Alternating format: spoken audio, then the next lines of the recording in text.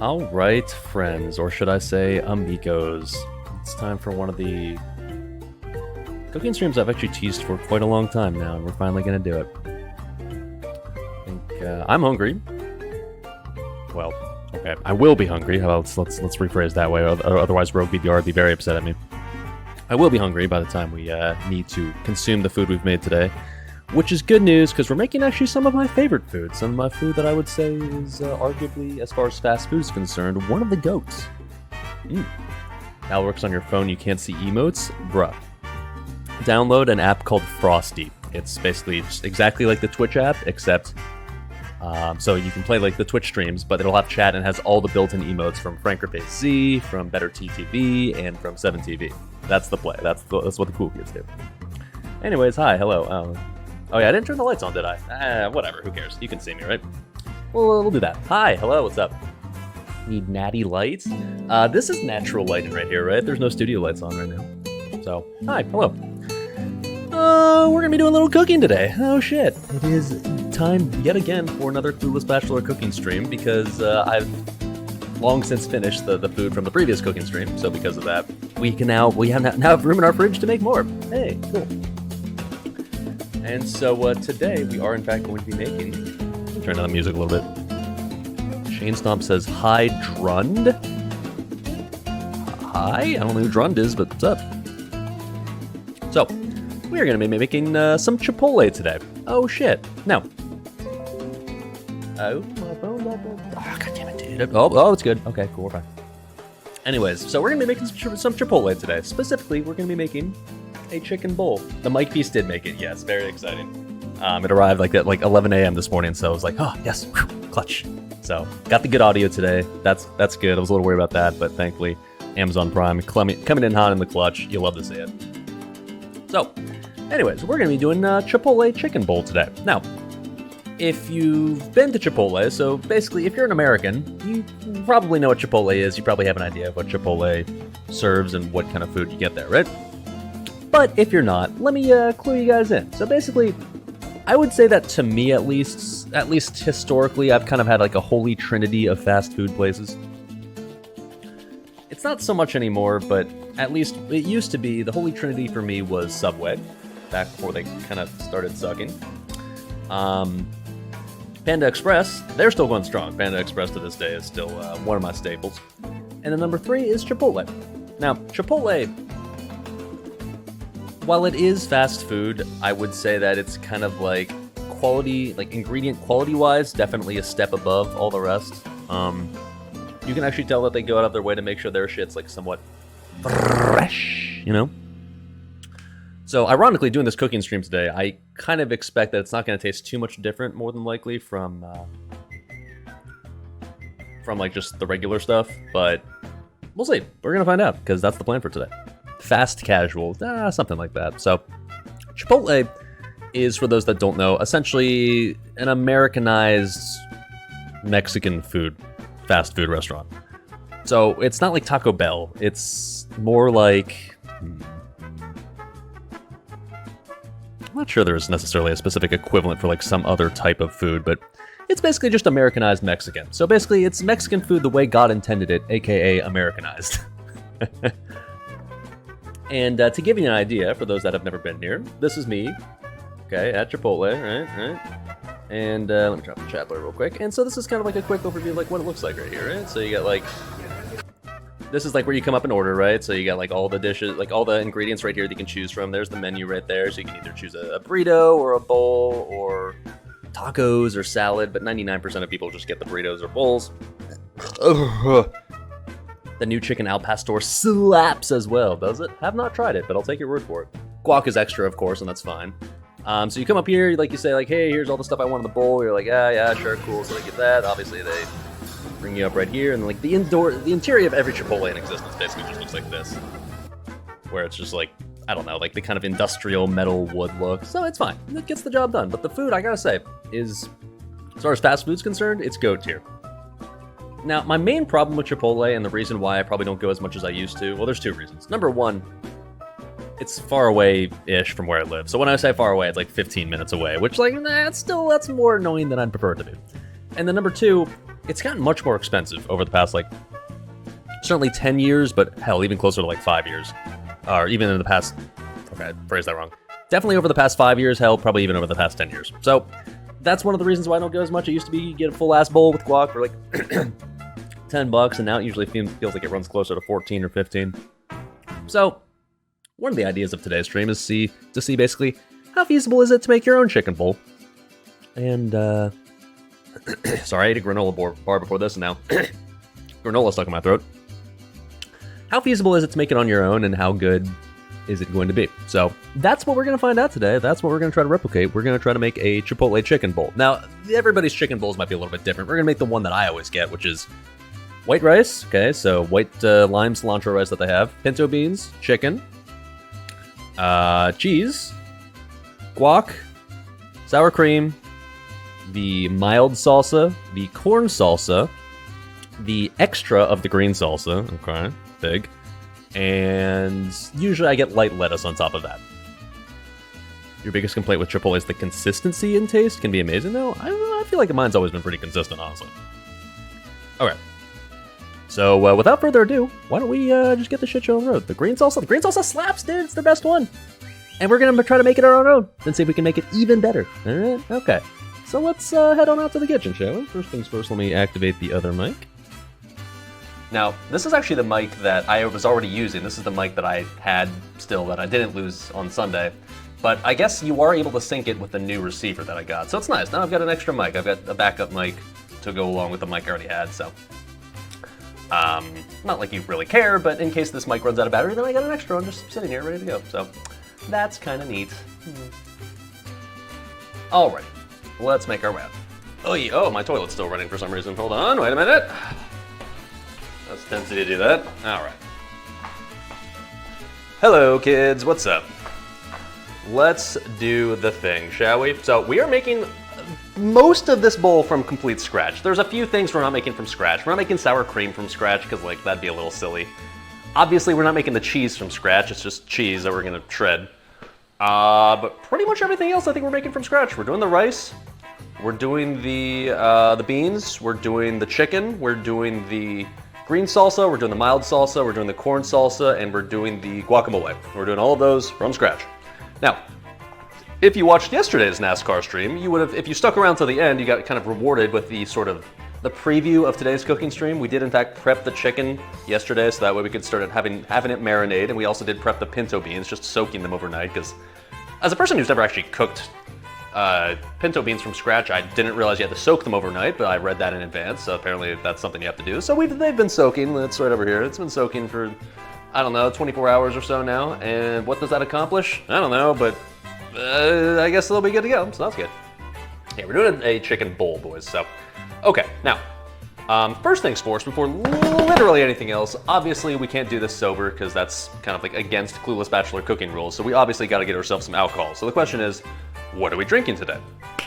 Well, usually I like to do sort of like themed alcohol, like sort of like match whatever we're making that day. And today, I was thinking back and thinking like, well, what alcohol would I associate with Chipotle? Like, I don't know, it's like a fast food place, but I hearkened back to a memory I had from college. I think when I was in college, I was 20, so like I wasn't 21, aka not drinking age yet. And my dad and who's technically my great uncle, although in reality, he's not that old. He's like as old as my dad, so like they're both late 50s at this point. Early 60s, whatever. So they both came to visit for a Purdue football game. And so we were enjoying ourselves and just, I don't know, seeing the exciting town of West Lafayette, Indiana. And I remember my great uncle, he was like, I could use a beer right now. I can do some drinking. I want to feel like, let's go to a place where we can drink. And my dad was like, sure, that sounds nice. Only to then realize like, oh, wait a minute. Yeah, my son, he's not 21, so we can't just go to a bar, I guess, can we? So I remember this awkward experience of basically being like, well, where could we go that would serve beer, but you don't have to be 21? And ultimately, we settled on going to Chipotle. And it was very sad. We went to Chipotle, and the Chipotle itself was fine. It's just a regular-ass Chipotle. And Chipotle, for those that don't know, or I don't know if they all do, but at least the one near my college they've got like a little fridge, right? Like a little fridge next to the checkout area. And like in this fridge, it's got various drinks you can choose from. So it's like juices and water or whatever. But then they also have Corona, which I didn't actually even realize at the time, because who the fuck goes to Chipotle and be like, let's get a beer at Chipotle? But I remember this experience of like just like feeling really awkward about like, you know, my dad and my great uncle just sitting there like, we want a drink. What do we drink? I don't know. I guess we get Coronas at Chipotle. That's fine, right? Sure. And so I just sat there eating my Chipotle while they were downing Coronas from Chipotle. So years later, I figured, you know what? It's time to finally experience those Coronas that I didn't get to have when I was at those Chipotle. That Chipotle. So boom, we're rocking the Corona today, kids. We got a 6-pack ready to go, and naturally we got plenty of limes, because for some reason, whenever you drink Corona, you have to have limes with it. And I'll be honest, I don't really know how much of a difference the lime actually makes. It feels like to me the lime is mostly just like for show and mostly just like a pageantry sort of thing. It doesn't actually really flavor-wise do anything. Where the fuck are my limes? They're in here somewhere. I know I bought limes. Patience. Just get this fucking bag out. Whatever, dude. So I don't really know what the lime does. I'm not really sure why it's seemingly so mandatory in every Corona that you drink, but I am not one to break tradition, so we will in fact be enjoying some limes in our Corona. It's not that bag. Okay, it's a different bag. That's okay. I've got a lot of bags. It's in this bag. It is not that bag, so it must be the final bag. Oh, wait. There's a lot of vegetables I had to buy for the stream today. This is without question the most vegetables I've ever bought for a cooking stream. All right, here we go. A lime. Neat. So, I don't think I've ever actually I've never bought Corona on my own before, i.e. like gone to a store and just bought a 6-pack of Corona. I only ever have it when I'm like, I don't know, with friends or maybe at like a Mexican restaurant or something, so. I just put bags in the fridge. Well, not normally, no, but the reason I put the, usually whenever I buy, like when I do grocery shopping trips for cooking streams, I'll put all the stuff for specifically the cooking stream in separate bags, just so that way I kind of have like the set aside, like, okay, here's all the stuff I'll need in these bags. And just to make it easy on myself, I just leave them in the bag and put them in the fridge. So that way, I don't have to like one by one, like, okay, where did I put this thing for the cooking stream, this thing? They're just like, it's all in one bag, ready to go already. So, I've got a line of logic here. I'm not just a lazy piece of shit, all right? I mean, I am, but that's, in this case, it's not because I'm lazy. All right, so stop judging me, motherfucker. Whatever, dude. Whatever, dude. What am I cooking, Lil Bo? We're making a Chipotle chicken bowl. Oh, shit. One of the goats. One of the goats. All right, how does one actually, like, properly slice a lime in a way that, like, you'd put it in a Corona? I assume you just start by like doing it like lengthwise like this, right? And then probably just like, probably just like this, right? It's kind of small, but whatever, this is the first one. I'm gonna get the job done for now. Is this a twist top? Does Corona twist? Oh, nope, okay. The fuck's my bottle opener? Hold on, wait a minute, hold on, wait a minute, hold on, wait a minute, hold on, wait a minute. Ah, Jesus. Put the spot away. Fuck's my can opener? Oh, here it is. We got it. We're good. Ah, yes. So, like I said, no idea what the lime does, but we're adding the lime. Oh, it's very squirty right now. Oh, okay. Come on. Come on. Oh.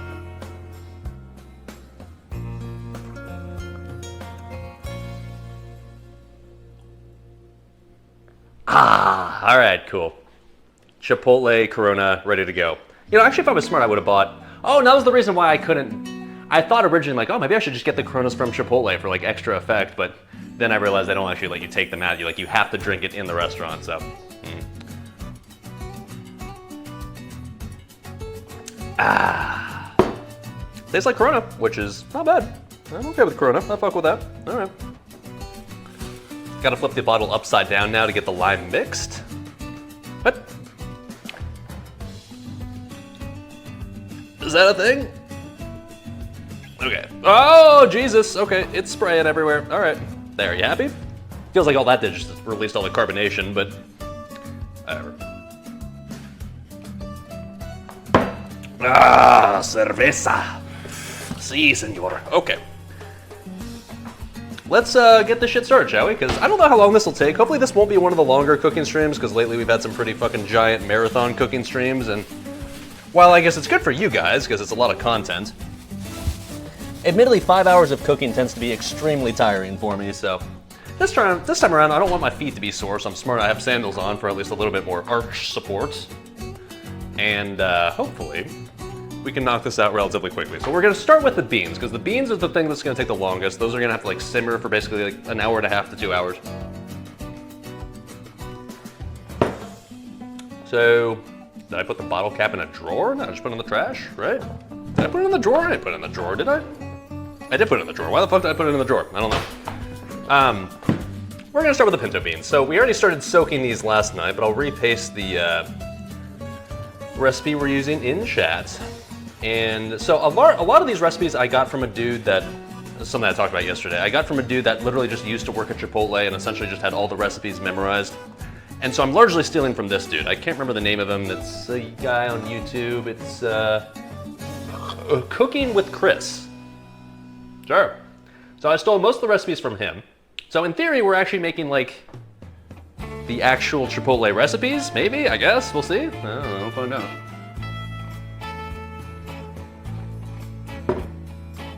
Okay, so we've already soaked our beans, that's the good news. We'll have to drain and rinse them before use. Yeah, we'll do that later, whatever, dude. Chris sounds like a solid dude. Yeah, I'll link the, here's, we're gonna make the tomatillo salsa next, so I'll link that one I'm gonna use if you wanna like see the actual YouTube guide. That's the link right there. It's a UK recipe, no flavor? Whoa. Oh, it's just like as in the website URL. Here's hoping it's still gonna be fine. All right, so we need to, first things first, heat oil in a large pot or Dutch oven over medium-high heat. Okay, what else do we have to prepare though? Add oregano, as he would say, the cumin. Okay, so we're gonna have to prep some garlic. The chipotle peppers and the adobo sauce, got one of those. Okay, so let's start by chopping up the garlic. What else do we need here? Yeah, the only people that were here for the end of yesterday's stream will understand the joke I'm making with cumin. I'm aware it's pronounced cumin, but it's more funny if you watch the video of the chicken yesterday. Hold on. Cheeky little band hammer. There we go, there we go. Cumin is correct now. Yeah, as far as I'm concerned, it's cumin. We're all coomers here, so it makes sense to me. Can I not ban people from my laptop here? That's fucking annoying, man. Is there a mod here? Can they do it for me? Like mod's a mod. He's probably not gonna do it. Whatever, dude. Too lazy.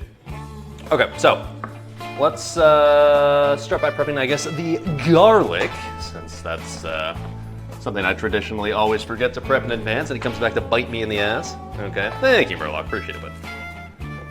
All right. No mods? Nah, Murloc's got us covered, dude. We're Gucci.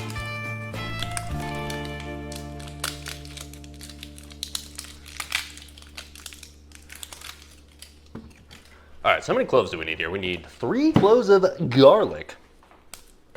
Now this is a giant ass thing of garlic, so in reality 3 cloves might be a bit much, but then again, nobody really ever complains if you add more garlic than the recipe asks for, so we'll see how many cloves we actually add. Oh my god, this is like the biggest clove of garlic I've ever seen in my goddamn life. Holy shit.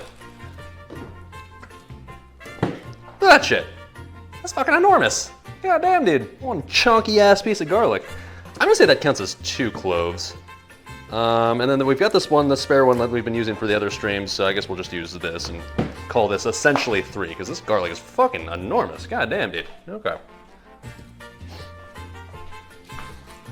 Is there anything else we have to prep for this? Oh, we're gonna have to dice a yellow onion. Okay.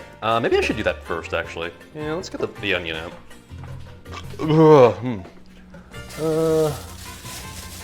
Onion. So many fucking veggies to sort through, dude. Okay, there it is. Hello.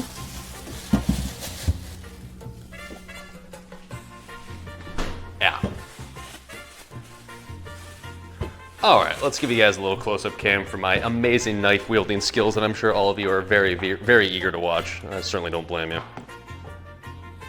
Down you go, chat. All right. There you are. Okay. This kitchen looks so clean. I pride myself on keeping my kitchen at least like manageably clean. It's certainly not pristine or anything. I'm sure if you watched previous cooking streams, you'd know that, but it's at least not disgusting. Or maybe as disgusting as a lot of chats would be, I guess. All right. So we're supposed to just add one entire diced onion into this thing, so we're just gonna dice this entire thing, I guess. Right? One yellow onion diced, yeah. Sure. You're gonna grab a Grubhub, a fajita burrito from Chipotle so you can join along with the theme. No shit. I mean, if you really, really wanted to play along properly, you'd get a chicken bowl, but, you know, you do you, of course. Hey, what's up, Majestic 23 coming in hot with the Prime 7 for 21 months. Free Bezos bucks. Yes, sir. Jeff Bezos personally paying me money straight out of his pocket. I'll always take that, dude.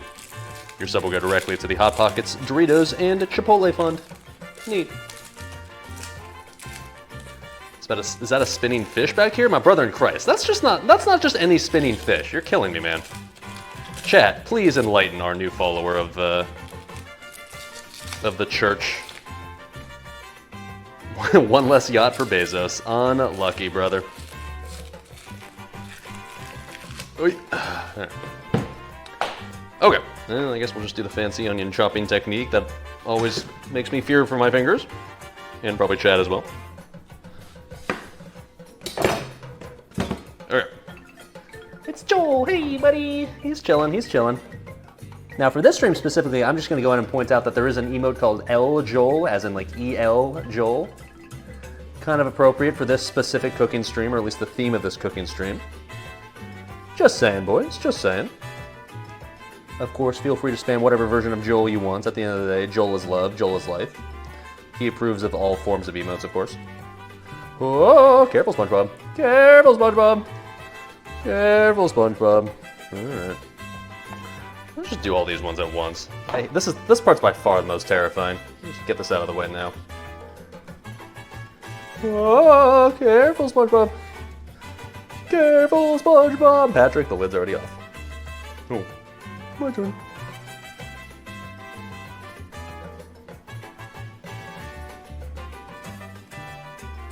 By the way, the new mic that I have, well, it's technically not a new mic, just a new receiver. I don't know if like the audio settings like remain the same or if they were preserved. So if it ends up being like too loud or too quiet, if I'm peaking a shitload or whatever, just let me know. A little paranoid because I didn't have time to test the exact audio levels before the stream started, so I'm not 100% sure it's like what it was before. I hope it is, but yeah. Sounds good. Okay. But yeah, glad to see, definitely was glad it made it in time. I mean, worst case scenario, I would have just delayed the cooking stream today and would have just either pushed it back to later today or I guess tomorrow, but yeah, I was definitely hoping it would just be here on time for the actual start time, since historically, the cooking streams used to start closer to like 6 p.m. my time and not 3 p.m., but the reason I started doing them earlier is just because how long the cooking streams started to take, and I was like, I didn't want to finish at like 10 or 11 p.m., so I started doing them a bit earlier, but hopefully, like I said, this one won't be quite as excessively long, but I guess that still remains to be seen, huh? We'll find out. Oh, careful now.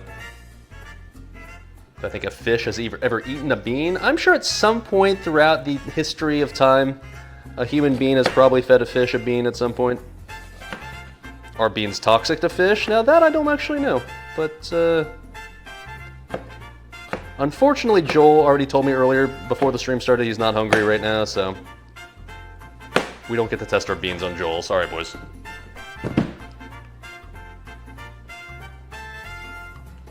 Funny thing is, like, when you cut up a yellow onion, it looks exactly the same as a white onion for the most part. It looks different on the outside, but is there really any taste difference, like, on the inside between a yellow and a white onion? Because they look so similar, dude.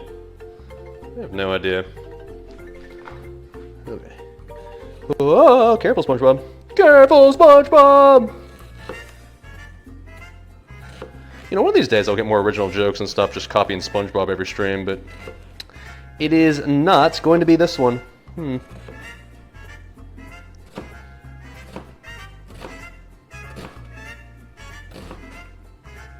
The yellows and whites usually look similar? Oh my. Monka TOS. We'll have our casual racism conversation later. You have no idea what I'm talking about right now, but you'll know when you know, don't worry.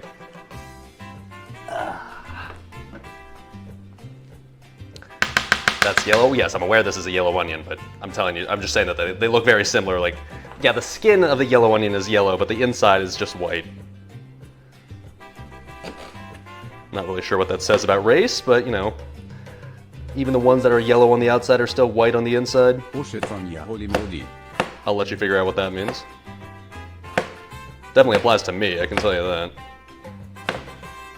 Okay. What's up, Shiny coming in hot with the 1-year sub. Holy moly, indeed. Wow. Thank you, sir. Your sub will go directly to the Hot Pockets Doritos and Recklessness Fund, just in time for the vanilla characters to get near to 60 and hopefully be able to actually use Rec again. The fun version, that is. Oh, shit. Alright, let's just toss this in a bowl for now. Streamer's a banana? Yes, sir. That's me. Long, girthy, and useful for many applications when put in your mouth or other orifices. That is something that describes both me and a banana.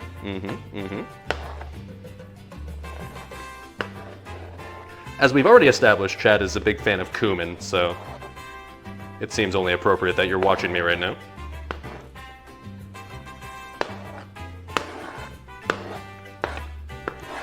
Okay.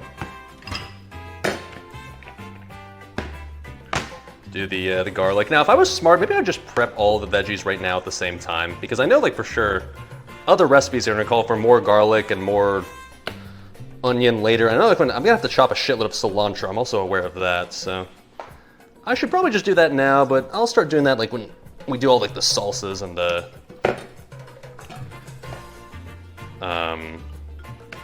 like the guac at the same time, because right now the beans aren't quite as veggie filled for obvious reasons.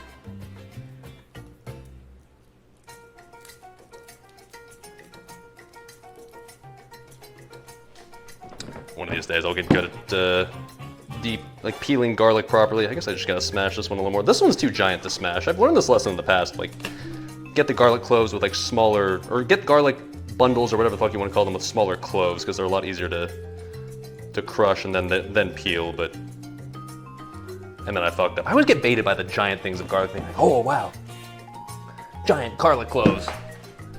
That's cool, and then it just ends up being like convenient or inconvenient for the most part. Ugh! I also don't want to chop my hand off, so whatever, we'll just do this by hand. Hit it? You know what? I want to hit the garlic, man. Come on now.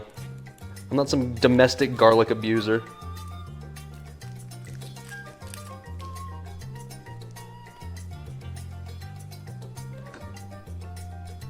Ugh! Oh, there we go. Okay, now it's cracking a little bit. Ugh. There we go. All right. Nice gun view there. Hell yeah, brother. Yeah, honestly, like, it's not like I mean to wear tank tops for every cooking stream, but I've been doing it lately just because I get so warm when I'm doing all this cooking and all the, I don't know, physical activity involved. When, like, if I just wear like a regular shirt or really anything besides a tank top, I just start overheating. I just get really hot. Honestly, if it weren't for stream, I'd just do the shirtless, because then it'd be like maximum ventilation, but unfortunately Twitch frowns upon that. I don't know why, but don't worry. You'll get the shirtless cooking cam on my ! OnlyFans coming soon. No need to worry about that one, boys. Okay, there we go. Get the little stem thing off. Okay. 10 subs for shirt off, of course. Unfortunately, we're gonna need more than 10 if we want to be able to basically, essentially, take the L and take the week off vacation. Need like a week's worth of subs at that point. I don't know if I'm willing to give it up otherwise. Then again, all you'd be missing out is like 1 week of TOGC and I guess just AV grinding. Maybe I can take a week off. I would be giving the people what they want. I am a people pleaser.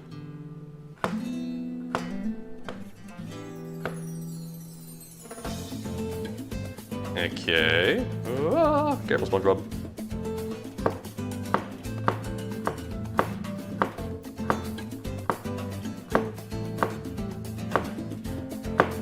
This garlic's definitely nice and juicy.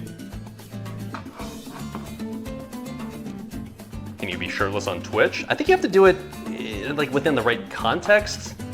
Like if you're just at home cooking or playing video games or whatever, I don't think they let you do it. But if you're like basically if you're in a place in which being shirtless would make sense, i.e. like the pool or the beach or a hot tub or maybe you're tanning or some shit, I don't know, then apparently it's fine. Depends on the context, apparently. I mean, in reality, would I get banned if I was shirtless this entire cooking stream? Probably not. As long as you don't like draw attention to your stream, or at least as long as you don't like, as long as you're not like one of those giant mainstream streamers who has like way too many eyes on them, then you could probably get away with it. Like, what are they gonna do? They're not gonna auto flag it.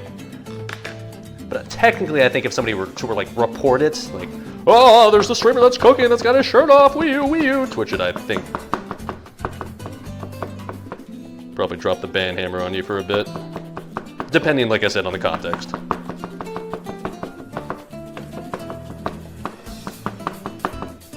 Okay. Got most of this, I think.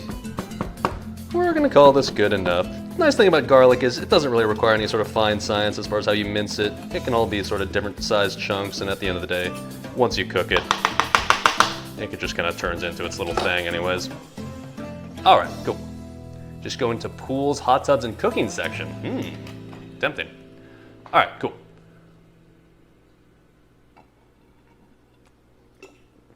Let's, okay, I guess we'll get out our can of adobo sauce. We used one of these yesterday for the marinade for the chicken. Gonna be using the other one for the beans that we're making here. Wait. Yeah.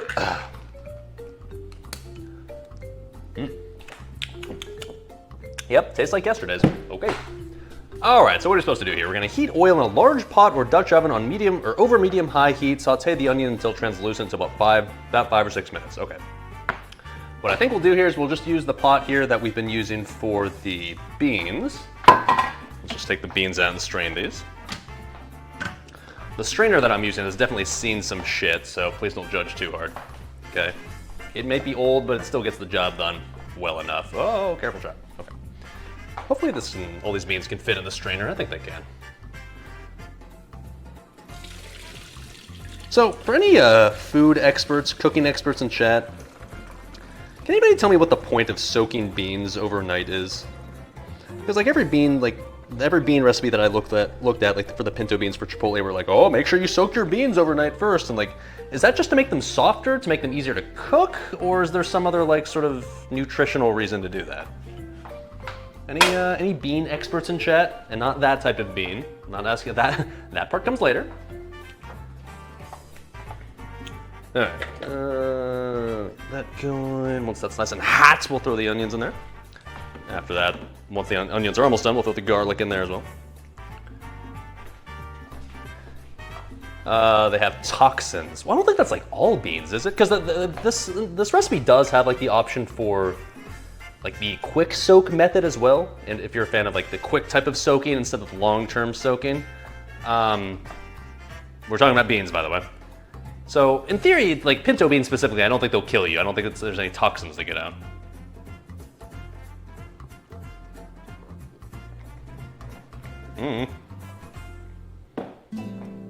Well, it does say, basically, if you want to do the quick soak method, you'd have to boil the beans for like a few minutes. So maybe you are, I guess, boiling out? I don't fucking know, whatever, man. Anyways, we soaked our beans overnight, so it's fine.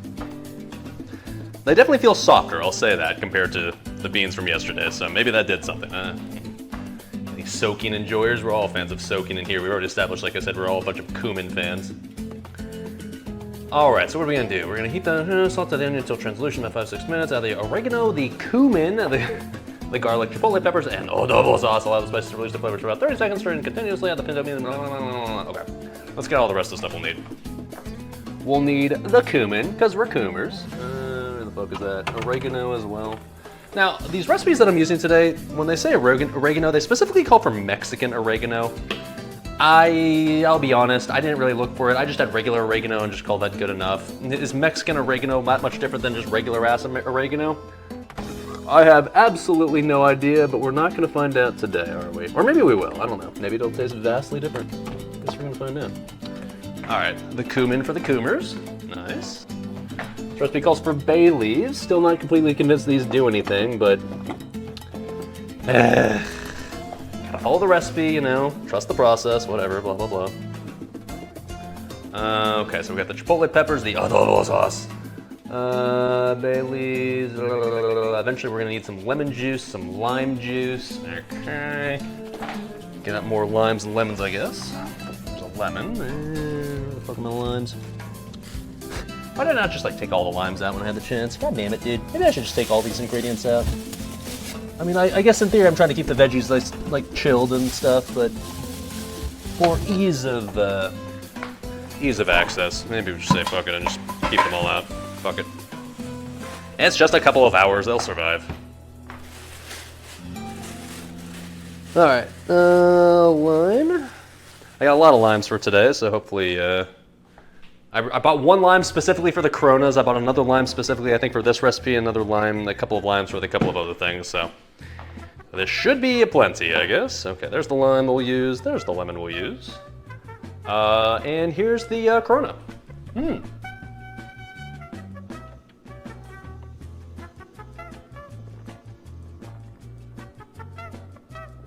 Okay, I think we're good to go as far as the ingredients are concerned. Cool.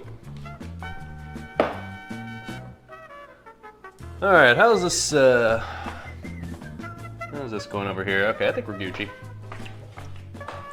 Let's get these onions in here and start sauteing them. I guess if I was smart, I would have had these starting to saute already while I was doing the garlic, but I was not smart, so, you know, sometimes that's the way she goes. All right, 2 tablespoons of, it calls for rice bran oil. I don't know what the fuck rice bran oil is, but it says you can also use olive oil, so I'm just gonna use olive oil. That works. That will do, pig, that will do.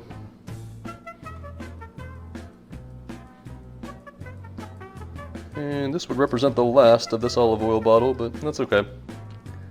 Oh yeah, I got more.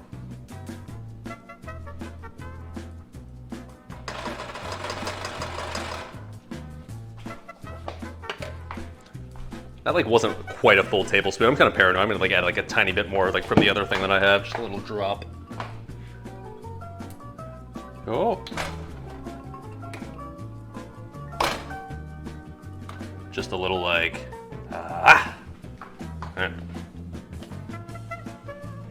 Because obviously it's a fine science how much olive oil that you put in your beans. Of course, it's gonna be completely different tasting if I don't add that extra little smidge. I think that's how that works. All right, now for the greatest sound in the world, and probably the greatest smell in the world too.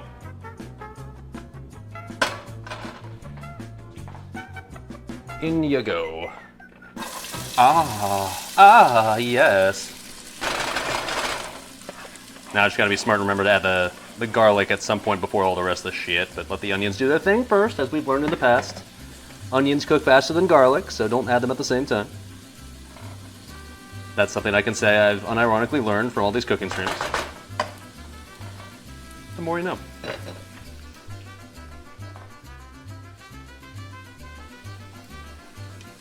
Like I said, if I was smart, I would have done this first and then started prepping the garlic after, but I'm not smart, so whatever, we'll just sit here and watch. I guess we could start prepping the next thing as well, since we're also...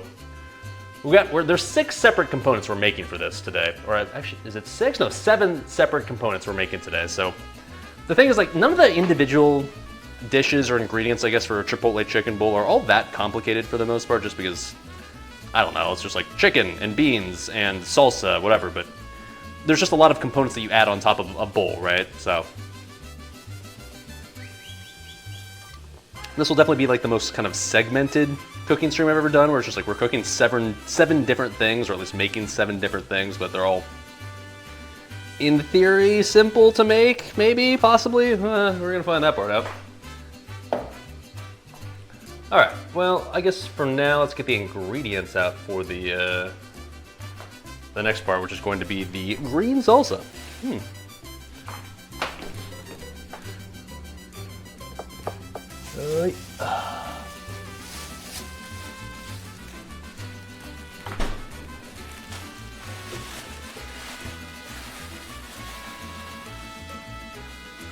How long are we supposed to do the onions for? It said 5 to 6 minutes. I feel like onions you can probably just kind of do by World of Fieldcraft though, right?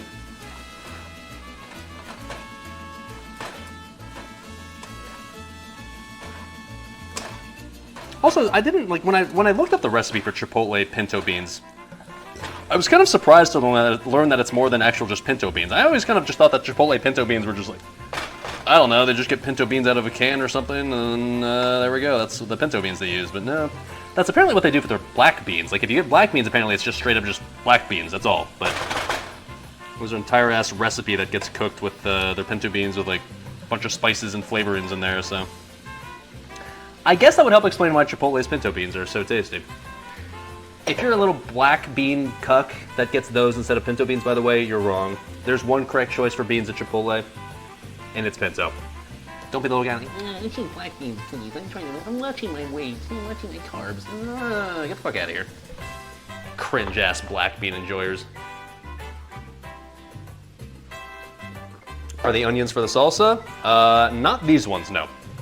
These ones are for the beans. We're also making salsa later that will include onions, but it's gonna be using a red onion instead of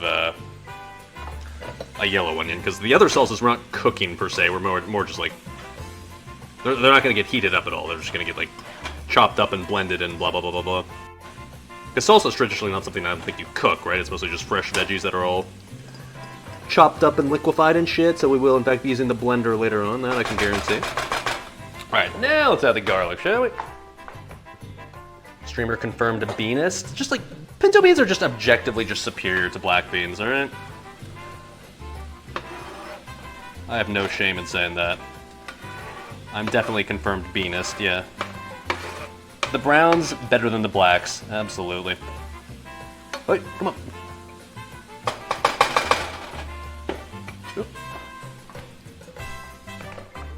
You love all beans? Yeah, some beans just like, I don't see color. I love all colors of beans equally. Alright, dude. Whatever. It's 2023. No one's impressed. Oh, goddamn. Oil, onion, and garlic, man. Can we just call the cooking stream done now? Like, this already smells amazing, dude. Fuck, man. This combination of ingredients right here is just so fucking delicious. Ooh, what I should do, though, is salt and pepper this. All the professional cooks are always like, make sure to salt early and salt often.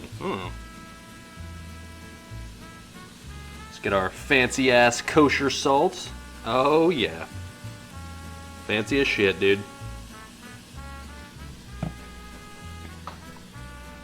little pepper for the boys as well. Because really, you can't go wrong. If you're cooking onions and garlic, adding pepper and salt and pepper to that's like always a good idea, dude. Yes, sir.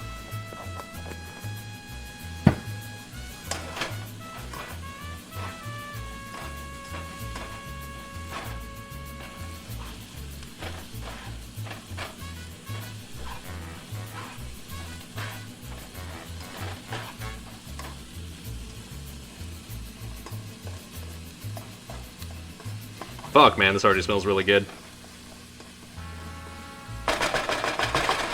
Okay. So, I'm assuming these have been cooking long enough to the point where we can start adding the other stuff now, right? These are starting to get slightly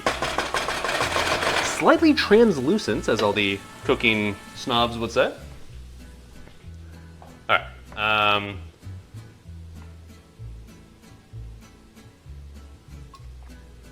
have I linked my cooking VODs to the Food Network? Might be a gold mine. Yes, I'm sure they'd be very interested to watch some Clueless Bachelor cook food recipes that he found on Google. Alright, what am I doing next? Alright, so we're adding the oregano, the cumin, the garlic, which I kind of just did, okay. Chipotle peppers and adobo sauce. Okay, how much are we adding for the oregano? I feel like I could probably just eyeball that, to be honest. Oregano, we're doing 1.5 teaspoons. That's not a whole lot, so we'll not. I guess we're not going to eyeball that. Actually, a little low on oregano. I might need. Probably should have bought some now that I look at this, but oh well. I've got some Italian seasoning I can use if I have to, which at least has some oregano in it, right? Probably. Okay. Chipotle peppers and adobo sauce. How many chipotle peppers? So 2 of them out of the can. It's the shit you saw yesterday. 2 of them out of the can, and I guess we just don't use the rest of the peppers in here? It's kind of a waste. I guess 5 more subs and I eat another, I guess. That was the deal yesterday, right? They were definitely on the hotter side, I'll tell you that. They were good, they were tasty, but Not for the faint of heart.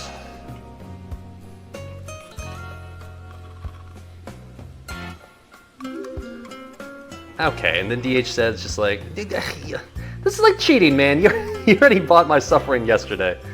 Okay, well, he's coming in hot with another 5 just because he hates me and he wants to see me suffer. Alright, hold on. Let me just make sure all this shit's ready to go. One sec. God damn it, dude. Yeah. Okay. The adobo sauce. Oh, yeah. What is adobo sauce? I don't even know what's like actually in here. Couldn't tell you.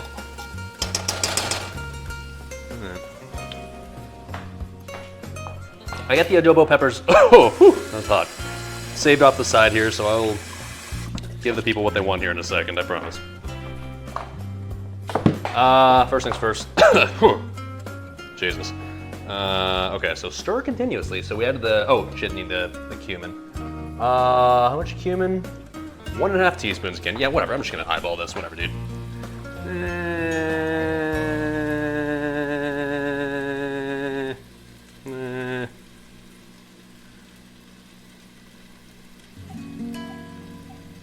Alright, whatever. That's fine.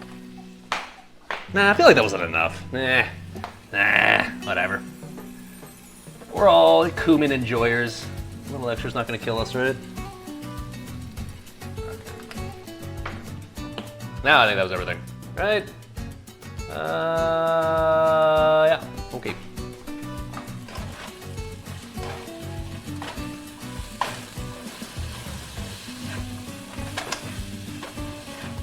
Oh, god damn, that smells delicious. Holy shit. I could literally just eat these right out of this pan already. Or out of this pot already and call it good enough. Oh my. That smells very nice.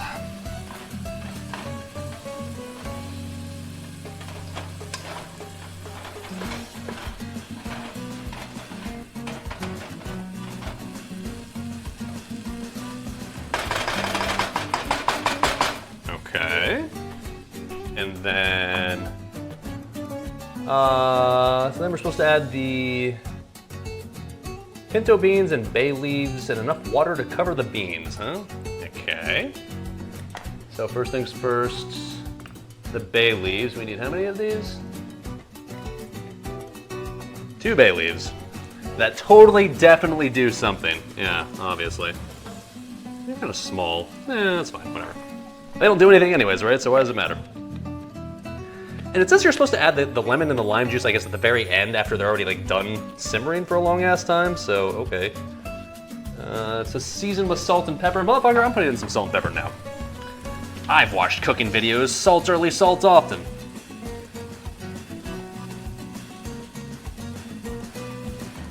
Besides, we all know I'm a salt enjoyer, right?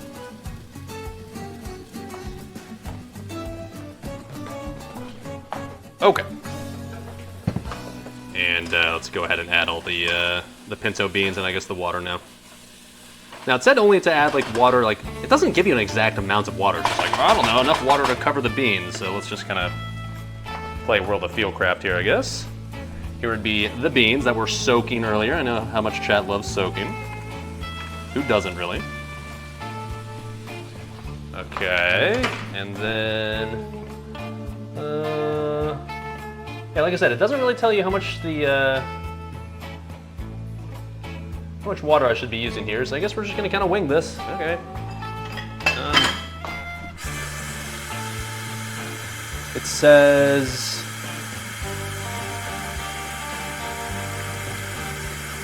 enough water just to cover the beans. That's it. So I guess we want to just like put the bare minimum possible, right? Because I don't want like liquidy, runny beans. That'd be not the play.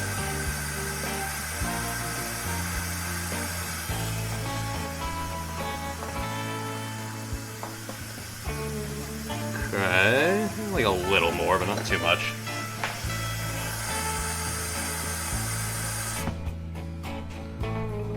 What? Is the 12 eyes covered? I'd say this is covered. Yeah, that counts. Okay, cool. In fact, honestly, that's probably still even a little bit too much, but whatever, too late now. Let's take it to a boil and let this get reppin' hot. Let's let her rip, boys. Alright, there's a little idea of what we're working with. That definitely looks like pinto beans, okay. And keep in mind, this is going to be simmering for an hour and a half, so this is going to be there a while. It's basically just going to be there for the entirety of the cooking stream until it's good to go. But, I mean, based on how it smells, I can already tell you it's going to probably be delicious. I don't know. Okay. FFB written on the back of the cooker. What does FFB mean? My brother in Christ. You're killing me, man. Let's assume for now, maybe you're just a cooking stream enjoyer and perhaps not a World of Warcraft stream enjoyer, which in fairness, I wouldn't blame you for. That would stand for full fucking bis, boys. I don't care what it takes. Except nowadays I kind of do, but whatever. In theory, that used to be our mantra. I don't care what it takes. Yes, sir. Yes, obviously, yeah. Frostfire bolts, of course. Let me turn up the volume in my stream room. I can't hear like all the alerts when they go off. There we go. All right. Let's get that shit boiling. Once it's boiling, we reduce it to a simmer. Just let it go for a while. Maybe I added a little bit too much water in hindsight. That seems like a bit much, honestly, but I guess the beans will probably absorb a lot of the water, so maybe that's fine. I guess we can always, well, yeah. That seems like a bit much water-wise, but I want to make sure they're covered and shit, and some of it I guess will evaporate as we're boiling. I don't know, trust the process, whatever, dude. Yes, we are currently watching a pot, waiting for the water to boil. Getting there, patience, patience, chat, patience. That's a lot of beans. Yeah, I know it is a shitload, but I wasn't really sure because like with the recipes that we're making today, they're all not like necessarily meant to be like made into one, like, right? Like I'm using essentially seven separate recipes for the chicken bowl here. So I didn't know exactly how much of each thing I need to make or how much like would be like match, right? Because like I'm okay with making several servings, like that's kind of the idea, right? But like ideally I would end up with like maybe like 6 servings, like the equivalent of 6 chicken bowls. Is this gonna be too much beans for 6 chicken bowls? Yeah, the answer is probably, but I wanted to make sure, I'd rather have extra and not enough, because I can always just keep the beans like on the side extra and just eat them on the side or whatever, but like if you don't have enough, then you're kind of fucked, right? So I agree, it's a shitload of beans, but it's not like pinto beans are expensive, so I'm not gonna worry about it too much. Okay, that's just starting to boil there, so let's turn down that heat and let that simmer for 1.5 hours. 90 minutes for those doing the math at home. Okay. By the way, it is a fucking beautiful day outside. It's in like the low 70s outside. No idea what that is in Celsius. Also, say hi, chat. Hey, guys. But this is like one of those rare days during the Indiana summer where I actually got like the windows open. It's actually kind of pleasant. Okay. Well, before anything else, I guess I have to do my due diligence and reward DH said for his gifted subs. Thanks, dude, I guess.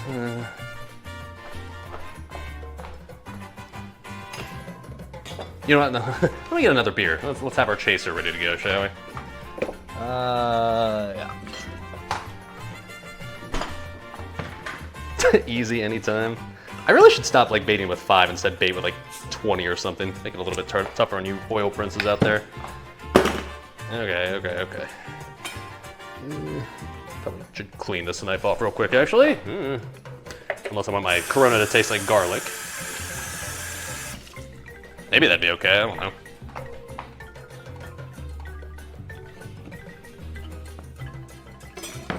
Alright, oh, that was a very chunky piece of lime. Let's just kind of like squirt the lime juice in there first. Get in there, motherfucker. Alright.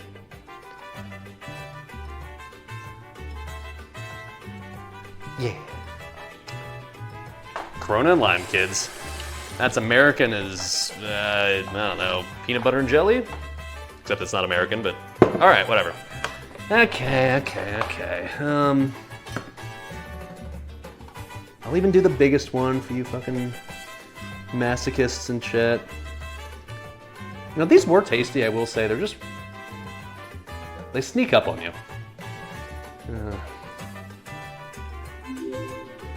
Diaphoresis. Coming in hot with the sub, that's helping me procrastinate. Thank you, sir. Your sub will go directly to the Hot Pockets, Doritos, and Adobo Fund. Alright, this is down the hatch streamer. Just do it.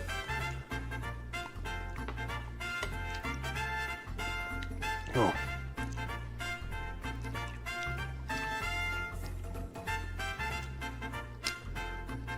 It's like, it's good until you bite into the seeds, and then it just gets like really fucking hot.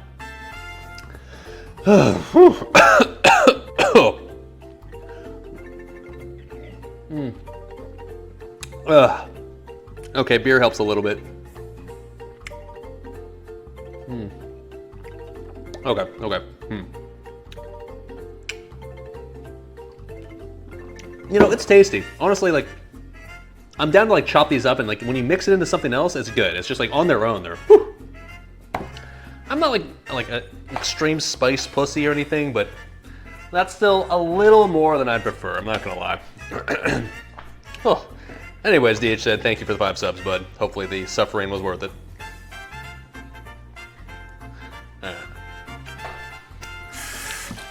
Let's clean this up a little bit, shall we? I guess we'll just save these for later.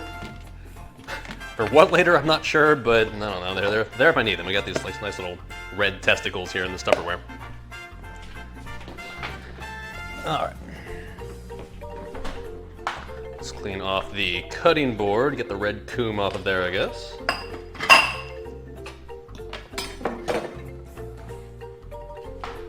All right, next up. I believe the next thing we're gonna be working on is the green salsa. So the green salsa, keep in mind, at Chipotle they have, I believe, 4 types of salsa. Right? 4, yeah. So they've got the mild salsa, so like the red mild salsa, the tomato, which is tomato salsa basically. And that's basically just pico de gallo, essentially. Need to add more salt to it? More salt to what? The beans, you mean? I could do that. But you mean, I'm assuming you mean the beans, right? Just 3? No, like, well, I mean, sort of. Okay, so they've got the mild pico de gallo, right? They've got the spicy red salsa. That, to me, honestly, is a little spicier than I prefer, so I don't ever get that one. I'm sure it's fine, though. And then they've got the one in between, the medium, which is like the green salsa. I always wondered why it was green or what made it green. I only found out once I actually looked up the recipe for this, so now we're gonna be making the green salsa. And also there's a 4th one. It's not really, I mean, it is salsa, but not like traditional salsa that you'd assume in your head. It's the corn salsa. I always get that in mind as well. So we're gonna be making corn salsa today as well, but at least the corn salsa is not really spicy at all. Although when I looked at the recipe, there is jalapenos in there, so I guess it'll be a little bit spicy, I guess. I guess I just don't taste it, but. Anyways, let's pop on over to the green salsa recipe. Now this is actually, like I said, from that dude that does the YouTube videos of like all the Chipotle stuff, so. I'm gonna link that in chat, and that's what I'm using right there. Basically, he just says, and like, take all these ingredients, combine them all together, and blend them, and that's essentially it, so. So. I kind of just saved you from watching the video if you don't want to. So, were you saying, like, I need to salt the... okay. So, they were saying to salt, I'm assuming the beans a little bit more, so I'm going to salt the beans a little bit more. Hold on. I don't want to over-salt, like, that's never the play, right? That'll very quickly ruin a dish, but... I just added more salt to the beans for what it's worth, so there you go, you're welcome. Those are looking and smelling good already, I'm not gonna lie. Booty. All right, so.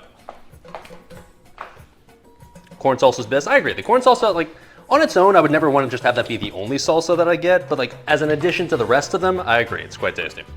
So, I never knew what added the green color to the green salsa until I read the recipe. Apparently what it is tomatillos. I'll be honest, I don't know what a tomatilla is. Originally I thought, like, are these just tomatoes that aren't ripe yet? But then at the grocery store, these were sitting right next to the other section that said just green tomatoes, which I know for sure are tomatoes that just aren't ripe yet. So I don't actually know what a tomatilla is, but that's what makes it green apparently. So that's what we're using. Now, one of the experiences I had when buying these was when I went to the grocery store to buy these. I went to the self-checkout, because I did this last night, like where there was like basically all the cash registers were closed and you could just do the self-checkout, which like, yeah, fine, whatever.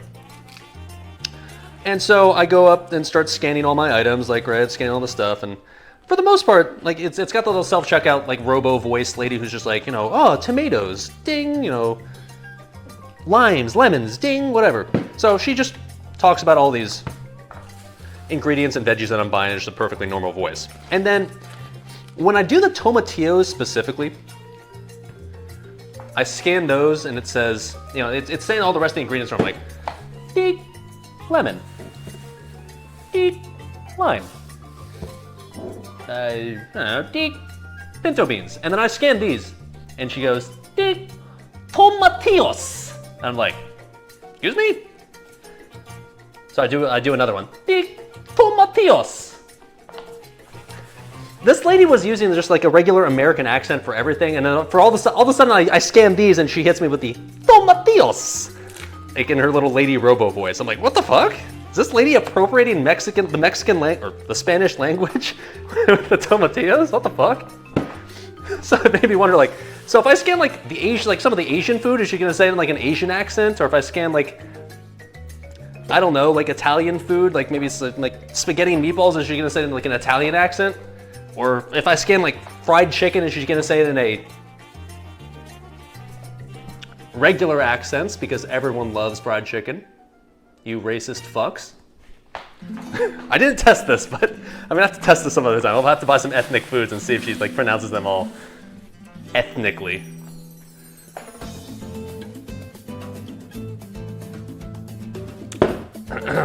Anyways, here they are. How do you chop these up? What am I supposed to do with these? I don't actually know. I actually just watch this video and see what he does with these. You're learning so much this stream, yeah. I learned how to pronounce tomatillos. Thank you, Robo self-checkout lady. Oh shit, we gotta like roast this shit. Okay, hold on, wait a minute.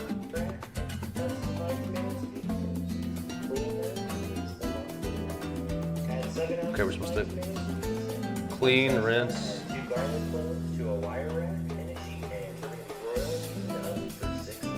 Oh, we gotta broil these in the oven. Okay, shit, I forgot about this part.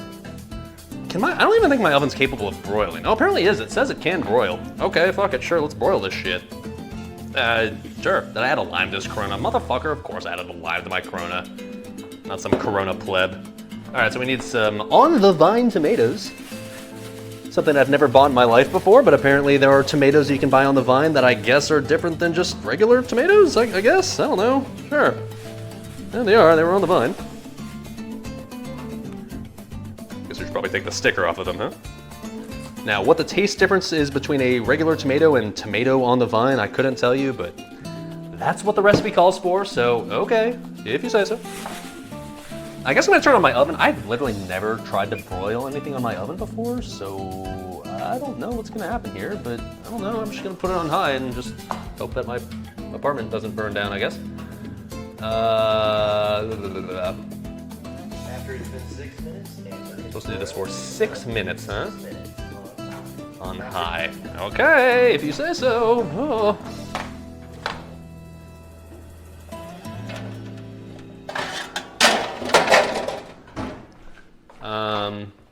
Vine tomatoes are lush? Okay, sure. It says to do this in a sheet pan. I don't really have like... Can I just put them on here? That's probably fine, right? That's probably fine, whatever. Put them face down just because that feels more correct. And it said 2 cloves of garlic as well. Fuck, probably should have gotten those out in advance, but the video shows that he doesn't actually take these cloves of garlic out of their peels, so I guess we're just gonna keep them in the peels for the little, broiling process here. Okay. If you say so. AKA 4 cloves minimum. Yeah, but I've got like fucking giant chunky ass cloves here, so I'm just gonna actually stick with the recommended recipe because these are fucking enormous. Hey, what's up, Connexus? Welcome, welcome, dude. Hi, what's up? Do I have enough garlic? I hope so. Oh. This clove, or this little bunch, doesn't have as much as I thought it did on it. Okay. Well, let's hope so. Modelo Negro is in fact a German-style beer that's virtually extinct outside of Negro Modelo. Negro? Oh. Talk about cultural appropriation. Side note, someone explains why mariachi music is so similar to polka. I mean, shit, okay, the more you know. Did not know any of that, but I'll take your word for it. Oh shit, my oven does have a broiler. The more you know. I've never used this, like, heating element on top of it. Huh, neat.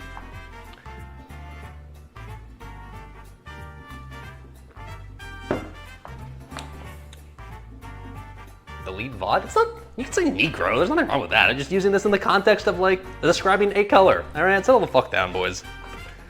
Look, if I didn't get canceled after the NASCAR race yesterday, I'm invincible at this point, all right? I'm gonna start tossing around all sorts of gamer words here in a second. Come at me, bro. It's Spanish, I'm speaking Spanish, just like the lady said, tomatillos, right? Yeah, she could say it. Move my oven rack to the top for the broiler. Oh shit, you're right, I should have done that. Oh fuck, well now it's already probably fucking roasting hot in there. I don't really wanna, shit. Okay, hold on. Oh, I'll do this very quickly. Oh.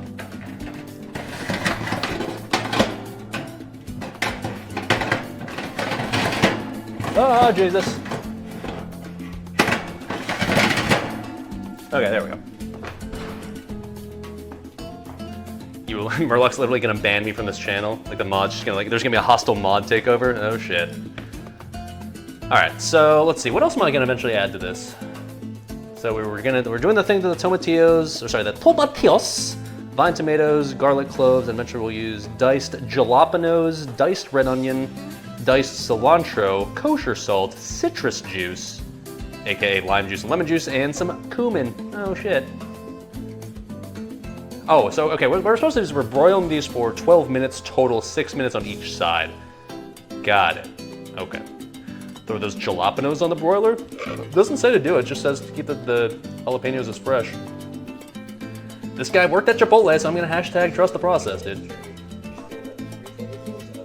It's so weird to me that this dude puts in the garlic like with the peel on. Is that like fine? Is that okay? Also, he puts in like a wire rack in there. Should I do that? Nah, it's fine. Whatever. I'll be fine. You guess? Look. I don't know what the fuck I'm doing, so I'm trusting the dude that worked at Chipotle to know what he's doing. All right. Let's just listen to what the fuck he says. All right. Later, Mia. Thanks for hanging out, bud. It'll just pop out of the peel. I mean, that's fine. Whatever. I don't mind that. All right. Is this ready to go? Like, is the broiler like nice and broily? It's definitely nice and hot in there, but I never use the broiler, so like this, I'm assuming you have to wait for it to preheat with the broiler still, right? Like I can tell the rack is already, or the heating element there is already ripping hot, but I don't know.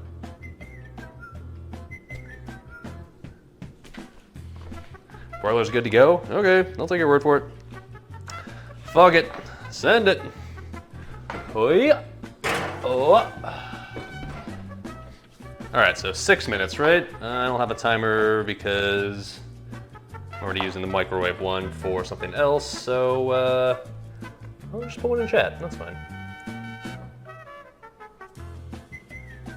Timer, 6 minutes. Okay. Google's got me covered. Not really broiler's direct heat. Sure, I'll take your word for it, dude. I'll give you a little preview of what's going on in there. It's very exciting. Say hello to the beans. Hi, what's up? It's definitely nice and bright and hot looking in there. Doing its thing. Okay. There was technically one more row that I could have put the little rack on top, but it felt like they would have been almost touching the elements if I did that, so I didn't do that. I just kept them on the second highest one. That's probably fine, right? Ignore the cum stain, by the way. I'm assuming that's fine. I don't want these like actually almost touching and like just basically just burning to shit, so let's assume that we did this fine. Okay, let's prep the other stuff while those are going. It's perfect? Okay, hooray, my assumption, a rare situation in which my assumption seems to have been correct. Cool. So let's prep the other stuff while we're waiting for that to do its thing, shall we? Supposed to get burnt? Well, yeah, well, you get what I mean. I don't want it to be like scorched, all right? Let's prep the jalapeno, shall we? Oh shit. Okay. Where are my jalapenos? Here they are. Boom.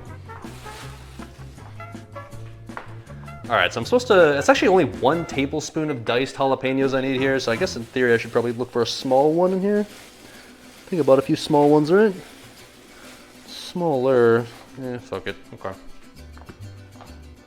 you want the char, and yeah, no, I know you want the char, and it's just like literally, like I said, I don't want it like touching the element and literally just like burning to a crisp. You get it. All right, now I watched this video and this guy did like some fancy technique to like dice the jalapeno. So I'm gonna guess, I guess I'll try that where like he cut it into like lengthwise first. And then after that, he did like what he called jalapeno matchsticks. So he like cut it this way.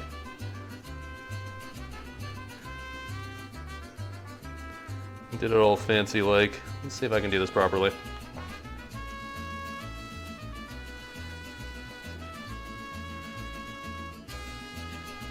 Whoa, careful, SpongeBob. Okay. And then I guess I just can kind of cut this way, lengthwise? I guess? I don't know. And like in his video, he keeps the seeds in and all, so we're keeping the seeds, I guess.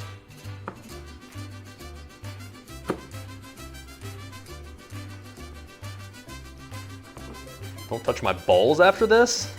Thanks for the advice. I was really considering touching my balls and just rubbing them all over every surface I could find later today in the stream, but now that you told me not to. Alright, dude. Congratulations, you prevented me from showing balls on stream. I'm sorry, ladies. Or as Hansi would say, the balls. Any balls enjoyers? Okay, I'm doing this so slow. Anybody that's like a professional chef or even knows how to like handle knives like properly is probably just like wondering like what the fuck's taking so long.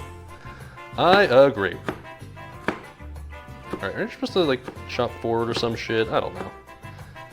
Alright, how fine am I supposed to get these? This is probably fine. Thank you, ladies. Autographs at the door. Okay, I can hear the tomatillos and the tomatoes and the garlic kind of sizzling in the oven, so that's good news.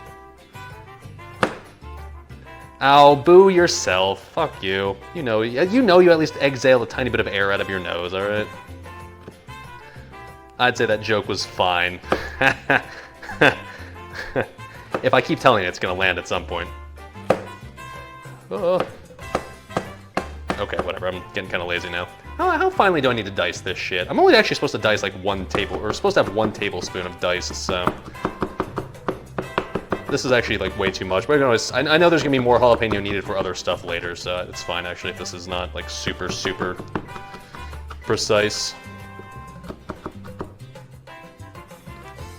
Snort it into your wine? You know what? Fuck it, I'll take that.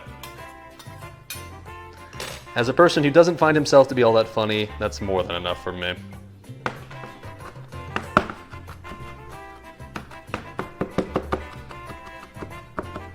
Okay, there you go. A diced jalapeno, there it is. I'd say this qualifies. Alright, sure. What else do we need? I'm gonna have hot balls later. Hey, you know what? Nothing wrong if you're in the bedroom with your girl, you pop a little jalapeno into your ass for a little spicy surprise. Gotta spice things up sometimes, figuratively and literally. Nothing wrong with that.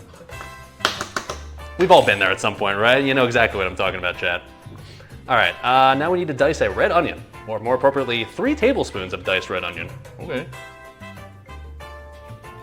Don't have to pop it into your ass. I mean, that's kind of a matter of opinion, I guess. All right. The tomatillos are ready to be flipped. Let's do that. Where's my tongs? I should probably flip these with tongs. Or do I have like a metal spatula or something? Like I don't want to melt whatever the fuck I'm about to use to flip. This will probably work, right? Let's go with this. Okay. Alright. Time to watch me burn my apartment down in real time. Okay. Okay, out loud, they charring all right.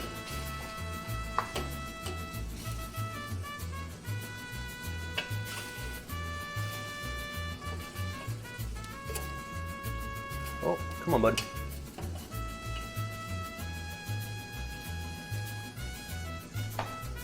All right, flip that around. Wait. We're good. Just the garlic peel, or some of the garlic. We're fine. We're fine. What the fuck? What was that? Okay, garlic just fucking exploded. Thankfully not into my face or my eyes or anything horrifying. Oh. Okay, one more tomatillo and then we close this shit up again and... Oh, careful, SpongeBob. Okay. Oh.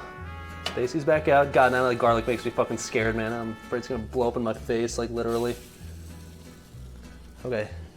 Oh my god, just exploded on like the side of the oven too. That's really annoying, man. I have to clean that shit later. Alright. What the fuck was that? Okay, that was fun. Reset, another 6 minutes, and then we get to do that again. Hooray.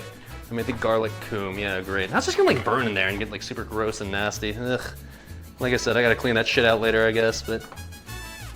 Okay. It's fine. It's fine. Alright, let me get my red onion now. We can do that shit.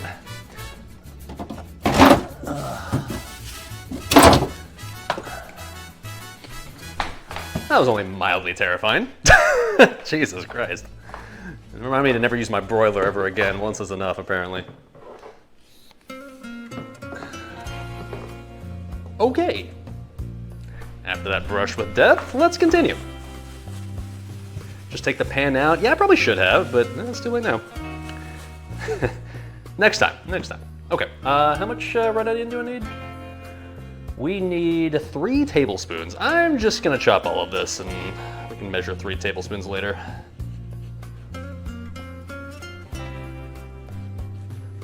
Oh man, this music right here is especially kind of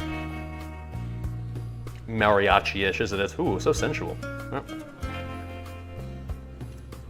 Makes me want to toss out like an arriba!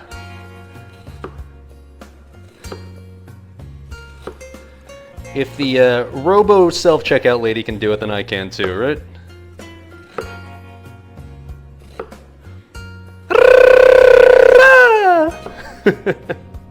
I'm certainly good at rolling my R's, that I can do. Garlic can in fact explode. I've never experienced that before, to be honest. And that was kind of terrifying. I'm glad it didn't fly into my face, because it certainly could have. Oh, come on, bud. Cutting this at a really dumb angle for the cutting board here, but whatever. Let's move these jalapenos a little more off to the side here, shall we? Whoa. Move on over there, bud. There you go.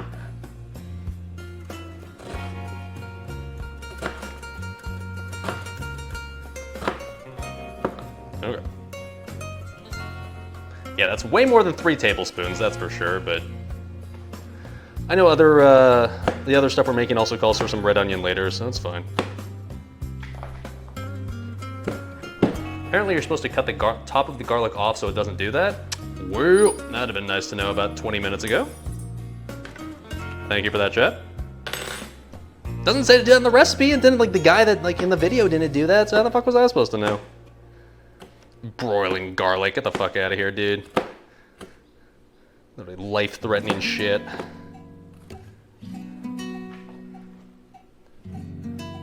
Yeah, he just assumed I knew. He assumed I certainly couldn't be that clueless, right? No way I could actually know that little about cooking, right? He was incorrect. Okay.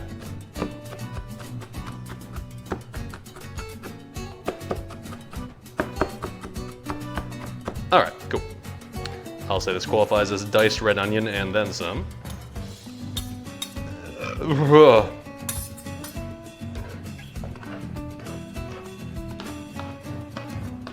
You'd crush it a little first? Well, thanks for the recommendations now. Fuck me, man. Now I know. All right, what else do we need? Diced cilantro. Now, I know we're gonna need a metric fuckload of cilantro for basically just everything we're making today, so. I think what I might do right now is just literally just prep like every single little bunch of cilantro that I have, just wholesale.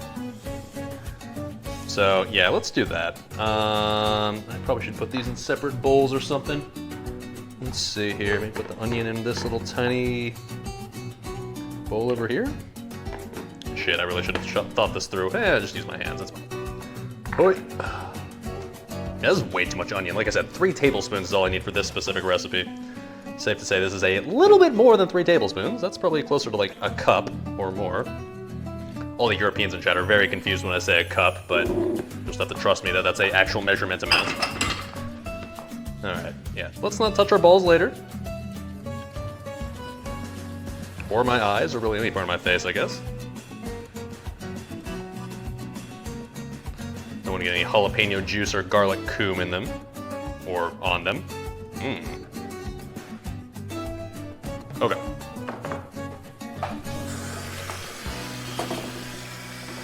Stir the beans. I mean, shouldn't be necessary since they're simmering anyways, but I'll give you guys a little preview as to what the beans are looking like just to toss you a bone, I guess. I guess we can stir them a little bit for effect.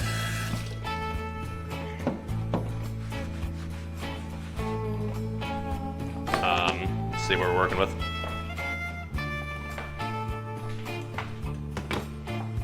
Alright. Making me adjust the camera angle and shit, so much work. I should probably turn the heat down a little bit. It's fine, it's simmering, but it's not much. As far as the liquid's concerned, I was concerned I put too much in there, but it's actually starting to look maybe okay. There's still a little more than I prefer, but it's still got an hour left of simmering, so hopefully all that heat will have indeed simmered off by the time it's good to go, but it's looking solid. Alright. Let it cook, Okay. Looks good to me. Freedom units, yes sir. God bless America. God bless Dale Earnhardt. All right. Let's, what are we supposed to do next? All right, the cilantro, just like a fuckload of it, dude. Actually, fuck, okay, hold on. Never mind, boiler's done. All right, yeah, shut up, Google. Okay, let's turn this off first before literally anything else. Please don't explode in my face again. I really didn't enjoy that the first time. Let's not do that part again. I can live without that part.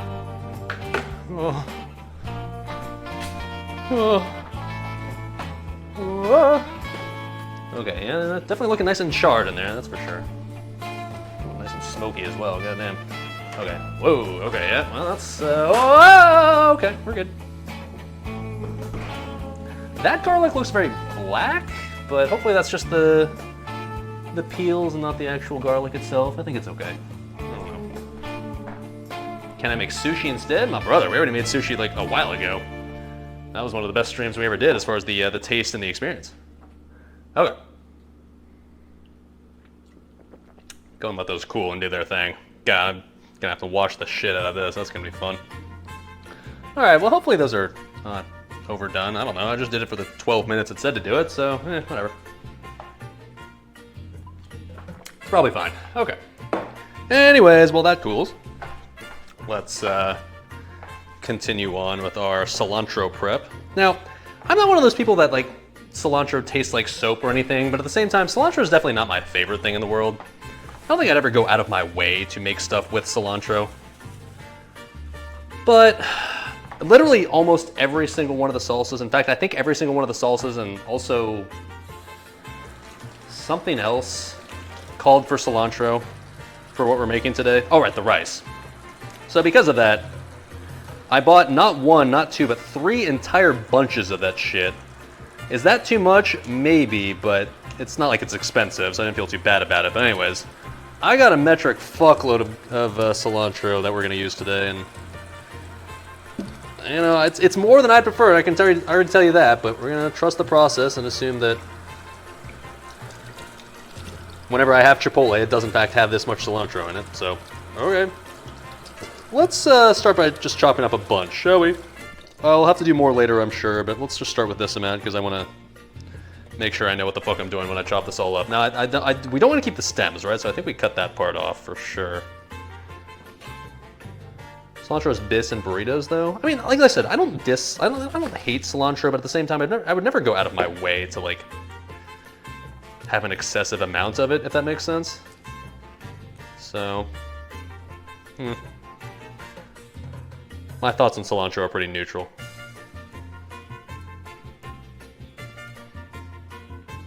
All right, so cut off all that stem shite.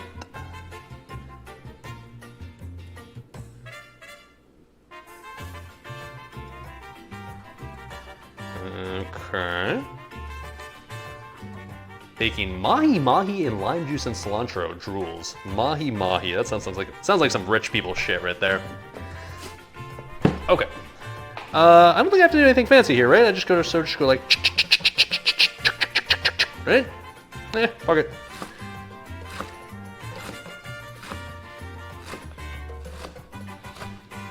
So much cilantro, man. Jesus Christ. I think I'm starting to feel like maybe I shouldn't have bought 3 bunches. That was probably way too excessive, but oh well. Like I said, it's not like it's expensive, so I could afford the extra $1 per bunch. I guess I'll just give the rest of the cilantro to like some poor homeless person on the street. Here you go, dude. Snack on this. That's a thing, right? Like all those professional chefs do. Like motherfucking Carmy from the Bear Boys.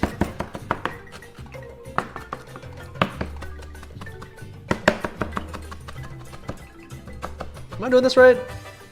Throw it in my bushes and they'll probably grow. Motherfucker, I live on like the second story apartment. I don't have no bushes. I just got like a wood balcony outside my apartment. Not exactly a whole lot to grow inside of.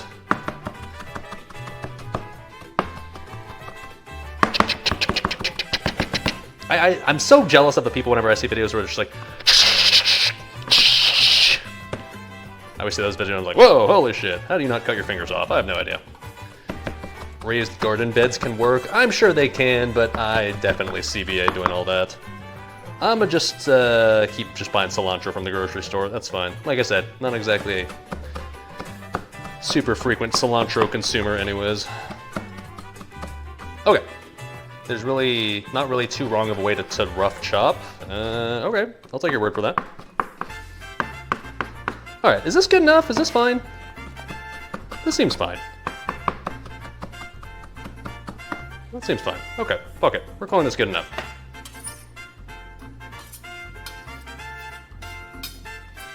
That's a fuckload of cilantro. Now, the dude that like works at Chipotle says like, okay, now once you've chopped out your cilantro, lay it down on a paper towel to let it dry or some shit. So like, okay, we're gonna lay this out on a giant ass paper towel, I guess. Looks fine. I agree. It looks like and smells like cilantro. Huh. Which I think is what it should be looking and smelling like, so. Can't be fucking this up too bad, I guess. I don't know.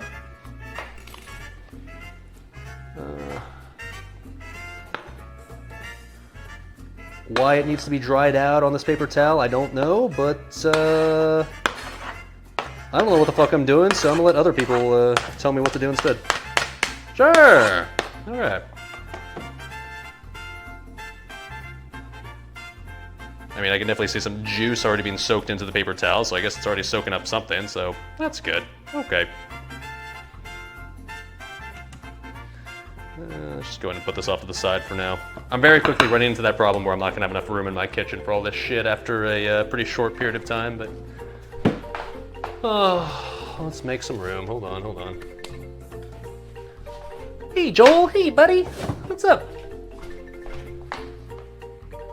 Oh, it's off to the side. Okay. Put that on a plate. I feel like that's probably the play. All right. Okay. All right.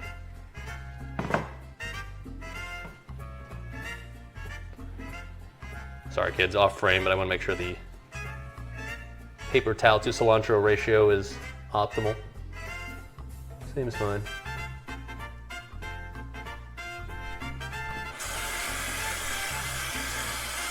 All right, what's next? Do I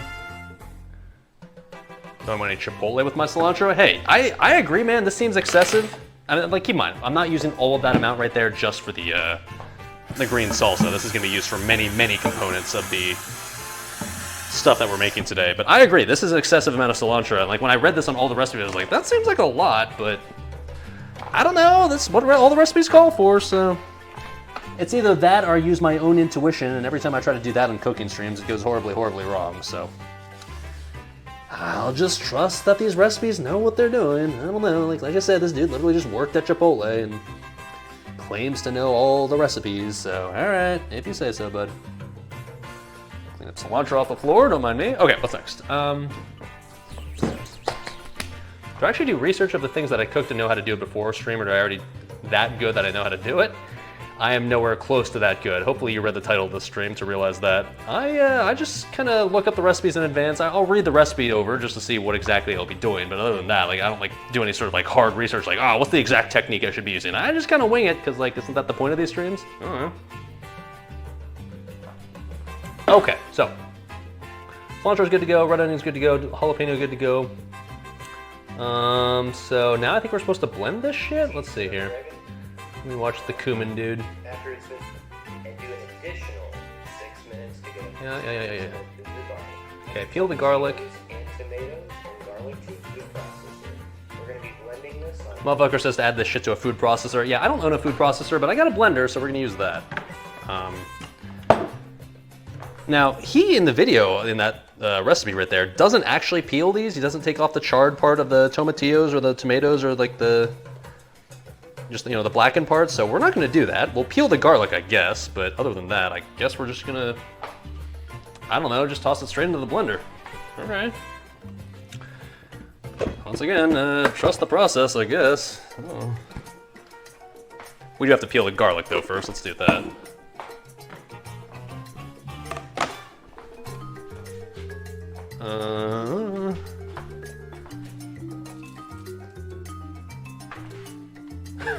Those look a little black at this point, but hopefully the inside of the garlic is doing fine. Let's see.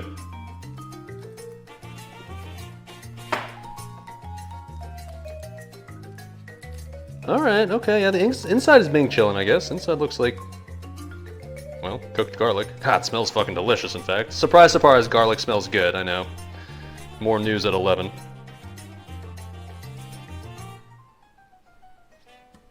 Okay. This one's the one that exploded, so this one's kind of only have some remnants of garlic inside of here. We'll get out what we can, but there's not much left, unfortunately. That's a bit of a shame, but oh well, that other clove was enormous, so we're calling that still approximately 2 cloves, I guess.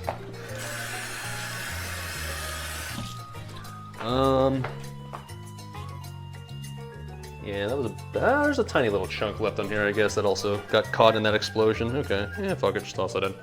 All right, and now it just says to add like the entirety of just the whole charred tomatillos and shit, like not even take off the skins or anything, so, okay. It seems like you would want to take off the charred part, but I guess if we're just blending all this anyways, I guess maybe it doesn't really make a difference. Oh, careful, SpongeBob, I don't want to spill this shit. Whoa, okay.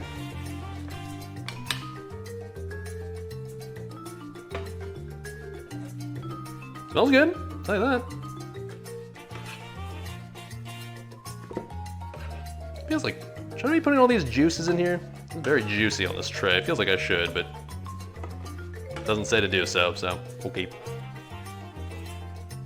Charred part has flavor. It also has cancer, but I guess no one ever said cancer doesn't taste good. I'm just gonna add this juice. Fuck it, dude. How bad could it be? Yeah, get that shit in there. Good stuff, good stuff. Okay. All right, so that, and then what?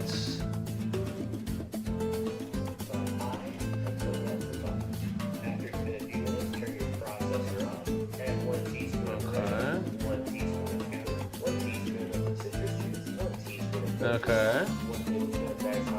Okay. Okay. Okay. Okay. Well, basically just do these ones for like a minute or so, he said, until liquefied, and then add all the rest of the shite, and then it's just ready to go. Shit, I can do that. Okay. Now, he does use a food processor and not a blender. I am aware that a food processor is made more for this sort of process compared to a blender, but in fairness, the recipe does say you can use a blender as well, so let's assume that this will be fine. I'll just kind of use the eyeball test to see when like it's actually good to go. Give it a rough chop? Nah, fuck that, dude. Oh, that was very juicy sounding. But okay, it's working. Okay, okay. We're going, we're going. We're chilling, we're chilling. Whoa!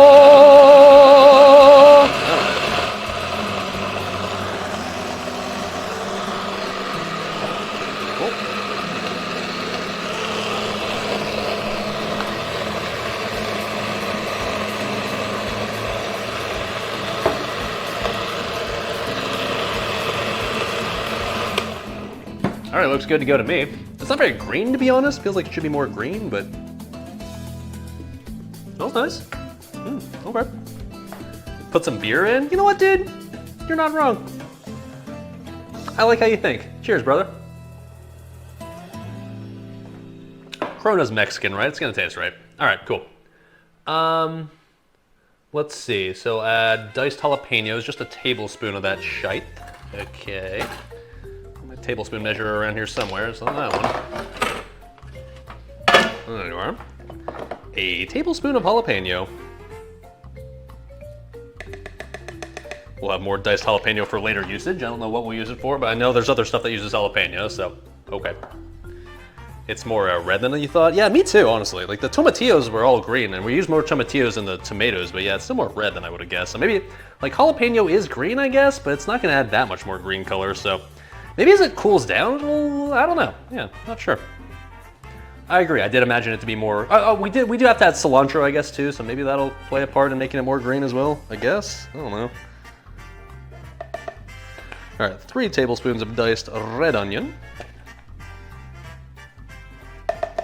Like so. 3 tablespoons of diced cilantro. 1, 2, 3. Okay. Still shitload of cilantro left over. That's, I guess, fine. And then, what else? Kosher salt. This one just says to taste, so we'll just I think it's supposed to be a teaspoon to 1 teaspoon. As we all know, I'm a salt enjoyer, so I think 1 pinch is probably about 1 teaspoon, right? So, 1, 2, and a little extra. There we go. And some juice. Okay, so these are the Corona limes. I don't want to fuck it, we can just waste the Corona limes. It's not that big of a deal. So how much of this? It says half a teaspoon of lime juice and lemon juice. Okay, whatever the fuck half a teaspoon is. Probably like, I don't know, this much. Sure. And then the lemon.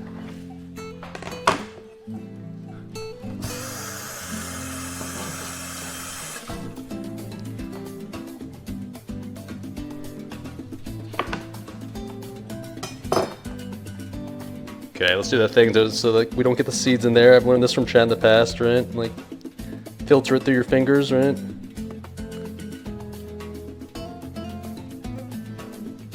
All right, there we go. That's probably about a half teaspoon of lemon right there. Sure. And what are we still missing? Ah, yes, of course. Can't forget the cumin, as our YouTube chef would say. We're gonna once again just eyeball this. It says 1 teaspoon, so yeah, a teaspoon. That's like, this does not like sprinkle well. All right, you know what? Whatever.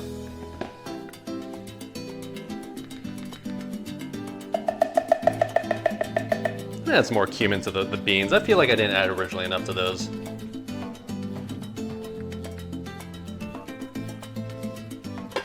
Alright. Stupid little filter here ain't gonna do jack shit.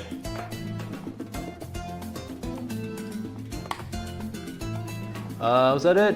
Cumin, lime juice, lemon juice, kosher salt, diced cilantro. No. Okay, that should be it. Alright, cool. Let me stir up the beans actually, since I just added that cumin. Or sorry, cumin, as the dude would say. Very important.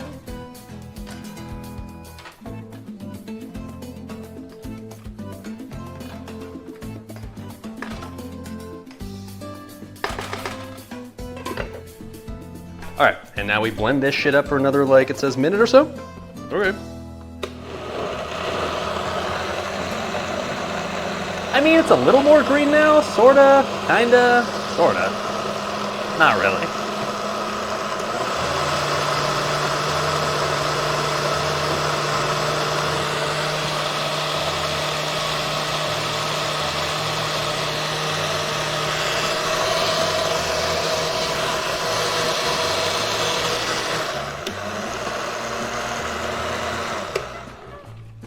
Okay.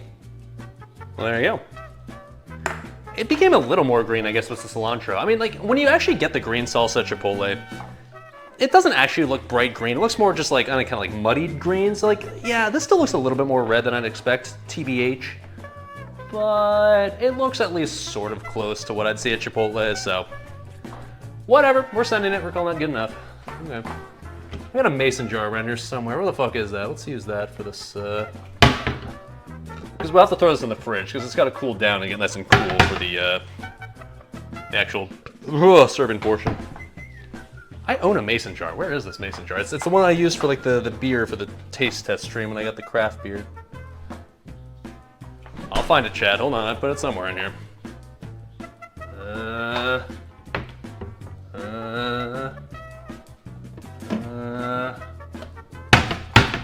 So many fucking cabinets full of shit that I don't use, man.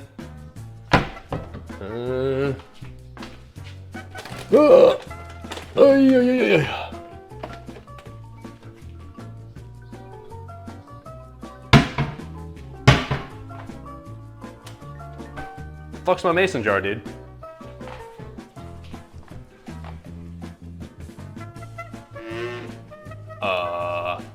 Did I taste the blended stuff yet? I guess I didn't. You're right. Maybe I should take a little taste test. I almost feel like I should taste it though, like once it's all ready to go, but the sink? No. Let's see.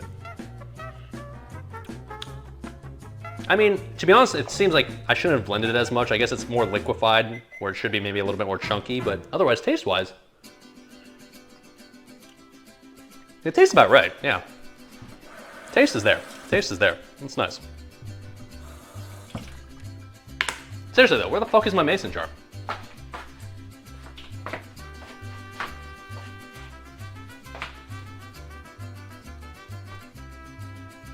I mean, I don't have to use it. I guess I could just like throw this in Tupperware or something, but I was thinking in advance, like the mason jar would be perfect, right? Oh, yeah. Oh well, I don't feel like putting the effort in to find it, so I guess I'll just use Tupperware for now. Side quest. That's up my butt. Ah, yes, thank you, chat. Very helpful. Check the oven. Oh, of course. This is bothering me. Like, where the fuck did I put it? Joel, have you seen the mason jar anywhere? Hey, buddy. I need more beer while we figure out this conundrum. Well, there's your problem. You have it set to M for mini when it should be set to W for Wombo.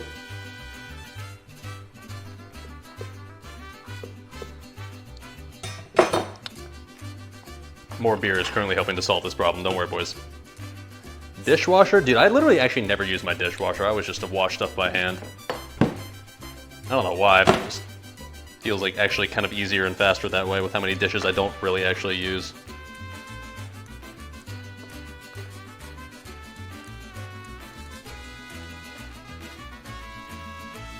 Don't mind me just jamming a lime in here. Oy-oy. Well, oh well. I guess fuck the mason jar. I guess we'll just, That's really weird though. I don't know where the fuck it went. That's so weird, dude. I know I own one now. I got it specifically for like the beer taste test stream, but I guess we can just cool this shit down in Tupperware and get the job done. Same, I guess. All right. Hopefully this, is this Tupperware enough to hold all this? That's the other thing I'm worried about, right? Like the volume of the mason jar was gonna be clutch. Okay, one thing I do have, remember that old ass jar of pickles that I kept using for all the cheeseburgers I would make? I still have the jar. Maybe I can just clean that jar out? That's basically the same thing as a mason jar, right? I mean... this should probably work, right?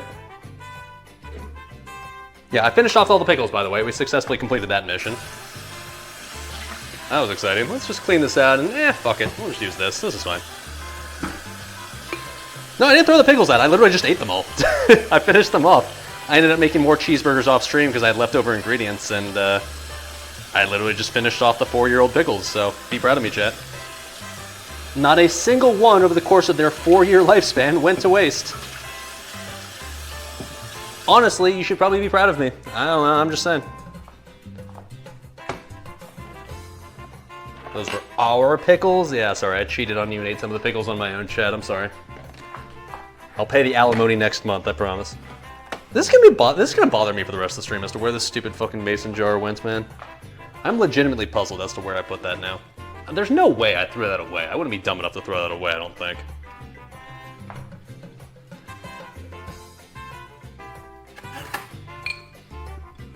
Alright, just trying to clean out this jar to make sure that the salsa doesn't end up tasting like pickles, because that might be a little weird. Pickled salsa doesn't necessarily sound bad, but I'm trying to get the authentic Chipotle experience, of course. Okay, that smells fine.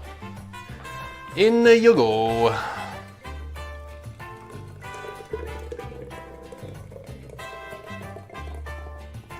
That's a lot, alright. Okay.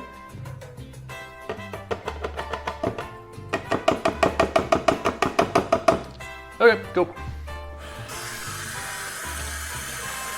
I think that's all the blending we're doing today, so I don't actually think I need to clean the blender right now if I don't want to. So, I won't. Okay. Salsa for months? Well, in theory, we're just gonna use it for all of the Chipotle bowl making we're gonna have here. But yeah, if I have excess left over, that's not the end of the world, right? I'm not gonna complain. Okay, so that completes the, I guess, second element of the 7 we have to do right now. So, next, toss that bad boy into the fridge. Hopefully, maybe, should I just put this in the freezer? I feel like I want to cool it down enough to the point where, I think in the freezer it's fine. It's not gonna freeze in the span of like 2 hours. Surely I'm not gonna forget that it's in there, right? Surely not. Right? Surely. Okay. Next up, we are doing the mild salsa. Okay, let me link this recipe I'm using. Now, this recipe I also got from the YouTube dude, but I didn't want to have to watch the video on chat, so I just basically just typed it all out in a little paste bin post. So I just posted that in chat. That's basically just from the guy that did also the tomatilla stuff, but this is me just essentially writing down what he was verbalizing in the video. So that is what we're going to be following. So first things first, we need to get out some Roma tomatoes. A tomato, a tomato. A pizza pazzamore. Okay. Time for the cutting board to make its grand reappearance. Where did I put the cutting board? Probably the same place that I put the mason jar, I guess. Now it just needs to sit in the fridge until it becomes moldy salsa. The funny thing is, I don't even think salsa does mold because it's got all that capsaicin from the chilies in it, right? So I feel like salsa it'd be kind of difficult for that to even start molding, no matter how long you waited. Does salsa go bad? I mean, it must eventually, right? Okay, so first things first, let's get out the Roma tomatoes. It's me, Mario. There they are. Which, once again, just like earlier, I don't know what the difference is between a Roma tomato and a regular tomato. As far as I'm concerned, it just tastes like tomatoes, but we're using the Roma tomatoes. So, okay. There's so much cultural appropriation in this stream. Hey, you know what? Blame the robo self-checkout lady for starting the trend. She's the one that made me racist in the first place, I promise. Not that I'm saying I'm racist now, but okay, I'm gonna stop. All right, so let's cut off the tops.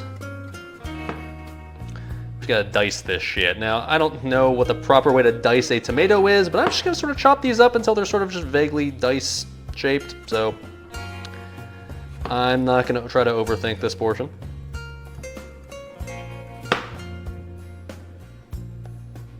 I wonder if, does Chipotle do all of this on site, or they just have like the...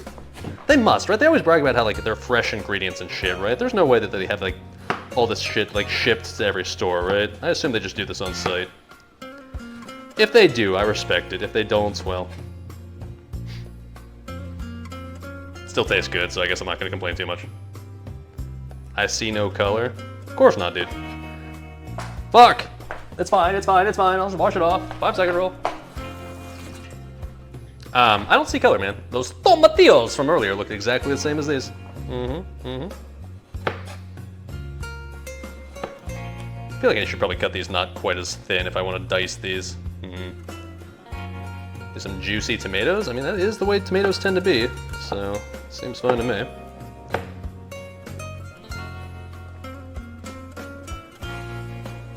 Alright.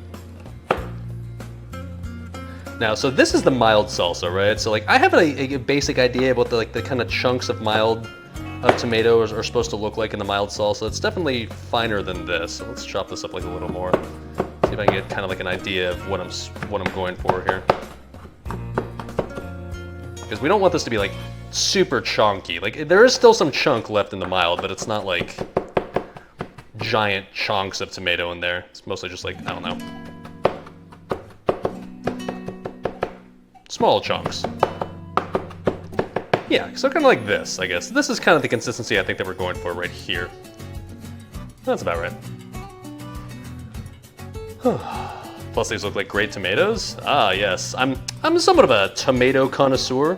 These are Walmart's finest Roma tomatoes right here. I picked them out personally myself. I picked the best of the bunch. Because obviously Walmart has the highest quality tomatoes in existence, as we all know. Oh, careful, SpongeBob.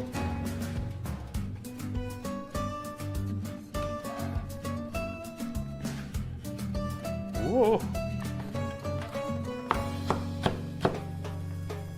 Maybe I should chop all these at the same time, but I feel like I want to make sure that the consistency of this is correct, because like, I know exactly what the Chipotle mild salsa consistency is supposed to be, so I want to make sure I kind of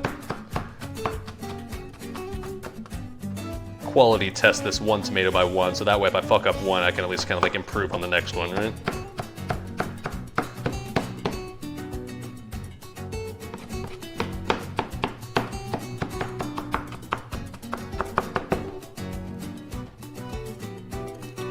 Okay.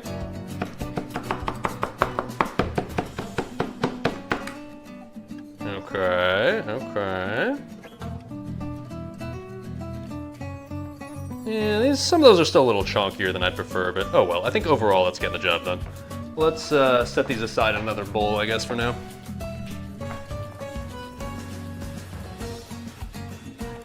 What's the thing moving in the background? Is that a fish? My brother in Christ, are you disrespecting our Lord, Savior, Protector, Joel? Are you not already a disciple of the house of Joel? Because if you're not, I am very tempted just to permaban you forever. That is not a good look in this chat. Chat, please tell Mr. Smurf Lounge here who our Lord and Savior is. Please let him know in chat who exactly he's dealing with here. Thank you, thank you. All right, let's chop this a little rougher, like chunkier this time. How dare, that's a permaban TBH. I know, right? Come on, man, it's Joel.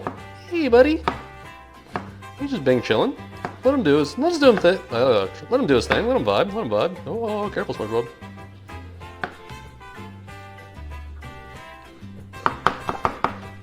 God. I bet somebody who actually knows what the fuck they're doing could do what I'm doing right now in the span of like 2 minutes. Instead of, I'm sure, the 15 minutes this is gonna take me.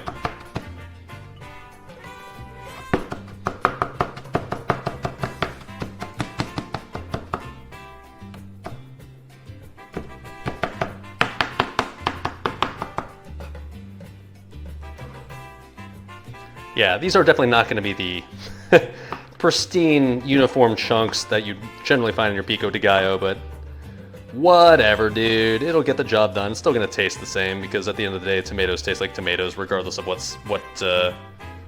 shape they're in, right? Probably.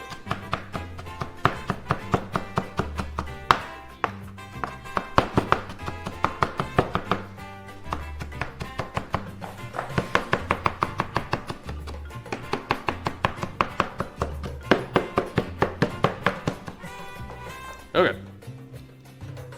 Need a slap chop, obviously. Didn't the dude that was doing the slap chop advertisements, like, wasn't he diddling kids? Is that really something we should be modeling ourselves after? I don't know about that, dude. I don't know about that. Technique! Technique! What was it like? You gotta put your leg up and then do a couple of twirls and shit like that? Yeah, something like that. Oh, it's a giraffe.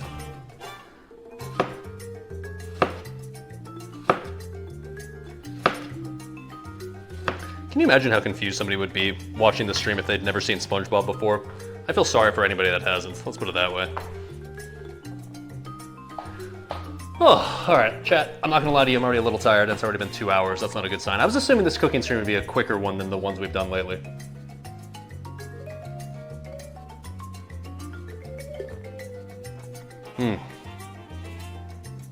So far I'm incorrect, but that's okay. Going all in for the salsa. Honestly, dude, originally I considered just pussying out and just saying I would just make the chicken, the rice. Well, basically, I originally considered just pussying out and not making the salsas from scratch. I thought I would just get the salsas from Chipotle and then make all the rest of the stuff that wasn't the salsa. But I was like, you know what? No. If I'm gonna do this, I should do this right. I should make literally everything from scratch, salsa included. So I was gonna be lazy with it, but you know what? We're doing this for you guys, even if it's gonna take extra fucking long. And I'll be honest, man. Is it worth all this effort to like make this salsa homemade versus probably just getting like some extra on the side from Chipotle that's probably just free? Probably not, but it's about the experience, right? Yes, it is. I don't know, we'll see. I mean, like, to be honest, like, Chipotle's ingredients already taste pretty damn fresh as it is. I'm pretty sure they just make all this shit on site at each Chipotle. That'd be my guess, at least. So, I'm honestly not convinced this is gonna be that much better than actual Chipotle itself, just because actual Chipotle itself is already pretty damn good. But that's kind of why we're doing this, to find out. Who knows? Maybe it'll be mind-blowingly better. I mean, I hope so, right? It'd definitely be better bang for my buck, because like, unlike a lot of cooking streams that I do, the ingredients for this one were pretty affordable, because like, for the most part, it's just a shitload of veggies and like some chicken and some seasonings, right? Like, there's not much more to it than that. So, in theory, if this ends up being as good, or at least close to as good as Chipotle, or God forbid, maybe even better, then this one, like, bang for buck wise, is probably going to be one of the best ones. But we'll see. I don't want to count any sort of chickens before they hatch. It might just end up being like, this tastes like a poor imitation of what Chipotle should be. I don't know.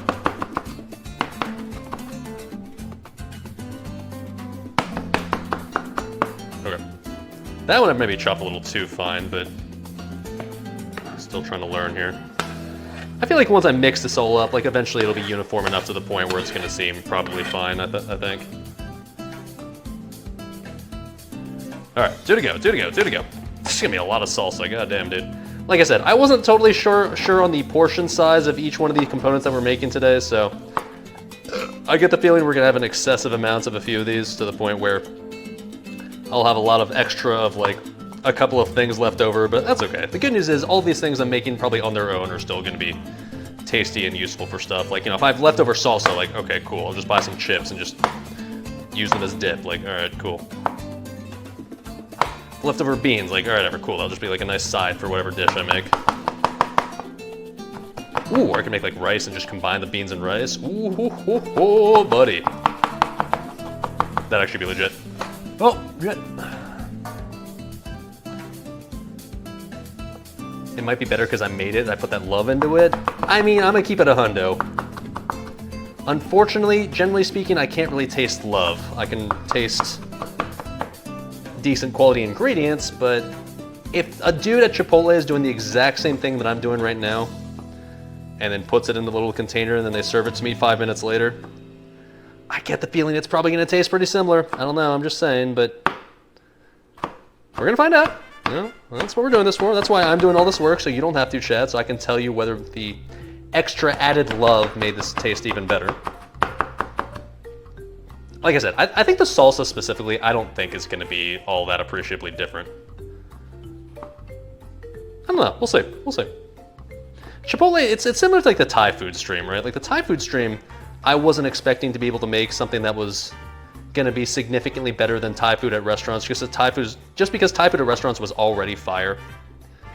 And Chipotle is fast food, so like in theory, there's always room for improvement on fast food, but in reality, like based on the relative simplicity of the ingredients, it feels like this is gonna be another one that's pretty difficult to improve upon like the OG. But we're gonna find out.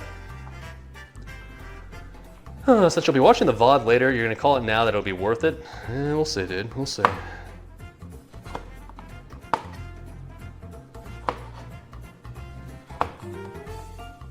Those, by the way, that are tuning in late, we are ultimately making what's going to be a Chipotle chicken bowl and all that goes with it. So the cilantro lime rice and the pinto beans, that's currently simmering on the stove. The chicken, we've been marinating that since yesterday. So that's something we'll cook up near the end here. The cheese, that I didn't make from scratch, surprisingly. We're just gonna shred some store-bought cheese that I got. I'm pretty sure that'll be fine. And then we're making the mild salsa, the green salsa, the corn salsa, and the guacamole. Guac is extra, and yes, that is fine. I'm willing to pay for it. Thank you for asking, though. Oh! Man, one thing I definitely respect is how people are able to get tomato in like consistent chunks. How the fuck do you turn something that's circular into like something that's square? That's some rocket science shit that I don't know how to do.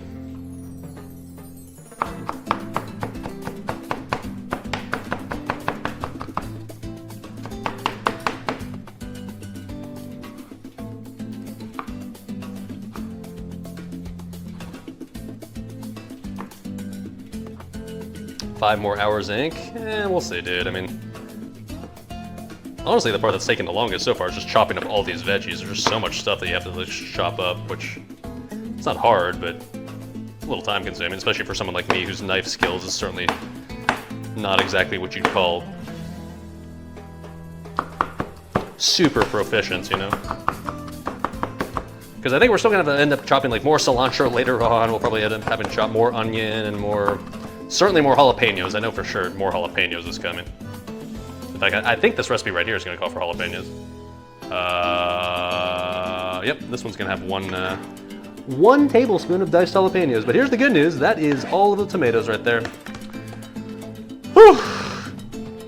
I can't imagine how much work it takes to like make all the salsa required for an entire day of Chipotle service. Jesus Christ. Oh, that was just enough for me. God damn. Okay. Need some beer, need some beer. Okay. Later, Brilliance. Thanks for hanging out, man. Oh. Hey, chat.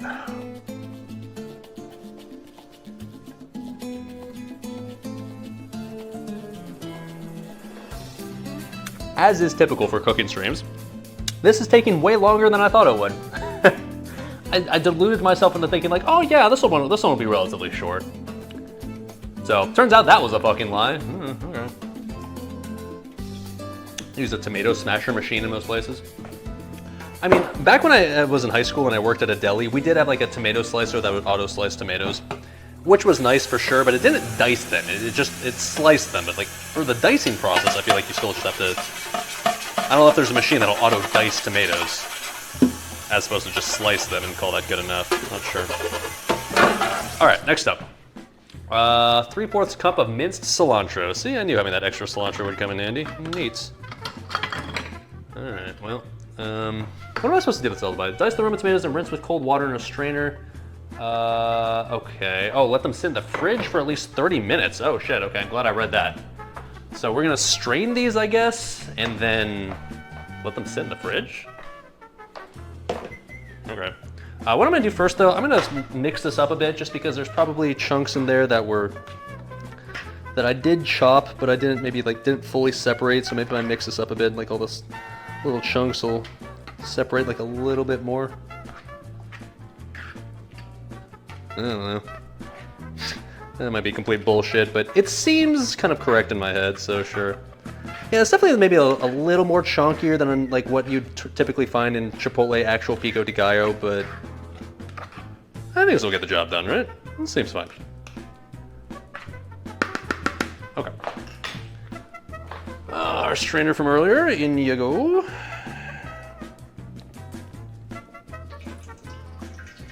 Definitely nice and juicy, that's for sure.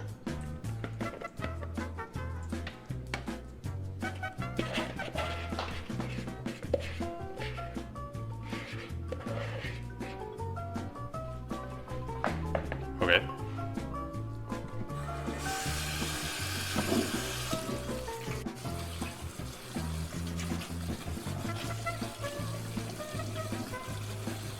I don't really know what the point of this process is. I guess to get all the excess tomato juice, because I guess maybe we just want the flesh of the tomatoes and not the actual juiciness of the tomato. I assume that's probably what it is. Since I guess pico de gallo is not very liquidy, right? It's mostly just solid chunks of stuff, so I guess that's what this is doing.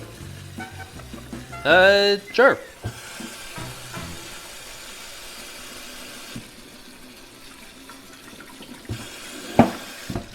Okay.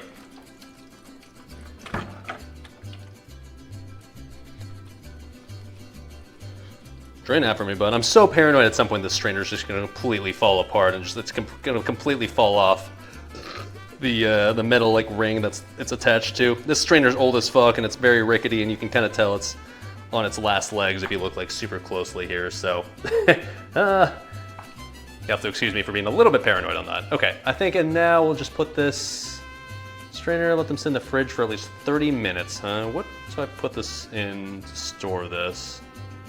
Oh, I know. Let's use a giant Tupperware thing. Okay. That'll do, pig, that'll do. I don't want to waste the bowls that I have for like future mixing of other stuff. All right, that'll work. Okay.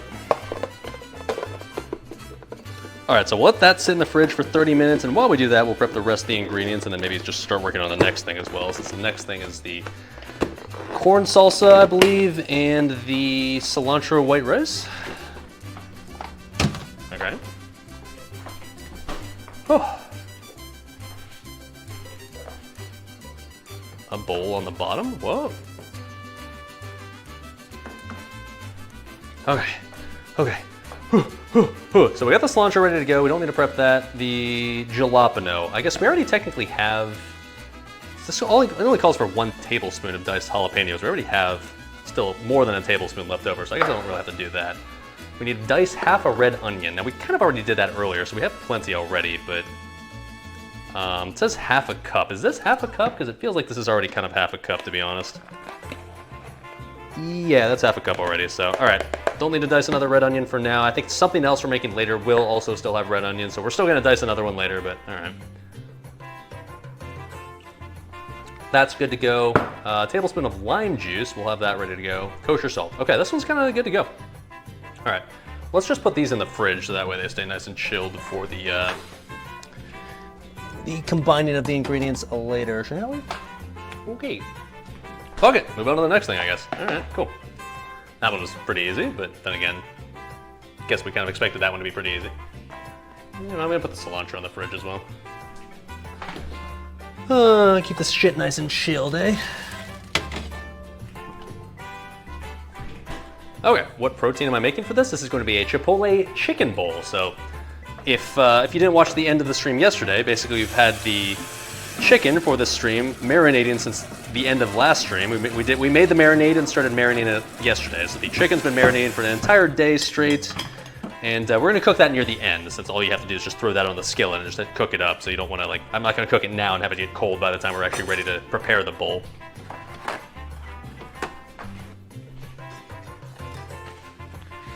Okay. Next up, we are going to make both the white rice and the corn salsa. Let me put the recipe here. Now this is kind of like a combined recipe where you sort of make both at the same time because they share a lot of ingredients with each other, so you might as well just kind of like prep both of them at the same time. That was the idea, so let's do that. Instructions. Add water and rice to a large pot and bring to a boil. Once boiling, add a bay leaf, turn heat to low, cover the pot, let simmer for 15 minutes. Okay, let's prep the rice, I guess. Already using one of our pots, so let's get the other pot that I have. Yeah. That one. 2 cups of rice. That is kind of a shitload, but I don't know exactly how many sort of the equivalent of Chipotle bowls, what everything I'm making right now is ultimately going to produce. My suspicion is a lot. I was kind of shooting for like 6 maybe, but I'm starting to get the feeling based on how much stuff I've made so far, it's gonna be probably closer to like 8 or 10. As per tradition, we're making way more food than ideally you should make for literally just a single dude in his apartment, but worst case scenario, I guess, is I can just freeze all this shit and have meals for like the next like 2 weeks, so that's not the end of the world. Okay. A lot of recipes are like, make sure you wash your rice in advance. I'm not washing my fucking rice, dude. I've tried to do that before, and you know what difference it made? It made literally none. Chipotle bowls for breakfast is OP. I gotta say, I've never tried them for breakfast before. I mean, honestly, at any time of the day, it does sound like it'd be pretty delicious, right? But maybe we'll just reserve these for nothing but lunch and dinners for the next like week and a half or so. We'll probably get the job done. You wash the rice? Why? Someone convince me. Someone tell me why I need to wash the rice, because I never wash my rice and it tastes just fine. I'm convinced at this point that washing rice is just some conspiracy theory generated by Big Rice just to make you take longer to make their shit for some reason. I don't know, man. I'm not convinced. I'm not convinced. Makes the rice less clumped together. What's the problem with rice being clumped together, though? Like, I don't mind if my rice is clumped together. That's fine. All right, so it says to add 3 cups of water, which seems like not enough for 2 cups of rice, but trust the process, I guess. All right.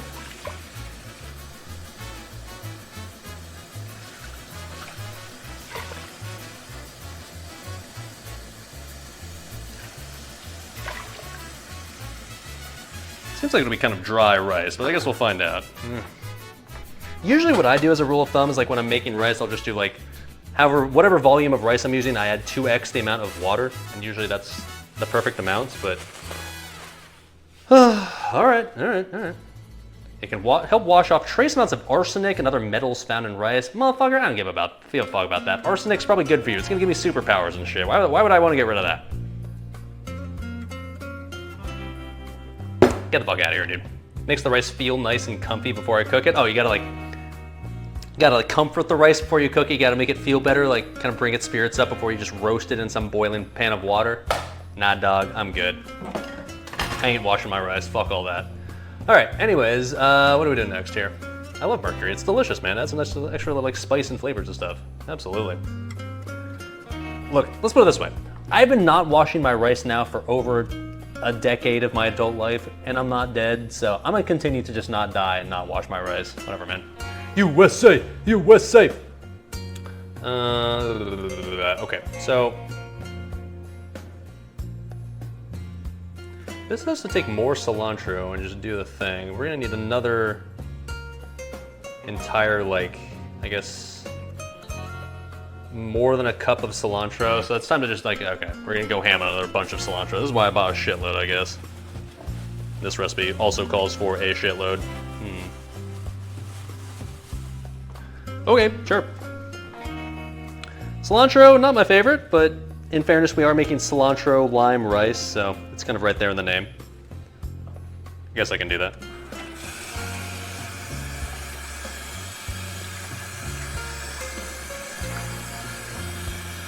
I will wash the cilantro because I don't want dirt. I don't want to eat dirt. I don't see any dirt on the rice when I take it out of the bag, but the cilantro is a bit of a different story. So at least you can be okay with this one, chat, right? Can we at least compromise and just say, okay, I'll at least wash the cilantro? Yes? Okay, good.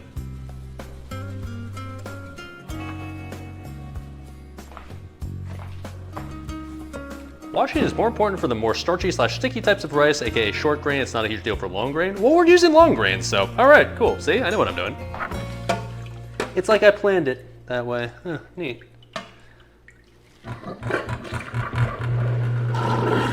At all the Europeans that don't know what a garbage disposal is.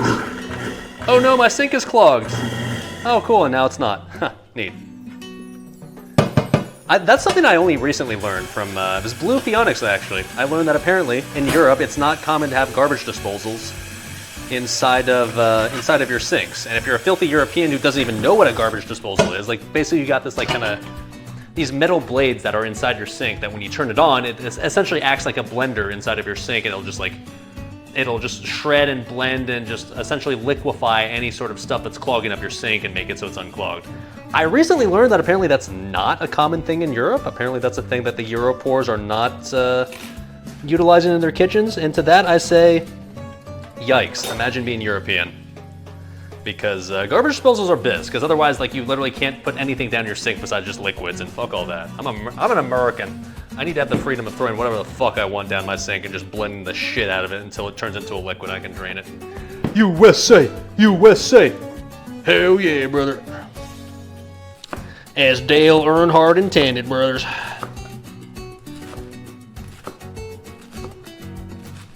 Alright, once again, this feels like a shitload of cilantro, but in fairness, this recipe does call for a lot, so okay. The welfare money can't afford them? Clearly, dude. Imagine being European. Imagine not knowing what it's like to live in the first world. I say that, but then we were inspecting all those European towns on the hometown roast stream, and like literally every one of them looked picturesque and beautiful and super comfy. So I probably shouldn't shit talk Europe too much.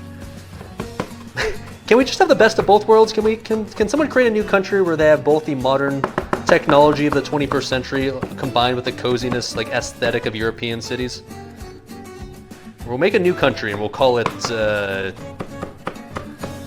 United States of America. Yeah, actually, let's just do that. Can the U.S. just take over Europe? Can we just influence? Can we just bring some freedom overseas? Why the fuck do we need to make a new country? We already got the greatest country on the planet. All we have to do is convince those fucking commies across the sea to get some garbage disposals and they'll be good to go. Hello, yes, this is Joe Biden. I'm here to bring you some freedom. Here you go. I even gave you a complimentary garbage disposal. Now let me the fuck in or we're shooting your door down. Like true Americans do. Hell yeah, brother. Heard Norway has oil? Shit, man, it's good enough for me. Let's do it. What have you been hiding, laddie? I know you've got some oil barrels in your apartment. I know it. I've seen them back there. I can see them in a little corner back there in your can. You think I can't see them? I know you're hiding some petroleum back there, bud. Sounds like you could use some freedom. And a garbage disposal.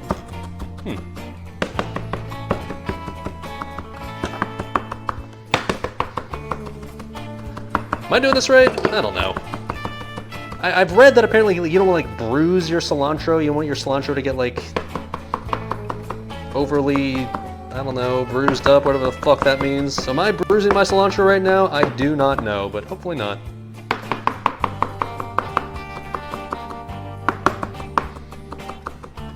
Oh, it's bruised? Nah, it's fine, dude. I'm being very gentle with it, okay? I'm just like lightly chopping it so that way I'm tickling it. I'm not bruising it. It's fine. Yes, sir. Okay, once again, I guess we'll throw this on a paper towel. Sure.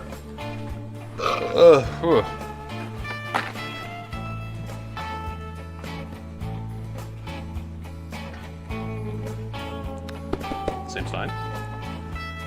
The U.S. is home to state fairs where you can get fried butter, fried Twinkies, probably fried guns too. God bless the fried food. Hell yeah, brother, as the founding fathers intended. It's actually literally written in the Constitution that any food that an American consumes needs to be deep fried, otherwise you go straight to jail. That is actually a little clause in the Constitution. Not well enforced, admittedly, but that's okay. When my brothers from the NASCAR race take over this country, we'll get our country turned around. We'll make sure everybody starts eating that fried food like the Americans intended us to, or like the founding fathers intended us to. Hell yeah, brother. Because based on that NASCAR race, my physique seems to be way too slim. I'm doing something wrong. I need to be much more round to fit in next time I go. Okay. That's another fuckload of cilantro right there. Cool. I highly doubt I'll need to chop up more than that. I get the feeling that's probably more than enough for the rest of this stream.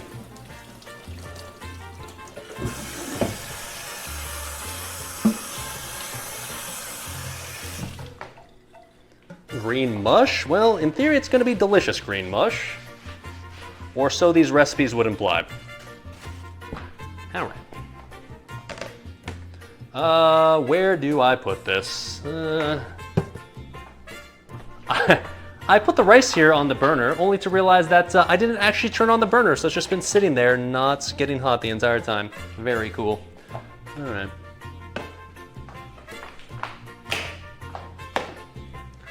Okay, what else are we doing here? Yeah, so right now the rice is basically supposed to be boiling and we deal with that, but okay, I guess we'll just prep more veggies while we're waiting. Okay. So the bundle cilantro, leaves, put on a paper towel dry, Use room temperature water to defrost the frozen corn that we have in a strainer set aside in a medium to large bowl once done.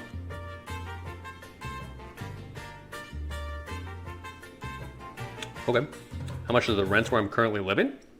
Well, keep in mind, I live in Indiana, which is cost of living wise about as cheap as it gets, or pretty damn close to it. So for this 1-bedroom apartment that I don't know what the fuck the square footage is, I pay the fuck is it now?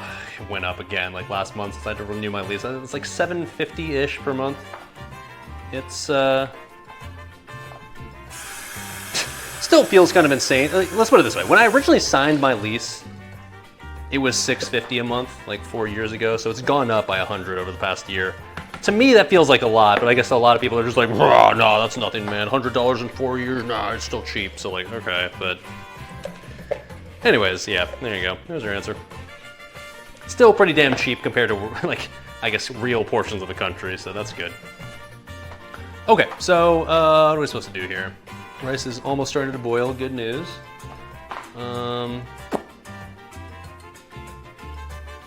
Oh fuck, it just occurred to me, I don't have actually, do I have a,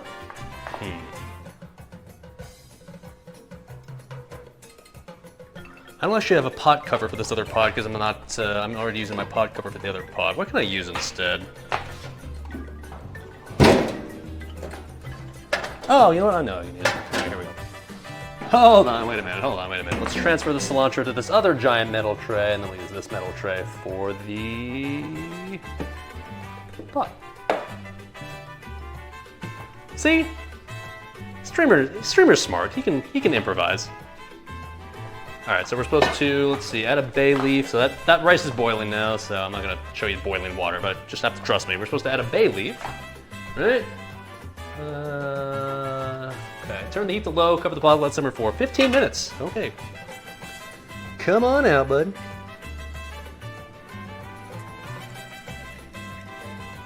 Come on. Fucking bay leaves, dude. Not gonna do jack shit, is it? Okay.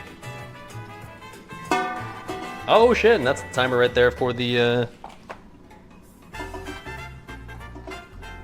beans. Okay, let's take a check in on the beans then, shall we? Can someone post the recipe? Which one specifically do you want? Because we're actually making 7 different recipes, so I mean, to combine for the entire chicken bowl. I can post all the links in a second if you want literally all of them, but if you want a specific portion of the recipe, just let me know. Okay, look at that. Yeah, the water's even boiled off. That's looking good, dude. Ooh, that's smelling good too. Okay, let's turn that off and I don't know. I guess we'll just let it sit there. We'll keep the lid on, keep it nice and warm. But like, okay, those beans are smelling tasty. And they look great too. I was a little worried that I added too much water originally, but now that's like a lot of it's boiled off, it's honestly looking pretty legit. Cool.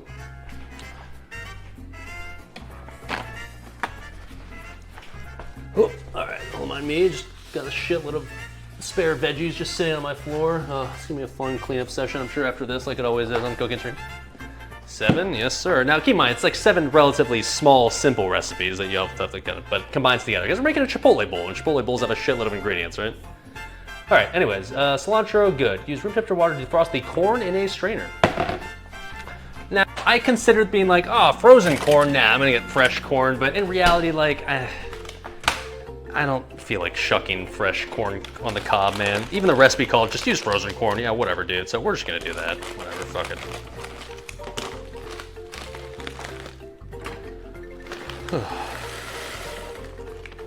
Oh, how much am I supposed to add to this? It's supposed to be a 10-ounce bag. How much is this? This is 12 ounces. Okay, well, whatever. We'll have some extra corn. It's fine, dude. Let me take a little bit out. Sure, okay, good enough for me. And then we're supposed to just strain room temperature water over this until it's good to go. Okay. I mean, this is kind of gonna defrost on its own over time, right? Frozen veggies are clutch. Yeah, honestly, like I would say It depends on the veggie. There's some veggies that are definitely better when you get them fresh and you chop them up. I would say something like corn and peas and like diced carrots and maybe green beans. Honestly, man, those like really like simple staple veggies, when you just get them frozen, they taste the same once they're defrosted. They're fine, man. So like, you can try to get super pretentious if you want to, but to me, honestly, man, if you do like a blind taste test and like I compare something like frozen corn in a bag to frozen corn that you just got off the cob, I don't think I'm gonna taste the difference, to be honest. So yeah, I figured we're already doing enough cooking like it is already, so like I didn't want to like add the extra process of like cutting off all the corn off the cob, because that gets messy and annoying, and yeah, broccoli also clutch when just frozen. Tastes fine. I agree. Just walk downtown, it's 4 ounces or $4 per ounce of fresh sweet corn. Yeah, I know it is, but like, or I could just get it at Walmart like every other ingredient I've already bought. Like instead of waking up at some ungodly hour in the morning to buy myself the farmer's market corn instead. Darien actually sells corn at brokerage every, I think it's Wednesday. Wait, no, not corn. No, he sells eggs. Never mind. Nah, fuck him. Literally no one in chat knows who I'm talking about except Dr. Hoppenstein, but if you know, you know. Okay, anyways. What are we doing next here? I ate a little corn. I'm hungry. All right. Set aside to a medium large bowl once done. Like this one. Oh, neat. Okay. So we're gonna cut the jalapenos into matchsticks and finally dice. These include dice half a red onion as well. Once done, add a bowl of cilantro and corn. Okay. So we're going to do a jalapeno. All right.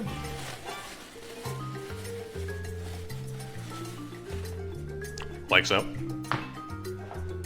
Dice this one up. Try to do, I guess, the same technique that we did earlier and hope that this works out. Actually, I feel like I kind of nailed that first jalapeno, right? The first one I think I kind of made into what the video described as matchstick sized, so let's do that again. Whoa, careful, SpongeBob.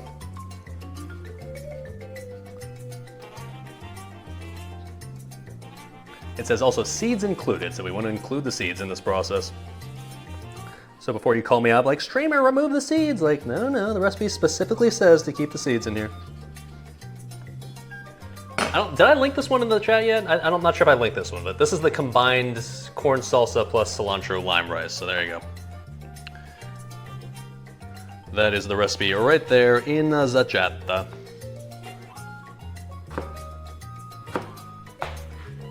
It's a little thin. Ooh. A little chunkier than that.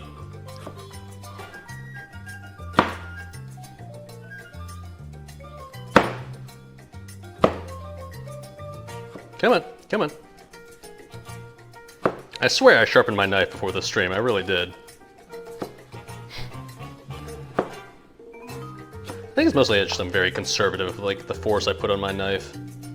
Too concerned I'm always gonna chop my fingers off. Okay. Speaking of corn, did I ever have a corn dog? Yeah, of course I've had corn dogs. I'm a goddamn red-blooded American. You think I've never had a corn dog?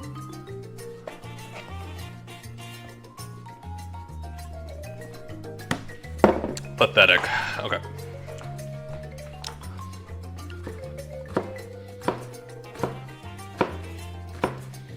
Oh yeah, that's looking pretty good.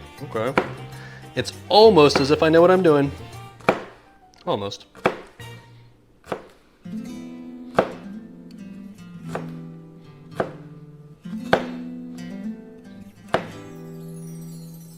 Alright, yeah, nice. I admittedly had no idea how to properly dice a jalapeno before this, but I watched the dude's videos about like how he does it, and I gotta say, that's pretty clutch right there. That's pretty damn uniform, pretty damn square. Cool. Although I will say, these are still maybe a little rougher than I prefer. Let's give them one little once-over dice them up. Just like slightly finer than this would be nice, actually. Okay, there we go. That's good. How about mini corn dogs? I mean, yes, I have, but I will say one thing that I guess I sort of appreciate and also don't appreciate about my parents growing up was that they tended to try to like get my sister and I mostly like, I'm not gonna say healthy snacks only, but definitely like, they wouldn't get us like the super fucking trash tier garbage. I'm talking about nutrition wise. Trash tier garbage, super bad for you snacks. Like they never bought us like bagel bites. They never bought us pizza rolls. They never bought us like the really K-Kona shit, you know? We always had like more healthy stuff. So as a kid, unfortunately, something like a mini corn dog would never be something we had in the freezer just ready to go, sadly. Literal child abuse. You know, at the time, I would always like wonder like what it was like to have all those, but I feel like eventually I just grew up like getting used to the fact that I just never had those types of snacks. So like it was like eventually it was just fine. Like I just like it was all I knew. Now in reality, in fairness, I do now look back and be like, damn, it would have been nice to have some of that stuff. But at the very least, it did kind of develop some good eating habits for me. I'd like to think I'm not some fat motherfucker, so like I guess at least my parents tried their best to ensure that happened, and I guess they succeeded. So you know, I guess it sort of worked out. That being said, I've had mini corn dogs and they're fucking delicious, don't get me wrong. I certainly would never turn one down. All right, cilantro, yeah. Cut jalapenos and mashed it. Finally, diced, included diced half a red onion as well. Once done, add to bowl with the corn. Okay, so we have to add these. It's supposed to be 2 tablespoons. I'm just gonna say fucking and add it all. Whatever, fuck it, dude.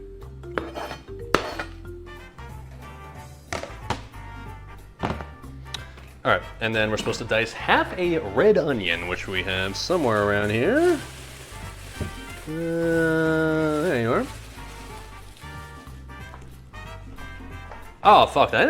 I never put a timer on the rice, did I? Let's just eyeball this shit. I don't know. That's the nice thing about rice. It's pretty forgiving, right? If I kind of fucked up, it's probably. But if I did time it, I can just sort of look at it and just know when it's done, right? How you doing there, rice? All right, it still looks rather wet, so okay. Give it like another, let's say 4.5 minutes. Sure. Yeah.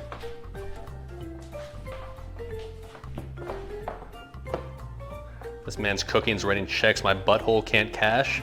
You know, thankfully, dude, I actually have a digestive system that is capable of digesting regular food. So unlike seemingly all of chat every time we talk about something like Taco Bell or Chipotle or any sort of Mexican food, I don't actually viciously shit my pants every time I eat Mexican food, unlike chat. So I'll be okay. You, I guess your results apparently may vary, but I've never understood the entire notion of like, oh, I went to Taco Bell earlier today. Oh, I'm gonna shit my pants. Oh. If you're shitting your pants every time you have Taco Bell, it's probably time to see a doctor at that point. There might be something wrong with your digestive system. My bowels can handle Taco Bell just fine. Or Chipotle, or really anything for that matter. I can very confidently and comfortably say, I have never once shit my pants as an adult. Which every time I say that, for some, it just immediately reveals to me that apparently that's not a common thing, because chat's just like, that's not true, there's no way that's true. I shit my pants all the time, I shit my pants every day. You haven't shit your pants? What? There's something wrong with you, that can't be normal. So I guess I should count my blessings, because apparently chat just consistently shits their pants on a weekly or maybe even a daily basis, and if you do, that sounds really expensive to pay for that much underwear every week, I don't know. I've never been to India. I have not, no. And every time I go to, well, okay, I've only been to Mexico once, but I've learned plenty enough about Mexico to the point where I know to always bring your own bottled water to Mexico. Don't drink the tap water in Mexico, lest you get Montezuma's revenge. Okay, half a red onion, right? Yes, sir. And I guess I'll use this other half for, I don't know, something else eventually.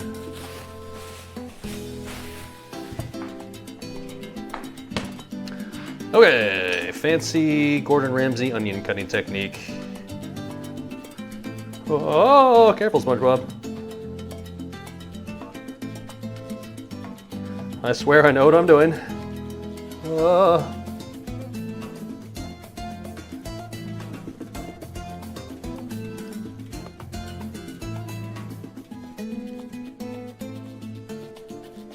Oh, careful, SpongeBob.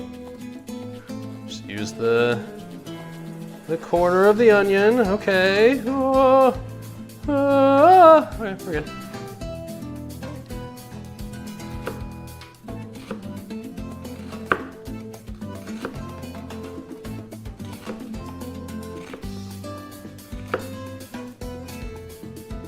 Oh, come on, bud.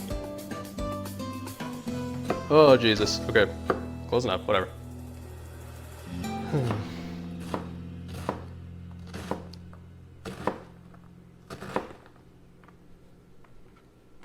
No. Oh, come on, bud. Hey, it may not be pretty, but at the end of the day, as far as I can tell, these onions are still very much diced, so it's good enough in my book, man. I know more than, I've learned my lesson at this point to not look at chat while I try to chop stuff like an onion, because everybody just relentlessly judges me as if their knives are like these fucking pristine, fucking forged in the Himalayas with Damascus steel shit, like, my knife is sharper than that. Yeah, good for you, bud. Good for you. No one cares. No one asked. Okay.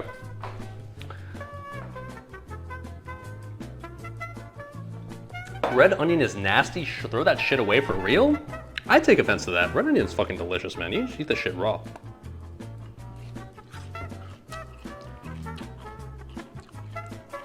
Tasty. I'm gonna respectfully disagree with you on that one, bud. Anyways, add the onions to the bowl. Okay.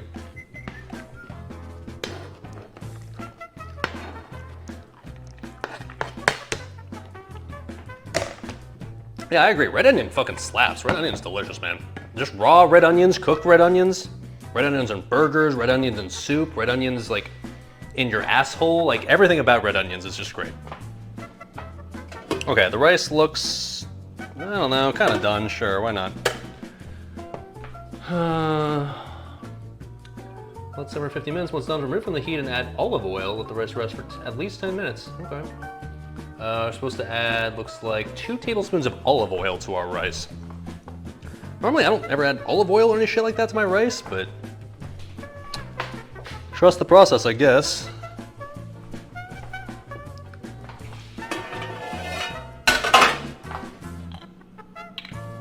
I assume I'm supposed to mix this? It doesn't actually say to, the recipe doesn't say to mix it, so maybe I don't. Maybe I just kind of, I don't know.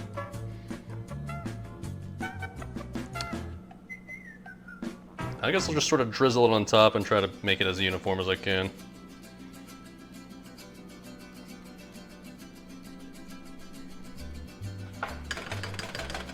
Sure, okay. And then we're supposed to let it rest for at least 10 minutes. Okay. The question is, do I cover this? I feel like I should cover it, keep it warm, right? I don't know what I'm doing, but covering it seems like the correct play. All right, so.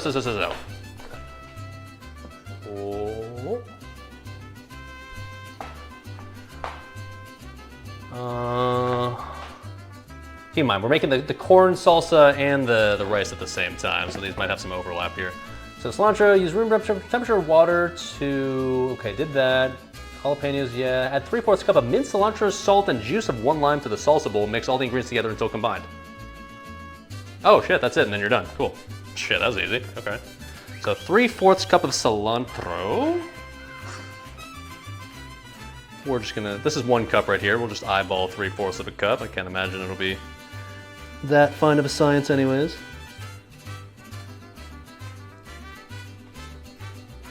Seems fine. Oh my. Not bruised at all. Cool. And then, what was it? Juice of what? Juice of 1 entire lime. God damn, okay. Well, we have an entire lime here, so let's add the juice of an entire fucking lime, I guess. Seems like a lot, but okay. Cilantro. Oh, we're gonna add salt as well. Okay, hold on. Let's do that. Gotta do it in the correct order. How much salt am I using for this shit? Half a teaspoon of kosher salt. Yeah, whatever. We'll just eyeball that shit. Imagine actually measuring your salt. No, sir. Everyone knows Streamer's a salt enjoyer. He just adds as much salt as he fucking feels like. Yes, sir. Did I know that limon is lime in Spanish and lime is limon? I didn't ask. Okay. Now we add the lime juice.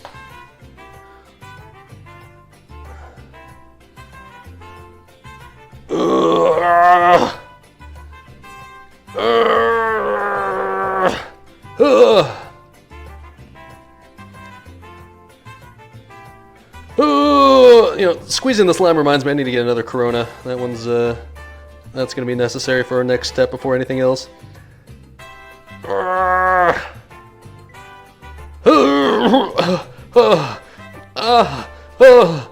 Okay, nice.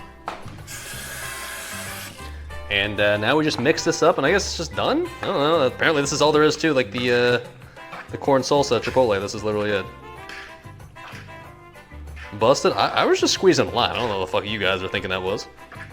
You fucking perverts. This is literally apparently all there is to the Chipotle corn salsa. You don't have to like cook anything. You don't do anything besides just like, I don't know, just mix it all up, I guess. Okay. Tomato. Now this is the corn salsa. No tomato in this one. We did make. We are making the pico de gallo as well. That's the tomato we chopped earlier is currently just chilling in the fridge. So that one I guess we're gonna kind of prepare last, or close to last. Okay. I mean, look, the only thing I think maybe I added too much of was the cilantro. It feels like there's more cilantro in here than I'm used to seeing in the Chipotle corn salsa. But other than that, like, I mean, that just kind of looks like what Chipotle corn salsa looks like, right? Like, I don't know, pretty basic, but not in a bad way. Let's taste it.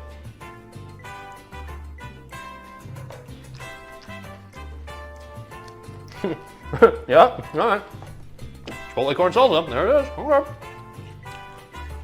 Oh, easy, oh, simple. Need more corn? I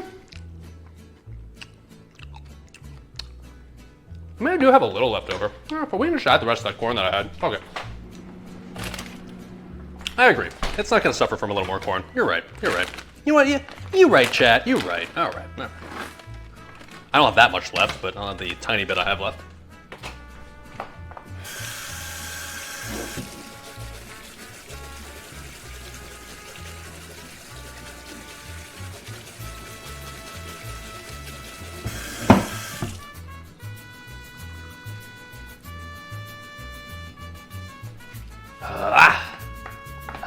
Okay, there we go.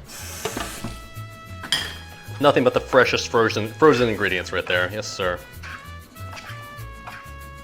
Freshly picked this morning, of course, yes. I picked it out in the cornfield in the back of my, in the backyard of my apartment that obviously I have. It's a legal requirement that if you live in Indiana, you have a patch of corn in your backyard, of course. That's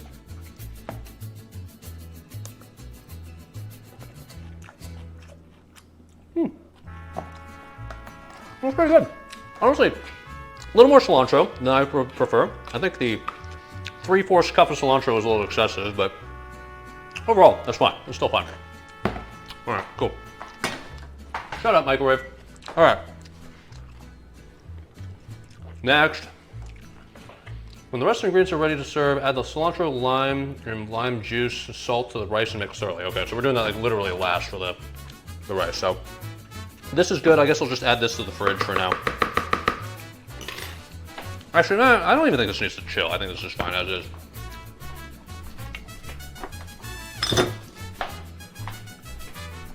We'll just keep this up off to the side, ready to go when the thing... Okay, we're actually getting there, boys. We're getting there. The next step, I think it's time to start cooking the chicken. Oh, shit. The corn will keep it chill? Yeah, that's a good point. Okay, it's time to literally just start cooking the chicken now. The chicken, in case you forgot, we marinated at the end of last stream. It's been just chilling here in the fridge, quite literally, for the past, I don't know, shit, 24 hours plus. So I'd say now it's just about ready to actually cook. Cool. So, according to the recipe, this looks nice. Dude, it smells nice. I mean, it smells like Chipotle chicken, to be honest. Like, you know, it's nothing fancy, but whew, that smells good. So, we are going to basically just toss this on the skillet and just get it nice and a little charred on both sides, and then we'll chop it up. It's gonna be Chipotle chicken. There's really not much else to it, apparently. And then while we do that, like while we're waiting for everything to heat up and waiting for everything to go, we're gonna prepare the last element, and then we're done. So maybe the stream isn't taking as long as it could have. We'll make the guac and we're good to go. Cool. All right, here's the plan. I'm gonna put the skillet on here, start heating that shit up. I'm gonna take a piss because I need to piss like a racehorse. We're gonna get more Corona, put this on the skillet, and then make the guac and then eat. Cool, so be right back, chat. I'm gonna give you guys the ASMR experience that I'm sure everybody is asking for. And really, who can't relate to what's about to happen here? And for TOS purposes, by the way, I'm currently getting out a bottle of water that I'm going to be pouring into the sink, okay? Okay.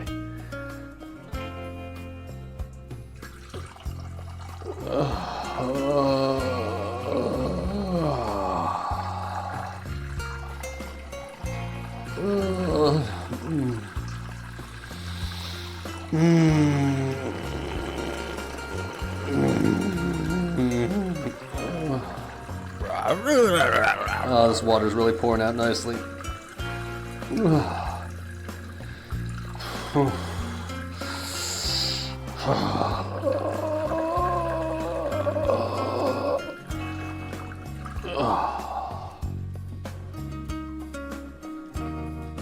All right, anyways, now that I've poured that water out of the water bottle that I brought into the bathroom, poured down the sink. And this is me flushing the sink. Now we can continue.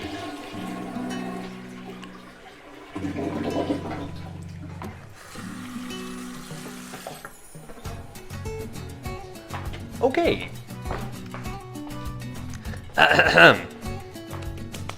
Washed hands, don't worry kids. So we're waiting for that to heat up. So literally I just need to throw these on the skillet. I don't really need to worry about too much about anything besides that. So let's start working on the guacamole, shall we? So I'm gonna post I'll post the chicken recipe in chat, the marination stuff I did yesterday, keep in mind, but if you want to copy this later, there it is. And then the guacamole recipe, also stolen from that dude that worked at Chipotle, I'll put in the chat now. That's also one that I basically, it was from a video, but I took it and took his verbalization and just wrote it down in a little paste bin post. I'm just gonna follow that, so. Okay, first things first, let's get another bowl. So I guess we'll just use our giant ass bowl that we originally used for the, what did I use this for? Italian cooking stream, yeah. Kind of using like every bowl I have in my entire apartment right now for this cooking stream since we're making like 7 separate things that need to go in a bowl. All right, so let's prep the avocados, shall we? So we're gonna this recipe calls for 4 avocados. How much guac is this gonna make? I'm not sure, but I don't think anybody would really complain if they ended up having extra guacamole left over, so I'm not too worried about it. Avocados are actually one thing that I actually am pretty familiar with knowing how to slice because avocados are something I pretty frequently worked with when I worked at the deli, like the sandwich making place that I worked at like in high school. So I do actually have a pretty good idea of how to cut an avocado. That's the good news. Well, in theory, I say that, but then watch me cut my hand off. Unfortunately, the grocery store that I went to did not have the greatest quality avocados. Most of them were not ripe at all. So I found the best 4 I could, but we'll see here. These look, these are not as ripe as I prefer them, that's for sure, but I think they're still fine enough. Yeah, fine. Oh shit, cerveza, you're right, dude. Fuck, man, how could I forget? My bad, my bad. I'm sorry, man. I'm like a little buzzed, but not nearly enough as I should be at this point. You're not wrong. Arriba, tomatillos. Sir.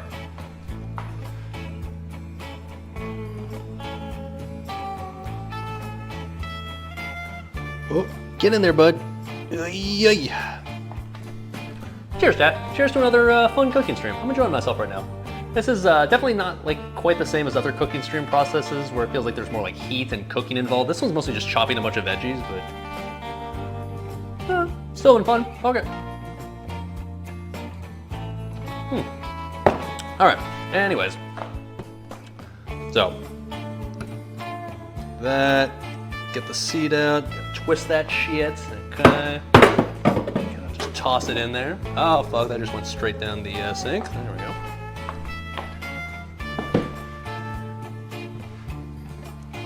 So yeah, I wish the avocados that I bought were maybe a little bit more ripe, but Okay, this one's actually fine. This one's fine. But hopefully it'll get the job done well enough.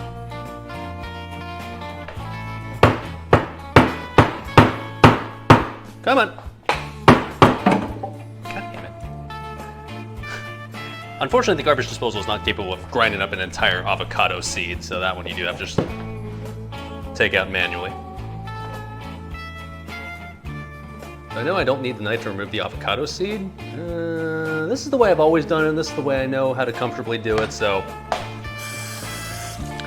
I'm gonna just do it this way. This is the way that 16-year-old me was taught how to do it at the Monarch Beach Deli.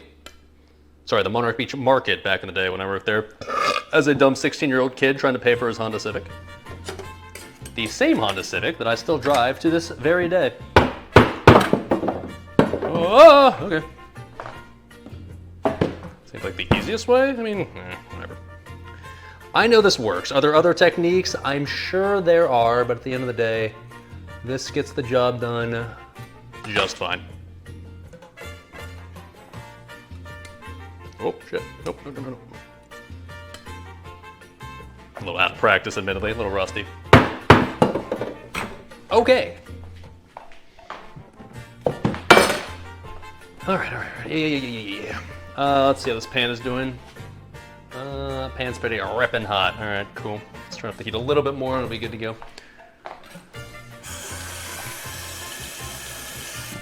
All right, so let's take the avocados out of here. Now, I think we're just throwing all these eventually into a bowl, right? So, okay, we got the cilantro already ready to go. Do we need more avocado? I know cilantro. We already, how much do I need here? 2 tablespoons of cilantro. Yeah, I got plenty. Okay, fuck it. All right, let's get this shit out of here. That avocado-y, avocado, nah, you get it. Come on now, bud. Avocado, maybe? That sounds weird too. It's a lot of avocado. Yeah, it is, but I'm not going to be upset about having extra guac. That's for absolute certainty. Premium skins, only comes in a large bowl. Add just one line. Okay, so just add these to the bowl. Okay. Man, this does bring back brings back memories of working in that deli, like I talked about. The avocados here used to be one of our daily prep things, like to prep the veggies for the next day of working. So because of that, I scooped many an avocado out. Oh shit! Don't have the skins. The bowl, that'd be a little silly. I scooped many an avocado out of their little shells here, out of their skins, whatever the fuck you want to call it. That was a fun job. First job I ever had, and like I guess many kids who get their first job, it's the first time I ever experienced like disposable income. It's the first time I ever experienced the ability to buy something if I just felt like buying it. That was a pretty great feeling. Plus, it helped me pay for the car that I still own to this very day, so that worked out as well. Also, unironically, it's actually, that place kind of helped me develop some social skills, because before I started working there, I was a pretty introverted kid. I mean, I still am, but I was a very introverted kid who had never really developed the type of social skills you need to survive in the real world, so working at that place, by both interacting with the other employees as well as interacting with customers, actually helped me develop into a somewhat normal functioning human being in society. How normal you want to call it, well, I suppose that's debatable, but at least I learned the absolute basics of how to function in human society.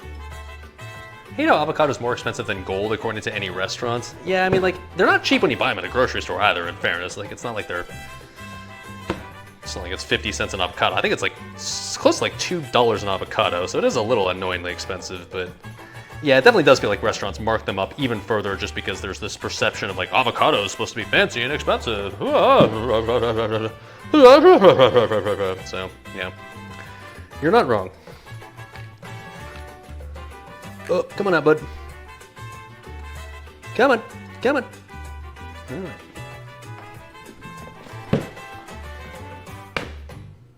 I think it's just about time to toss the chicken onto the skillet now.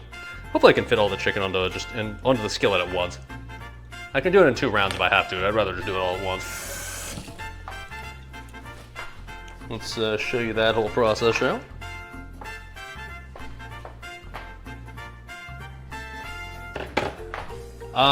Does it say, I mean, do I like dump all the, do I dump all the liquid in there as well? I kind of want to. I kind of want to just dump this thing wholesale inside there. Yeah, I'm just going to do that. Fuck it, dude.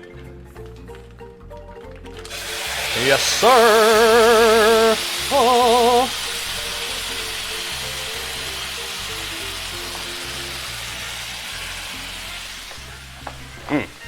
That's a nice sound, I'll say that.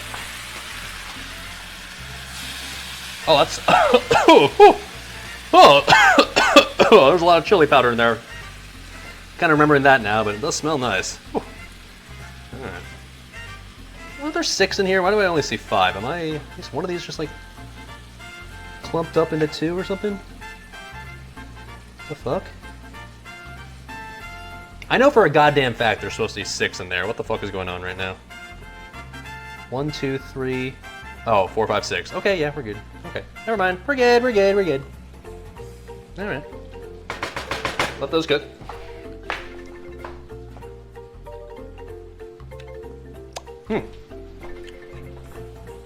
So we gotta get these ideally, like, I set the heat pretty high here because we want to get some decent char on both sides, because if you ever have Chipotle chicken, you'll see there's nice and deep black char marks on both sides. Now, in a perfect world, I would have made this over the grill. Like, the recipe I'm using says, like, ideally you should use a grill, but obviously not everybody necessarily has access to a grill, myself included in my ghetto-ass apartment, so. It said, alternatively, well, just make them over a stove using a cast iron skillet. I also don't have that, so we're using a regular skillet, and we're just gonna try our best to get as much char as we can using a regular-ass skillet. Hopefully it'll still end up tasting just fine, either way. I guess we'll find out. All right. So anyways, okay, mashed up the avocados, no char with all that sauce in there.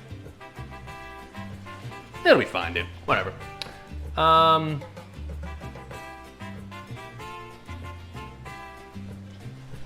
It'll be fine. I'll turn up the heat a little bit. Nah, heat's fine. Heat's already pretty damn high. Okay, anyways. Finally diced the red onion and jalapeno. More red onion, seriously?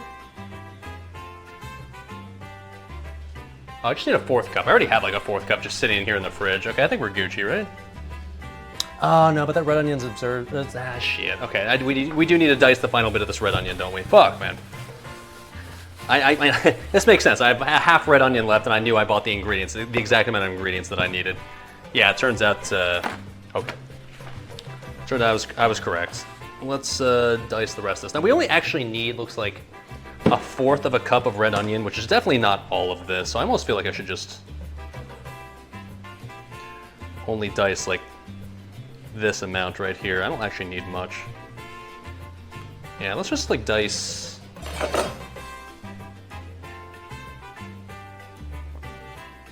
Probably just this. Let's save the rest of this for something later, I don't know what.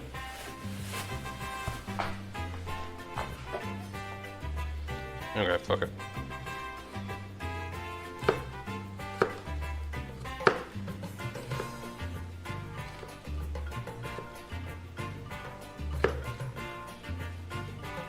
Past Dali equals better than present Dali? What? Sir? You dissing the shit out of me right now? Excuse me?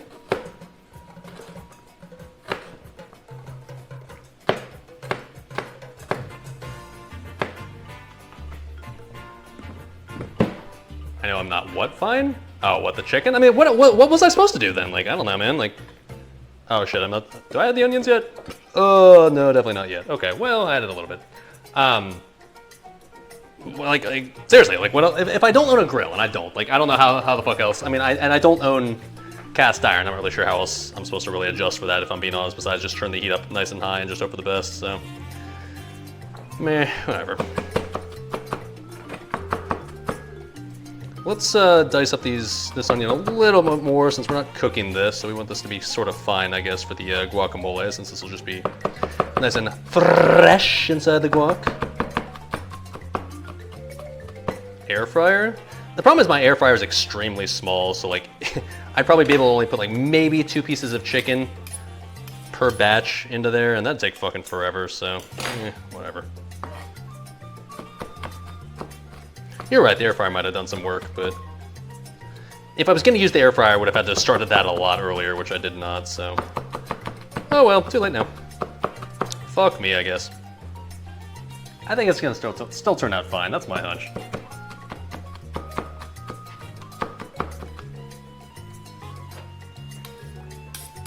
I'm at least not worried about the chicken drying out, because keep in mind, they're thighs, first of all, and then second of all, with all that sauce in there, like it's gonna be pretty hard for that to dry out.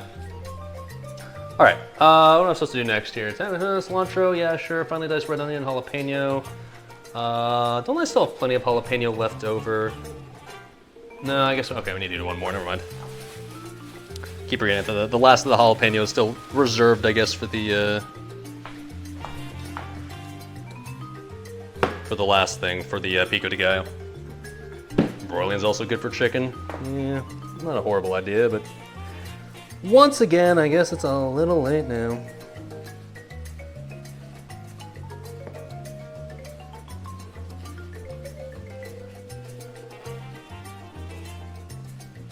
Oh, careful, SpongeBob! Careful, SpongeBob! Okay. Gotta do our matchsticks, just like before. Alright, is this chicken ready to flip? How are we looking over here? Not yet, no. Okay.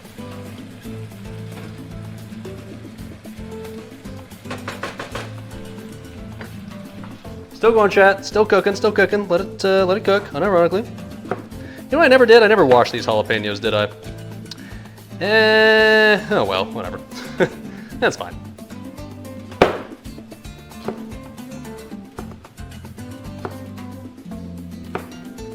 How many toxins realistically can be found in the Central Valley of California? I don't actually know where they grow these, but let's assume they're in the Central Valley of California. They grow everything. They grow all the veggies in this country there, right?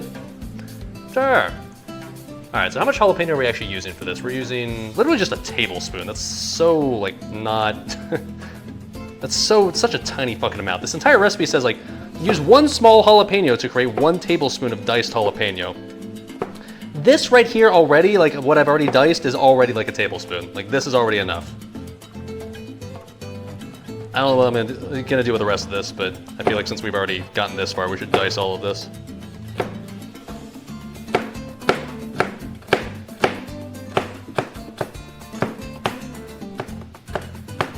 Oh, careful now.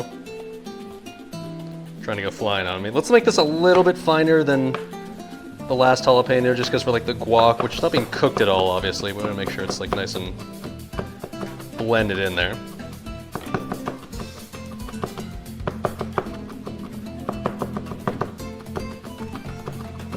Don't need massive fucking chunks of jalapeno in your guac. That wouldn't be ideal.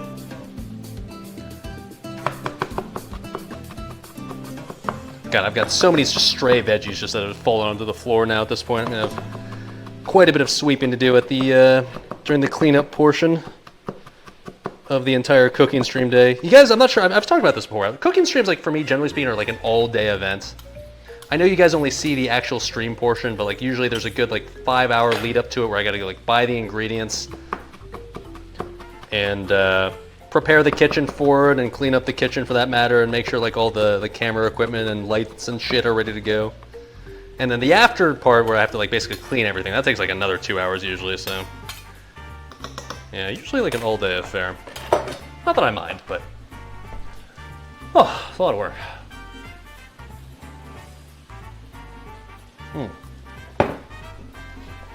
All right, let's check in on the chicken, shall we? It's been just hopefully charring up here a bit, right? Maybe?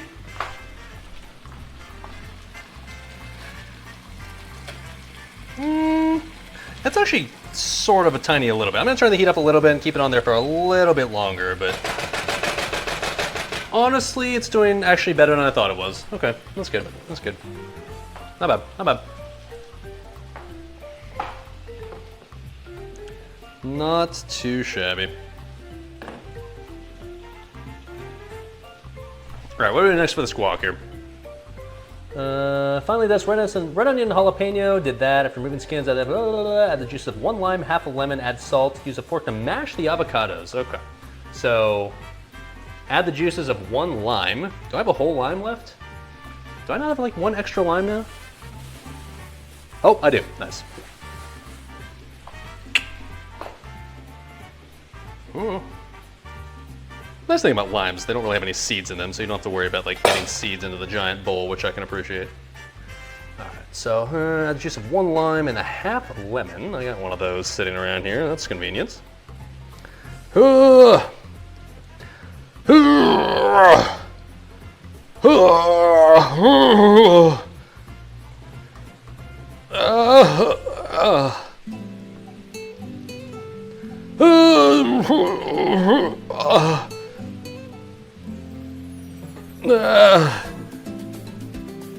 It's very juicy.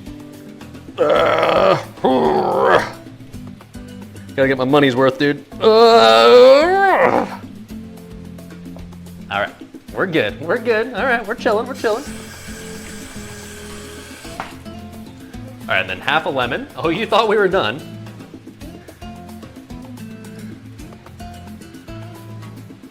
Oh man, lemons are much more messy, I guess. These ones tend to have this tendency to like spray all over the fucking place, unlike limes. What the difference is, I couldn't tell you.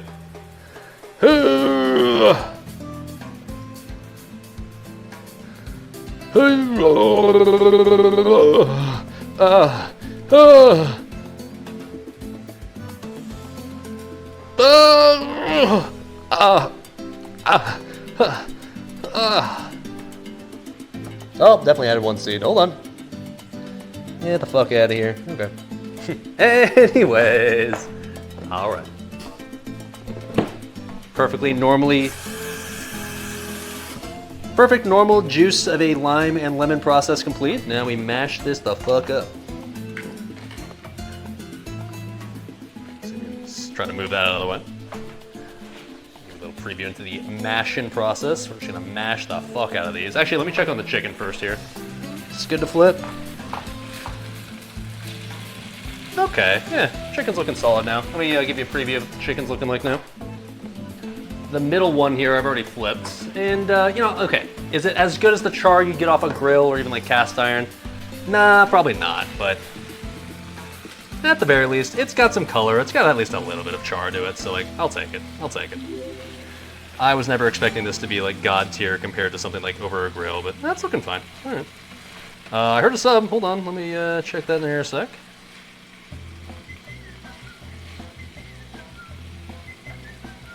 I'm turn up the heat like maybe a tiny bit more. All right, overall though, it's looking pretty juicy. Both figuratively and literally. All right. Yes, yes, yes. All right. Hey, what's up, Kabookles coming in hot with the Prime sub. Oh shit, thank you, sir, thank you, sir. Your Bezos bucks will go directly to the Hot Pockets and Doritos Fund. Thanks for hanging out. Glad you're enjoying it. Oh. Can I describe the smell? I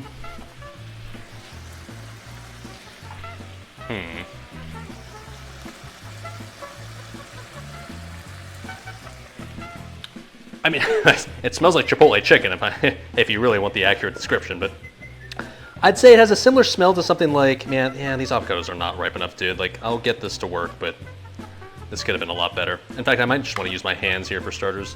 It smells kind of like the red sauce you would have in like a wet burrito at a Mexican restaurant, if that makes sense. Rockacados, yeah, I'm just gonna start with my hands. Hold on, what do I add here? Juice of 1 lime and salt. Okay, hold on. 1 tablespoon of salt. Use feet to mash them. Oh my. And Kinetic coming in hot with the Prime sub now for 18 months. Thank you, sir. Thank you, sir. Your sub will go directly to the Hot Pockets and Doritos Fund as well. Thanks for hanging out. Glad you're enjoying as always, dude. I don't own a potato masher, unfortunately. Otherwise, yes, that'd be a pretty good call. Yeah, I'm just using my hands. Fuck it, dude. Yeah, this is fine. This will work. But yeah, these avocados, I mean, I was definitely concerned about this when I bought them. Like, they didn't seem quite ripe enough. Some of these are fine. Some of these are okay. Like this one, for example. This one is fine. Oh, fuck, that just went flying. Fuck me, dude. It's fine, it's fine. 5-second rule, okay. But some of it is, yeah, not ideal. We're gonna really have to work the shit out of this one, for example. Fuck, man. I literally checked like every avocado in the store, honestly, man. Like, I was trying, like, a lot of them are just like rock fucking hard. And I knew those wouldn't work at all. And even the ones that I found, like, some of them are like okay, but some of these are like clearly just not ideal. Toss them? I mean, I can't, man. I gotta follow the recipe, dude, but man, mildly annoying.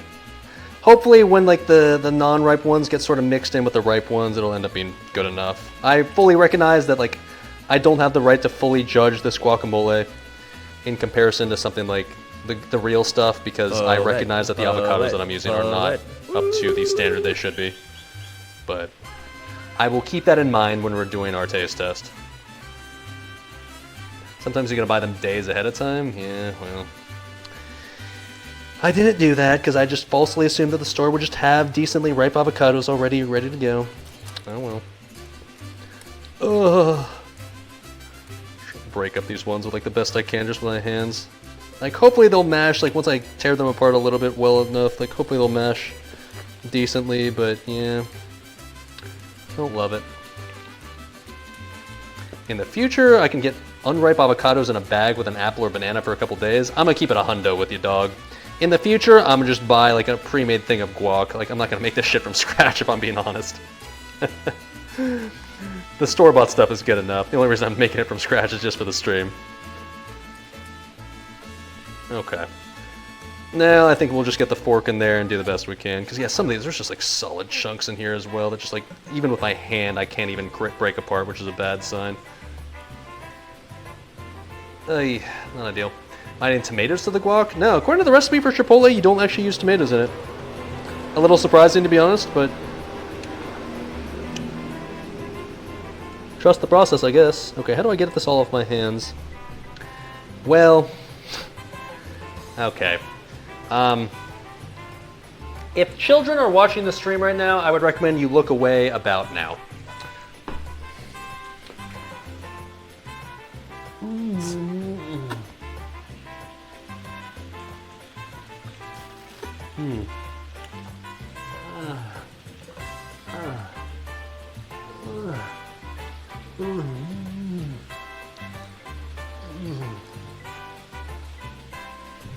All right, now let's clean that up. All right. Was that worth it for content? Debatable.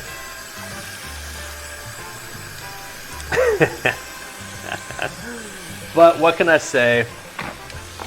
I'm a man of the people, as always. Jesus. Isn't avocado oil supposed to be good for your pores or some shit? Like, people do that shit where they'll smear avocado over their face for a little while, right? So, that's fine. Yeah, it's fine. I'm a dirty girl, yeah? What? Okay. Wipe off my face. At least I can think of worse things than my face to smell like.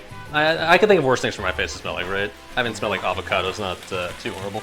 All right, let me check here on the chicken. I think the chicken's probably getting pretty close to done at this point. No, it's not burning. It's got plenty of sauce in there, so because of that, the sauce is keeping it like not super burnt. It's fine. Let's see. That one still needs more time, actually. Let's check the center one. Oh, it's getting there, though. It's getting there. Yeah, okay. Almost there. Almost done. Whew, that smells nice. I'm going to say that. Oh, I definitely see a part of the chicken, though, that's just straight up not cooked, though. That's not a deal. Hold on. These are really chunky pieces of chicken, so because of that, the cook time for these is definitely longer than your just average thin sliced tenderloins. So you gotta keep in mind that, like, even though it seems like these have been cooking for a while, they still have little ways to go.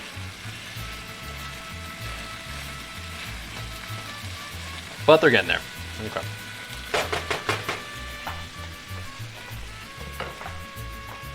Whew, smells nice though, I'll say that. Okay. Let's continue.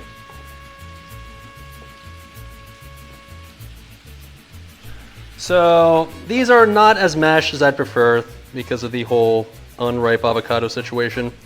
I don't love that part, but we're just gonna have to make do. Fuck me, dude, though. Like, this is so sad. We're probably just gonna like bite into whole ass like unripe chunks of avocado in our guac. I don't love that part. I will fully admit that it's not gonna be guac up to the standards that it should be, but blend it? No, no, no, no. I don't want like just avocado like goo. Because I generally like, it kind of depends like what sort of guac you like. Some people I guess maybe just prefer avocado goo, but me personally, I like chunky guac. I like guac when it's still like nice little chunks of avocado in my guac. So because of that, a blender I think would be not the play, but I am gonna pay for it in that yes, there's like some pretty large unripe chunks in here that I don't love. It is what it is. Can we put it in the blender and chunky and it's not goo? And the problem, getting it out of the blender would be such a pain though, like scraping that shit out. That's okay. It's okay. I'm doing the best I can as is. It'll be fine. I mean, it's gonna taste fine. Like the unripe chunks of avocado in there, like will still be edible. It's not like it's gonna be like, it's not actually truly rock hard. Like here's a, let me see if I can find a piece in there. Like, here's a piece right here, yeah. Oh, that's pretty fucking hard. Okay, fuck, you're right. Never mind, let's blend it. Okay. Man. That's a little disappointing. All right, fine.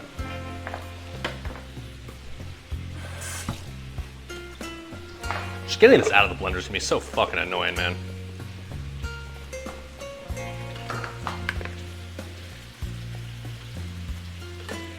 But yeah, I will say that that unripe chunk of avocado in there was not pleasant.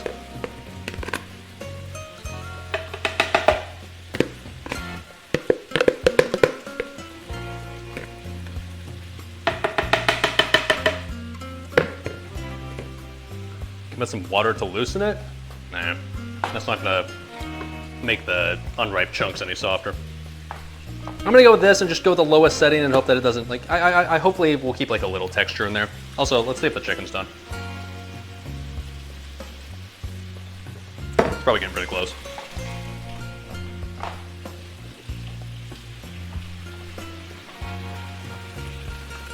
It's not an issue of it, like how moist it is, boys. It's just an issue of chunks that won't break into. Oh, baby, yes, dude, look at that color. That's exactly what we want to see right there. Yes, sir. Oh, yeah, okay, this chicken. Starting to look like what I imagine in my head. Perfect, dude, perfect. Oh, come on, bud.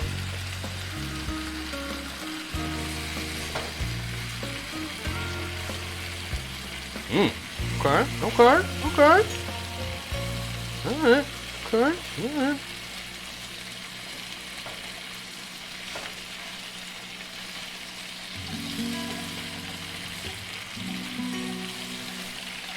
Oh, come on, come on.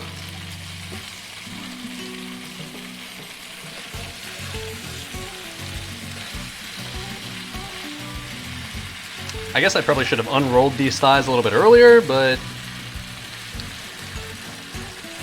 better late than never, right?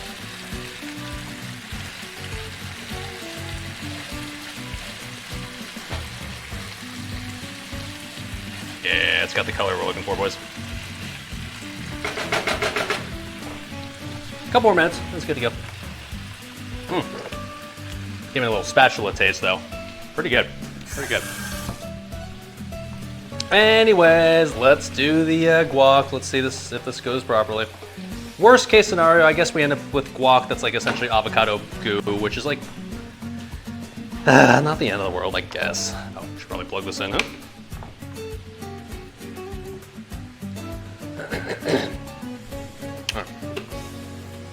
Okay, that's setting number 1. Nothing's happening. Not a great sign. Setting 2. Come on, baby.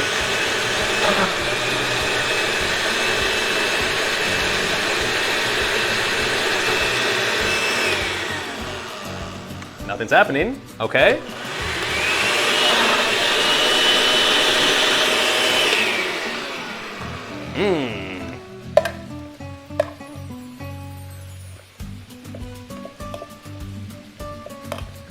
Add a little Corona.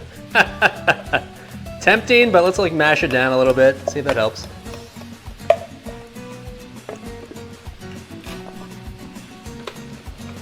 Oh, here we go, here we go. There we go. Okay, hold on.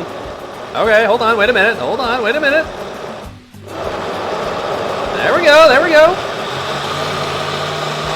All right, the bottom you can tell is blended pretty well, but the top not so much. Let's just like mix it up again. You just want to get like the big chunks in there. That's all that matters. Like I don't want this all to be goo. I want some texture left, right?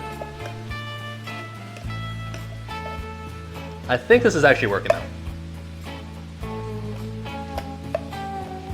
Weirdly enough, this might have been the solution the entire time.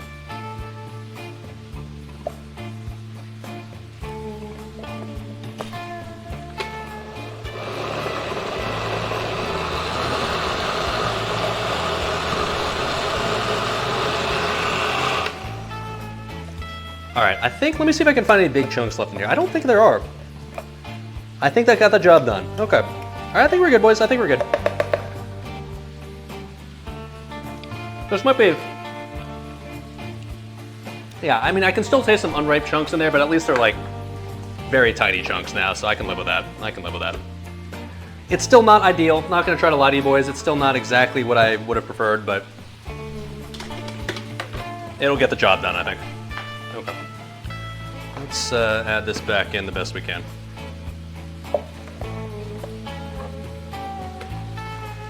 So you can see, like, yeah, all right, that's better. Better. Still got at least a little chunkiness left in there. Not as much as I'd ideally like to see in my guac, but had to do what we had to do. Now the part that I wasn't looking forward to, maybe let's just like take the bottom off of this. That's probably the play actually. If I can. Ugh!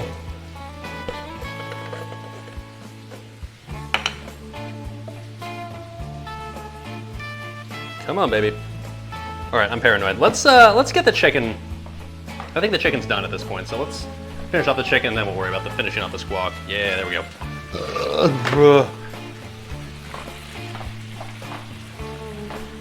Made a fucking mess of my stove, but so be it. Oh yeah, look at that. Okay, we got some char in there. You guys were doubting me, but okay, it's working. It's working. Yes, sir. Yes, sir. This one not so much, but whatever. Close enough. Okay, yeah, there we go. That's looking done to me. Yep. All right, cool. Let's take this off the heat, let them rest for a bit, and then we'll chop them up, and those will be good to go. All right, cool. You'd stick your tongue in that chicken? It smells fucking amazing, man. It definitely looks like it's supposed to look like, too.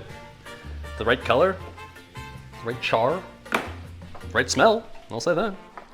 All right, so we gotta like kind of pry the bottom of the blender here off and kind of just have all the avocado poop just kind of shit out the bottom here. Come on. Come on. Come on off, avocado poop. There you go, okay.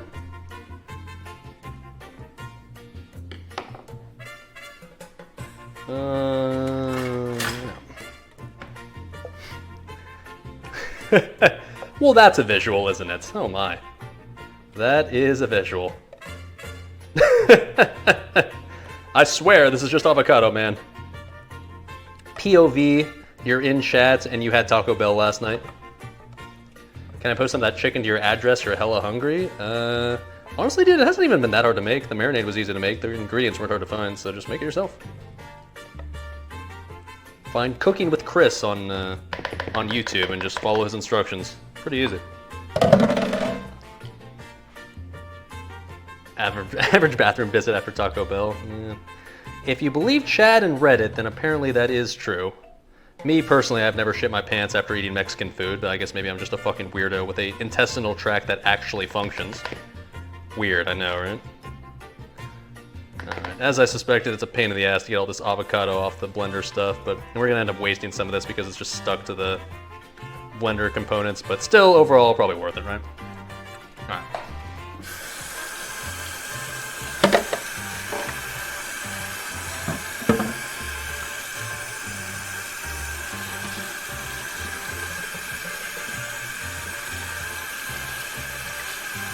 Okay, I will clean the blender later. So, okay, avocado and shit in there, cool, good to go. And then what do we do now? Add the avocado, add salt, use a fork to mash the avocados in a rough paste, add the diced onions, cilantro, jalapenos, combine and serve. Oh, okay, and then we're done. Neat, that was easy. So we needed 1 tablespoon of jalapeno. We're just gonna kind of eyeball the tablespoon here. It's about that right there. This guac looks horrific. Honestly, man, it looks like guac. I don't know the fuck guac you've been having, but what is guac supposed to look like exactly? Because it looks fun to me. Okay, 4th cup of red onion. It's like this amount. Okay.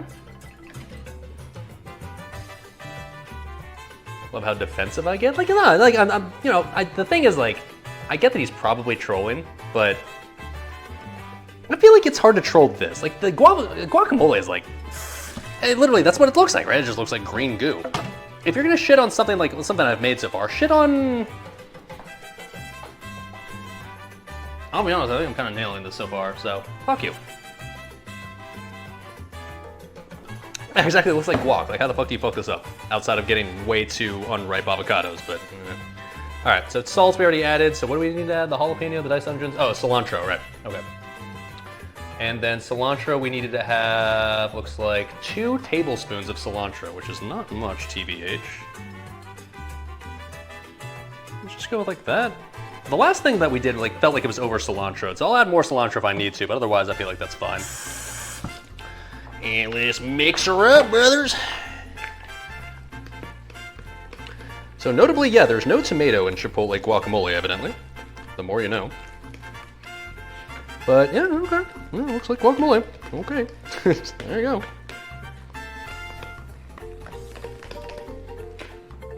Okay, and there you go. Give it a little taste test, just to make sure it's scoochy.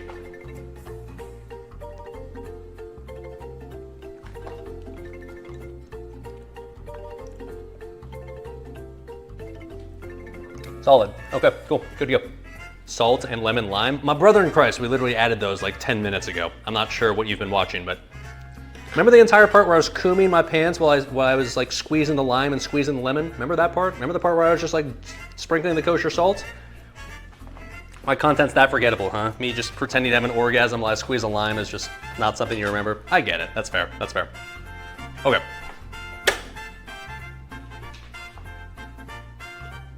You're a little baked? All right, man. I'll give you a pass then. All right, so cool. Set that off to the side. I think cilantro's kind of done. So, all right, there's only a few things left to go that we have to prep, and then we're actually just ready to serve. First things first, let's get this chicken onto the cutting board. And we're gonna chop up that chicken. Let's first of all transfer. Whoa. Okay, come on. Crunch time, baby. Home stretch. Almost there. Almost there. We're almost actually ready to serve. We just need to basically, at this point, transfer the cilantro and shit over to the rice, along with like the lime juice and shit. We need to combine the pico de gallo, and we need to chop up the chicken, and then all the ingredients on their own are ready to go. Yeah. Then we just need to serve and taste. In you go, in you go, in you go.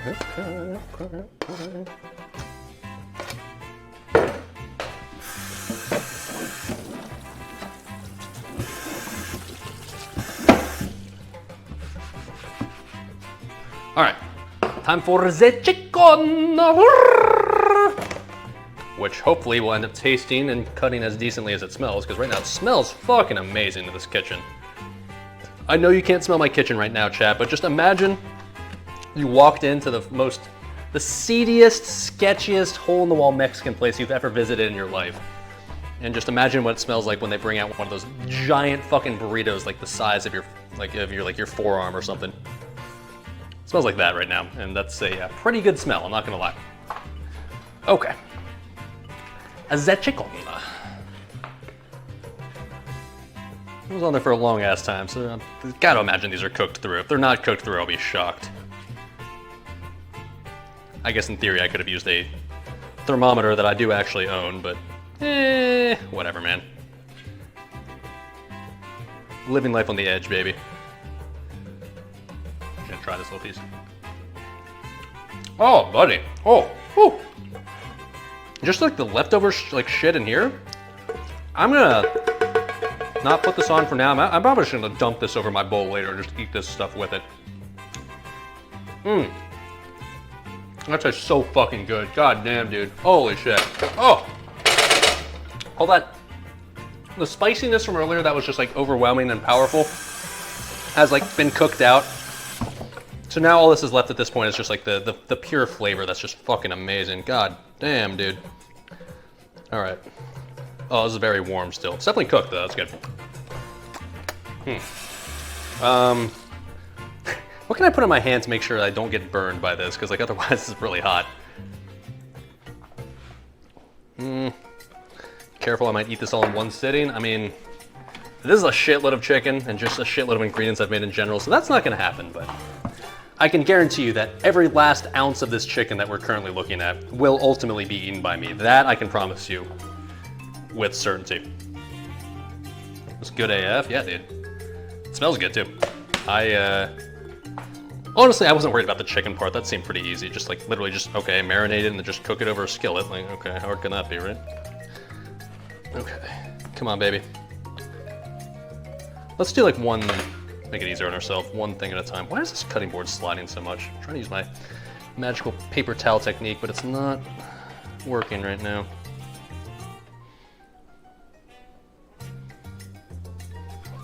Okay, here we go. I mean, honestly, man, yeah, it kind of looks like Chipotle chicken.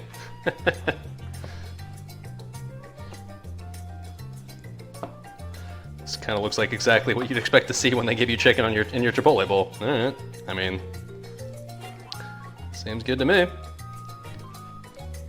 I'm curious, like, so I'm a person generally speaking that cares about his macros and tries to eat relatively clean, right? I wonder how well this would work out if I used breasts instead of thighs.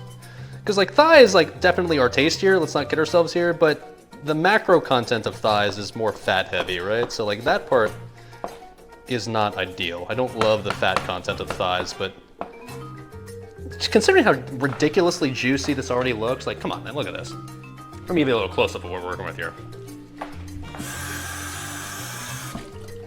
Considering how juicy this is, I get the feeling if I used breasts, it'd still be fine, right? Because breasts, generally speaking, their downside is they get too dry, but like,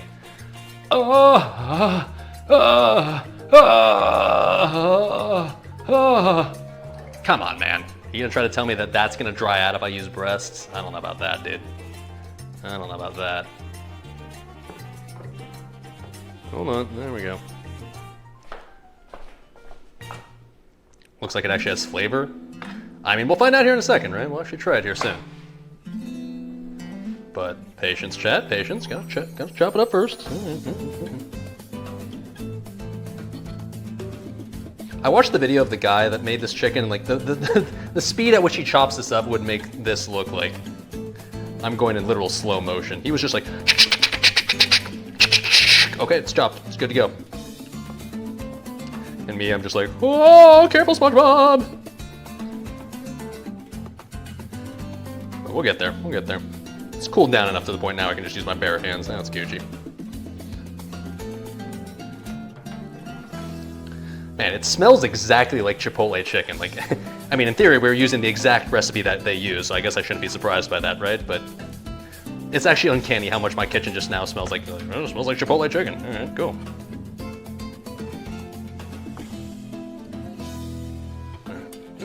Move that over here, please.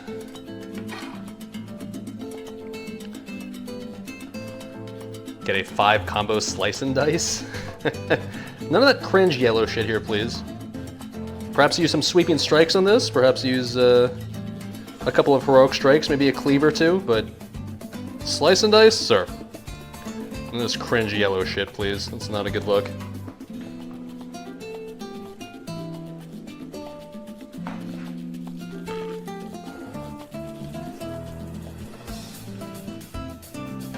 Man, I'm actually, the Corona, funnily enough, that I'm drinking this entire stream is actually feels like it's gonna pair pretty well with eating this stuff. I'm not exactly a food snob who's like, oh, yeah, this is a perfect pairing with this, this Cabernet from 1981. But I'm just like, now I'm like, just like, fuck, man, Corona sounds really good. I'd love to take a sip right now. And I would, except for the fact my hands are just coated in red orange goo right now, but I will soon enough, that I can promise. I'm gonna eat this little portion right here. Oh, shit. Oh. Buddy. Oh. There's no possible way this doesn't end up being delicious when I put this all together. I don't care if I slightly fucked up the guac. It's still fucking fire.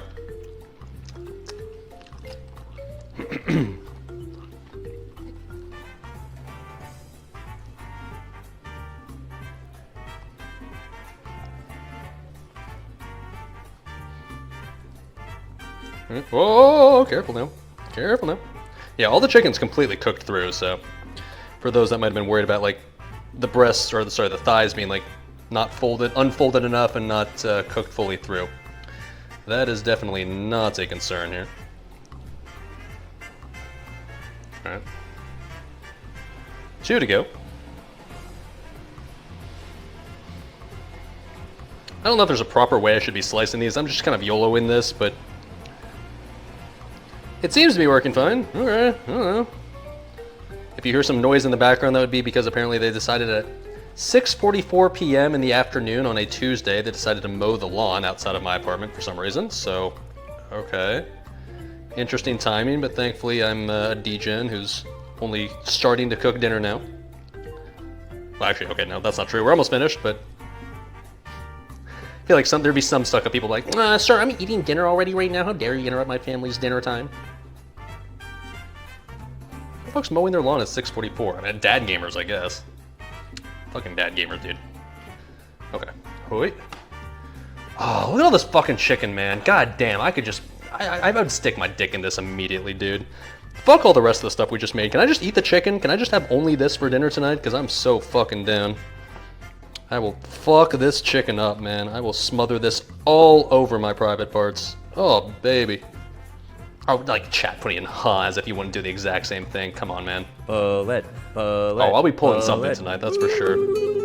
It's my penis. Yes, that is right.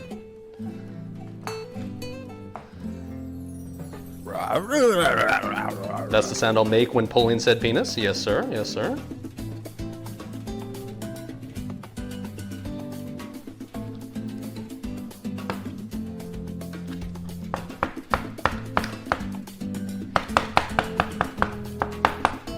Okay. All right. That looks and smells like Chipotle chicken. That is pretty sick right there. All right, cool. I don't normally do this twice on stream, but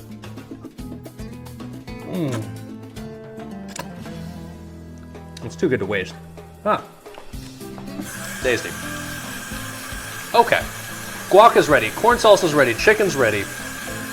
So we need to prep the rice now and the pico de gallo, and we're done. Okay, cool. Home stretch, baby. Let's go. Finger looking good? Dude, it really actually is. Like, jokes aside. That's why their queso is white? Oh, you thought it's queso? That is incorrect. It's cum. Oh, fuck, I just remember there is actually one more thing we have to do. Fuck. Actually, 2 more things. Okay, let's put the chicken off to the side for now. This is ready to serve.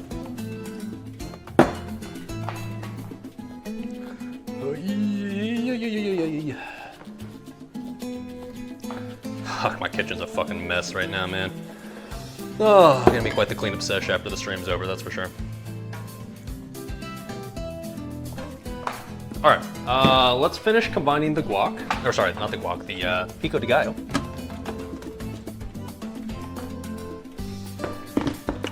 That's been chilling for far more than 30 minutes now, but it said at least 30 minutes, so whatever, dude. You eat the chicken on its own, dude, I would absolutely just fuck up this chicken right now if I wasn't on stream. Fuck all the rest of the ingredients. All right, so mince the cilantro, jalapeno, half the onion, combine these along with the lime juice and salt. Okay, so we did all that, so 3/4 cup of minced cilantro. We've been saving that somewhere, here it is. Okay, so 3/4 a cup of cilantro. Now, I remember earlier when it recommended that much cilantro, that felt like too much, so. Let's go with like that amount, that's fine.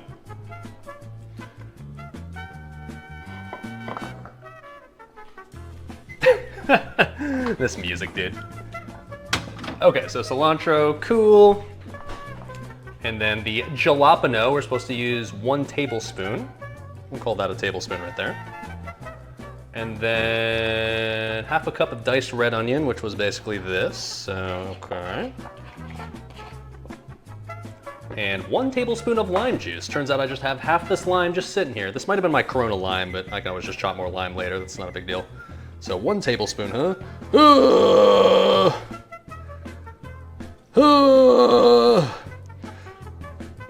Remember this part, Majestic? I know you're high, bud. Okay, there we go. And then finally, a teaspoon of kosher salt. The fancy binging with Babish shit. Teaspoon, right? Okay. What the fuck is a teaspoon? Probably something like that. Okay. Torchies is your favorite if you're ever in Texas? I don't think I'll be in Texas anytime soon. I've never heard of Torchies before, but I'll keep it in mind. Is this it? Damn, that's it. Okay. I guess there's not much to Chipotle's Pico de Gallo, huh? That's literally it. I mean, in fairness, this does look like Chipotle Pico de Gallo, so I mean, I guess this is definitely getting the job done. It's all over California, is it really? Torchies, huh? Must have been past my time in California. I've never heard of it. All right, this does look exactly like the Chipotle Pico de Gallo now. All right, well, that's fair. That's fair. All right, that's what it's supposed to look like. Okay, fair enough. Hey, what's up, Gareth? Welcome, dude.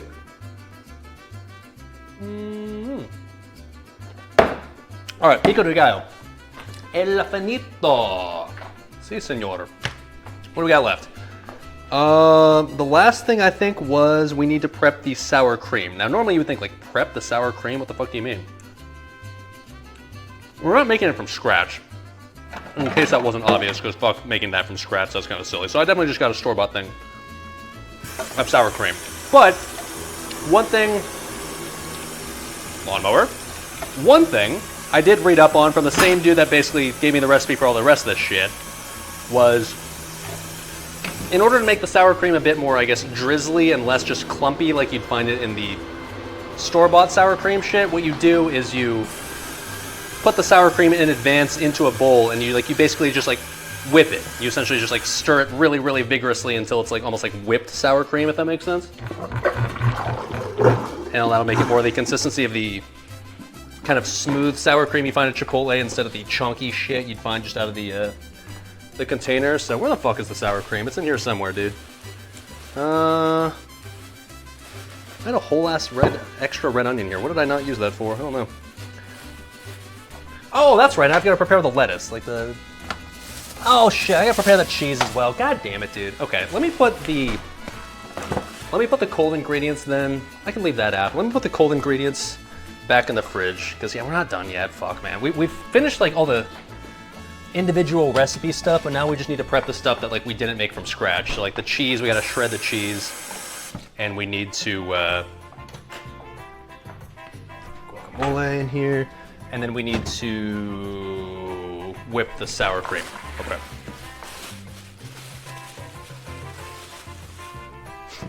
A lot of shit that goes into making this one. I mean, it's not one Chipotle bowl, obviously, but a lot of shit that goes into making this shit, man. I definitely have respect for the fast food employees that I assume that essentially just prep this shit every day, right? Oh, that was a lot of work. Okay, sour cream, no need to get too fancy here. We're literally just gonna go.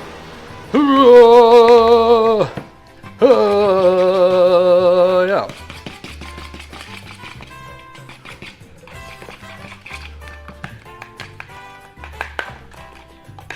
I'm not sure there's much more to it than this. I don't know, just whip vigorously until your wrists... Well, maybe for normies your wrists hurts, mine are fine, obviously. I've got wrists of steel. Don't ask me how.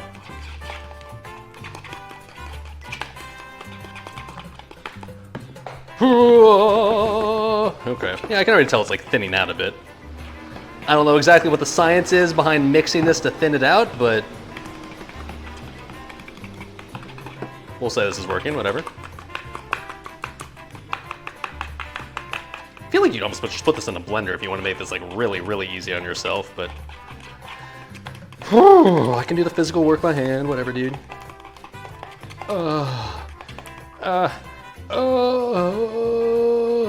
Yeah, okay, there we go. Oh, I definitely just did that a little vigorously, just sprayed sour cream all over the place. Ah. Oh, my poor apartment kitchen, man. Okay, that's good enough in my book, whatever. Let's shred the cheese. Actually, no. Before we do that, let's, okay, don't judge my definitely not super clean cutting board. Let's shred the cheese. No, sorry, no, not shred the cheese yet. Let's shred the lettuce, because I got the shitty romaine lettuce for topping it. Now, usually when I go and get a Chipotle bowl, I usually get light lettuce. Because if you just ask for just like lettuce on top of your Chipotle bowl and you don't specify light lettuce, they just like mash like this giant fucking mound of lettuce all over your bowl and just ruins the shit out of it. So we're just gonna put light lettuce on this shit because I don't want my entire bowl to just taste like lettuce. I just want there to be like a little bit of crunch from the lettuce, you know. Definitely want to actually wash these though, because otherwise they are completely covered in dirt.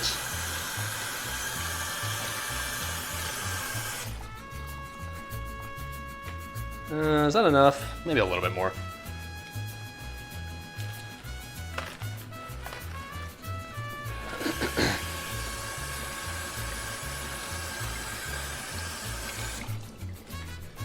Okay, I don't know exactly the process of slicing up their lettuce, but they just usually have it in just, I don't know, sliced up chunks, so I'm just gonna do this and assume this is about the process that they do as well. Whatever, man. No need to get overly complicated on this part, I'd say.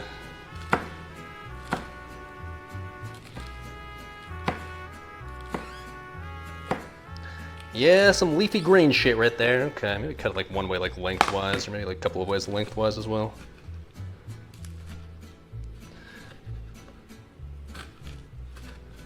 There we go. All right, chopped romaine lettuce, very fancy.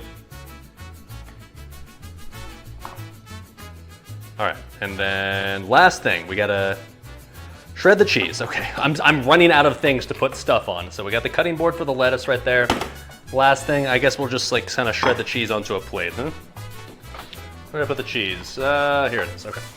So, I read online in advance that apparently the cheese that Chipotle uses is a half and half combination of white cheddar and Monterey Jack cheese. So, we're gonna use approximately 50-50 of these two. Now, I got more Monterey actually than I got cheddar, but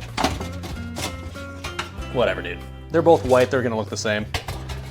I'm not a racist motherfucker, so I don't see color, so as far as I'm concerned, these two are the same. Let's get this nice and shredded up.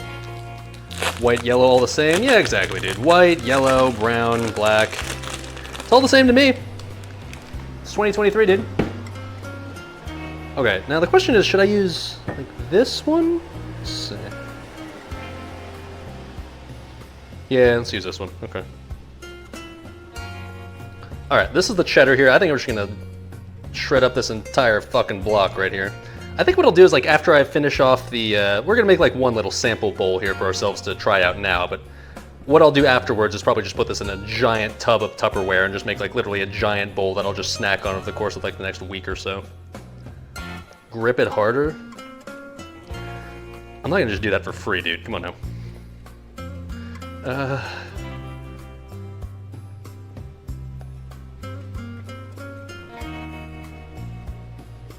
think I'll just dice up this entire block. Seems to make sense.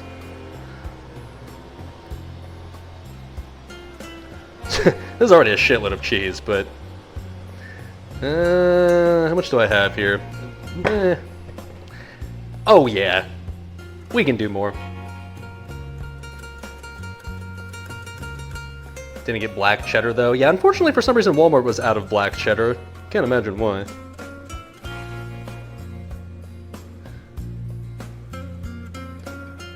Okay. That seems like enough. Okay. Is that enough? Yeah, that's enough. That's more than enough. God damn, that's a lot of cheese. Okay. Now we do the other half, the Monterey. In case you thought we were done, you are incorrect. See if I can get an equivalent volume of Monterey now. Hands are very cheesy. This is the last thing, right? I think everything is prepped now. I think we are officially good to go to put our bowl together. Once I'm done with this shit. Oh, my hands are very slippery and cheesy at this point. Okay. Come on out, bud. I'm not in the mood for games anymore. Fuck, that's cheesy. You're goddamn right, dude. Solid block of cheese coom right here, boys. You'll love to see it. Oh, okay.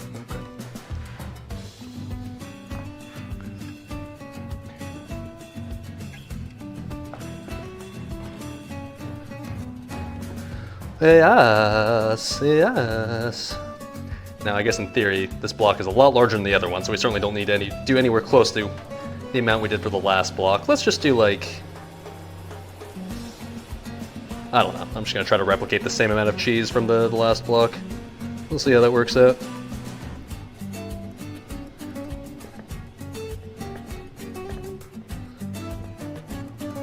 Oh yeah.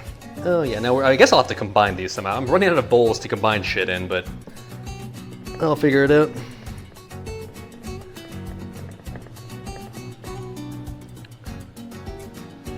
I don't want this like arrow of pointed cheese. Hold on. That was a lot of work, dude.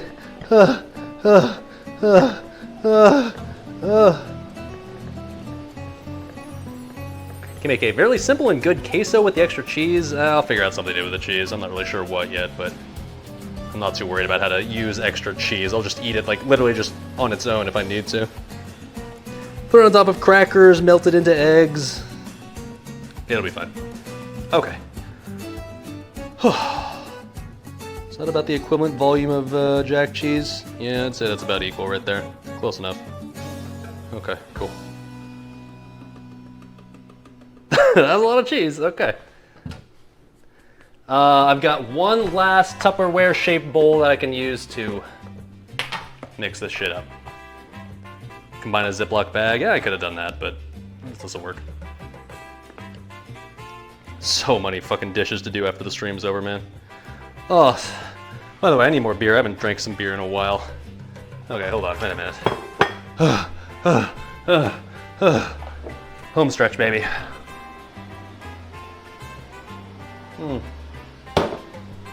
Alright.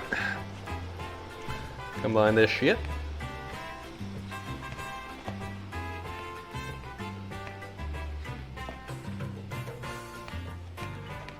Alright. I'll call that combined. Okay. I think we're officially ready to go. Now, let me just remind you all, in case you forgot, what is consisted of a one chicken bowl at Chipotle, when I order at least, okay? Fuck, we're not done. We gotta combine the rice stuff. Okay, not done. Hold on, wait a minute. Hold on, wait a minute. Not done, not done, not done. All right.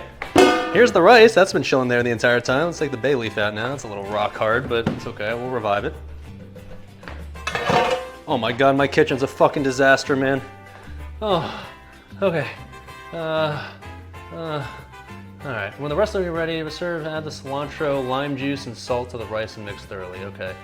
So what is... lime juice. How much lime juice do I need in this shit? Half a teaspoon of lime juice. What the fuck is that? I don't know, man. I think I got another lime around here somewhere, right? Please, God. Oh my god, this is such a disaster over here. It's a disaster zone. Okay, here we go. Here's another lime. Half a teaspoon. That's like half a line at most, right? I'm just fuck the cutting board, whatever.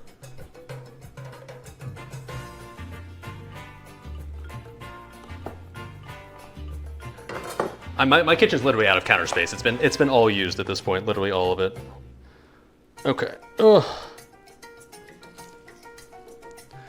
Make this nice and limey since this is called cilantro lime rice. I guess the rest of that lime will be used for the next Corona that we're going to have. Yes, sir. Half a teaspoon's pretty small. Yeah, I know, but lime juice is fine, so I don't mind adding a little extra of that shite. All right, and then,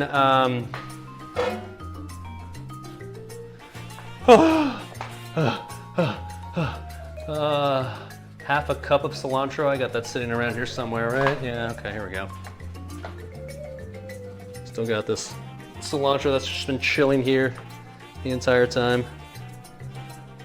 That's about half a cup right there, okay. I don't need too much cilantro. Cilantro to me is just like I said earlier, so that's a little, maybe a little less than half a cup, but it's close enough.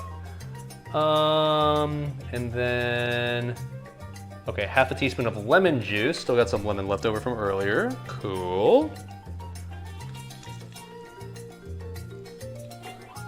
Oh, definitely just let a seed in there. Hold on.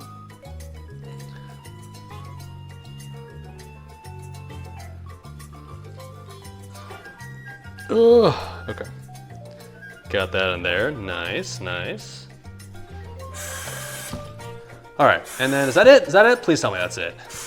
I think that's it. Some salt. Cilantro done. Lime juice, salt. Okay, salt. Fuck. Okay, I guess that's salt. I don't know how much salt. We're just gonna eyeball that. Fuck it, dude. Kosher salt. How much do you need? This much. Okay, sure. Why not? Salt the fuck out of it. Yes, sir. Okay. Yeah, the rice is like a little drier than I prefer, which is expected since we didn't use as much water as I traditionally use for this quantity of rice. But I get, well, okay. I guess it's because we're adding like the lime and lemon juice that's gonna juice it up a little bit.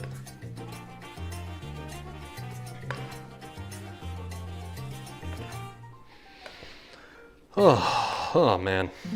I was expecting this stream to be one of the shorter cooking streams, to be honest, but maybe there's no such thing as a short Clueless Bachelor cooking stream nowadays. Yeah, this has been another pretty long one, I guess. We're 4 hours in, and we're only just finishing our Chipotle bowl. All right.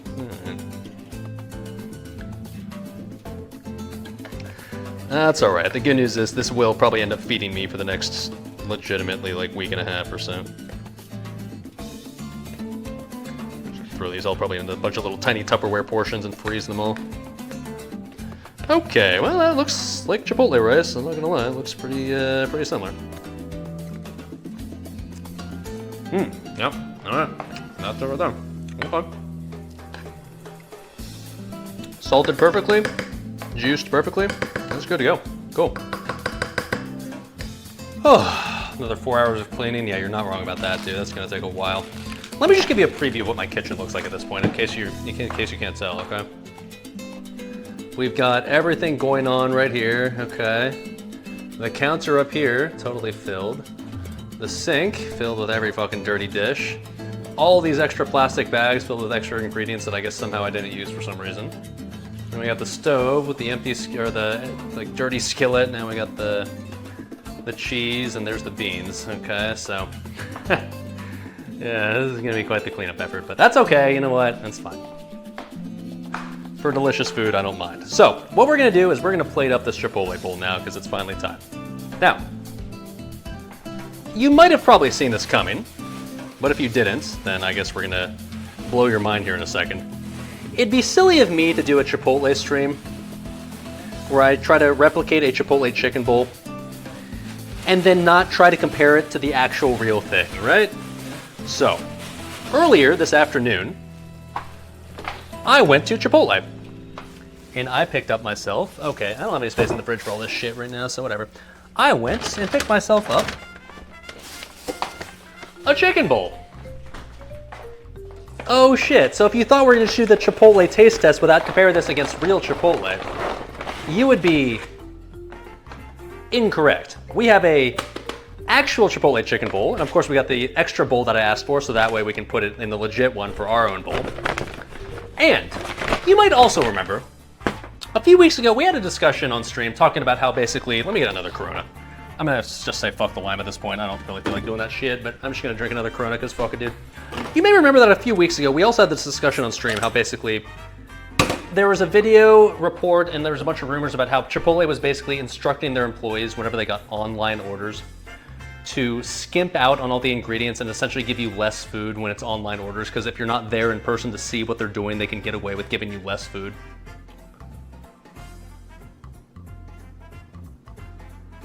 So I figured if we were gonna do the Chipotle taste test stream, it only seems appropriate that we also get yet another bowl from Chipotle. This one ordered online, okay? So this is an online ordered chicken bowl, exact same ingredients. And we're gonna test and we're gonna measure to see if the online Chipotle bowl is the same quantity as the in-store Chipotle bowl, and we'll taste test that versus our homemade Chipotle bowl.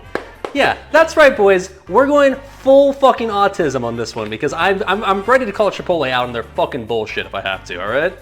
So first things first, before anything else, earlier I realized I kind of fucked up with the, Full fucking yes sir, boys. yes sir. I realized I kind of fucked up on this bowl and I got the lettuce on this in advance. And I didn't mean to do that because normally I do get lettuce on my Chipotle bowls, but I realized that like I'm gonna have to reheat this in the microwave. And if I do that, the lettuce will just become like some gross shit. So I gotta take the lettuce off this one real quick and then we're gonna microwave it. And before you start spurging at me, don't worry, it's a cardboard bowl. It's not a, like a styrofoam bowl, and you guys spurged at me super hard last time about the styrofoam microwaving shit, so not to worry, this time we're just gonna do the cardboard. I don't think microwaving cardboard does any bad thing to my food, and if it does, I don't give a fuck, shut the fuck up. Okay, so get all the lettuce out of here, because the online one does not have lettuce, so we don't want to have an unfair comparison here. Is that all the lettuce right there? One more piece? Okay. All right, there we go. So this is the one I ordered in store. Look at that pathetic amount of guacamole. That's already a little disappointing right there, to be honest.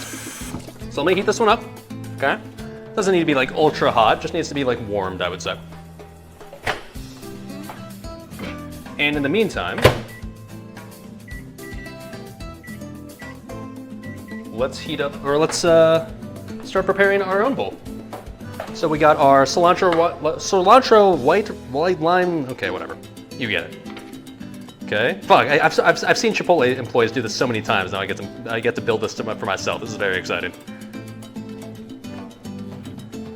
Microwaving pico de gallo, bad idea. I'm just like trying to warm it up. I'm not trying to like get it hot, so it should be okay. All right. And then next up, they'll do the beans. So for those wondering, the beans have just been sitting out here off to the side on the stove for quite some time now. They're still warm, thankfully. So let's get some beans out of here. Where's my metal spoon? There it is. Okay.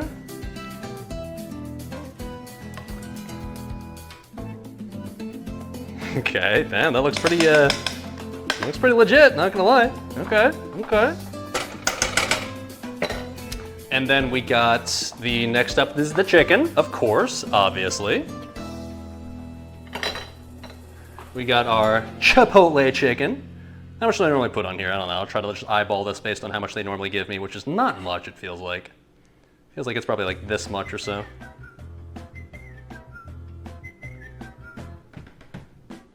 Okay.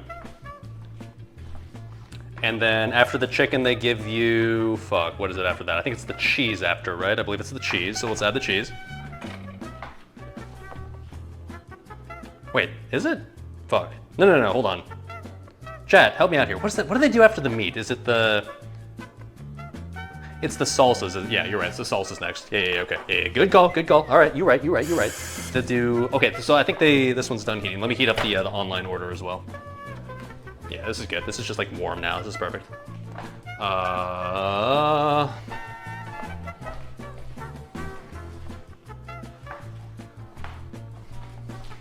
Fuck, I want to make sure I don't lose track of which one's the online and which one's the in-store. This one's the in-store, okay? So, in-store gets put off to right here. Let me get the online one ready to go. For those doubting, I'll show you, like, okay, those doubting. All right. Pick up, order at shelf. Okay. Online, baby.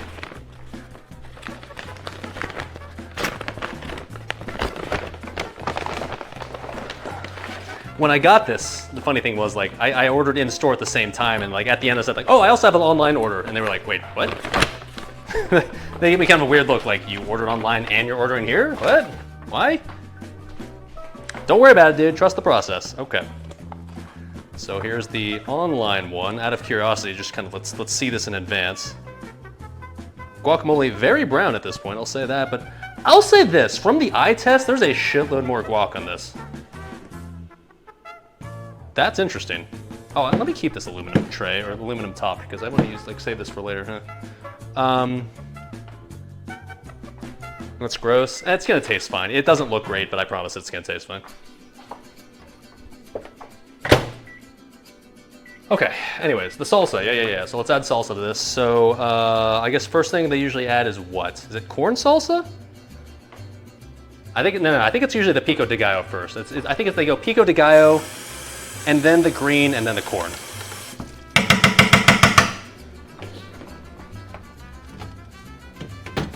Okay, hold on, wait a minute, hold on. Okay, so pico de gallo.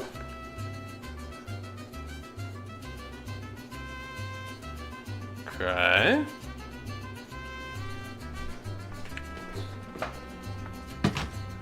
And the green, where did I put my green salsa? Oh yeah, it's been chilling in the freezer this entire time. It's not frozen solid, right?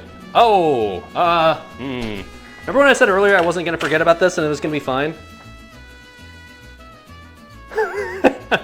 I mean, it's not frozen solid, but okay.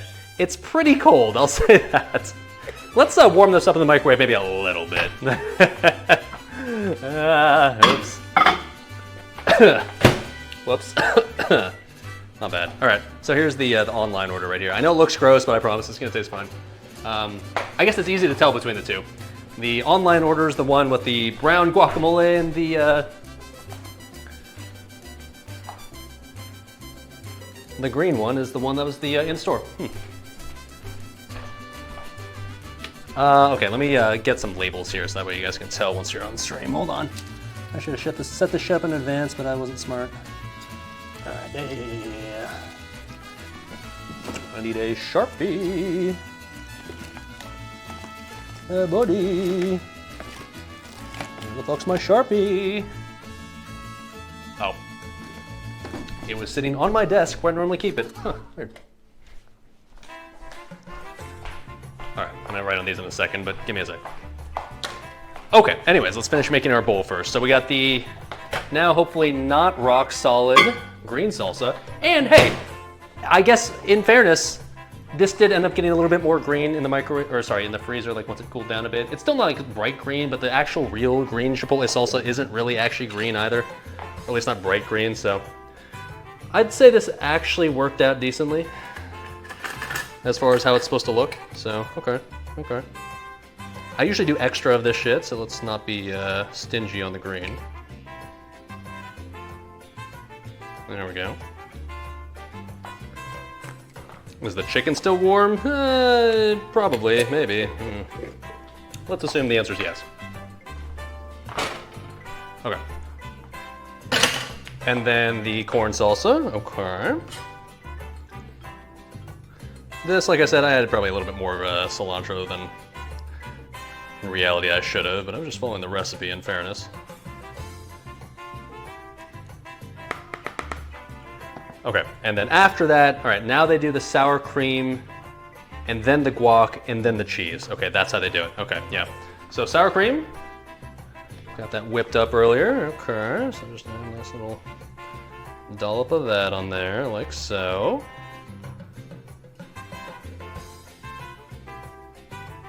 Yeah. And then the guacamole. Home stretch, baby. Where's my spoon? There you are. Jesus, what do you mean? This is honestly just a typical Chipotle bowl right here. It's nothing to... This isn't even weird, this is just typical. Okay, that's actually more guac than they normally put on. They normally get pretty stingy on the guac, but that's okay. This is my own bowl. I'm gonna add however the fuck much guac I want to add, right? Okay, and then finally the cheese. It's funny. This looks like a Chipotle bowl, right? Like this looks exactly like what you get in the store. Weird. All right, I will say the cheese I shredded was a little bit more finely shredded than what they usually use at the store, but it's okay. Should taste the same. That's more sour. That's way too much sour cream. Nah, they usually pack that shit with sour cream pretty thoroughly. I'm not too worried about that part. Okay. That's the cheese. All right, and then finally, put some light lettuce on top of this shit.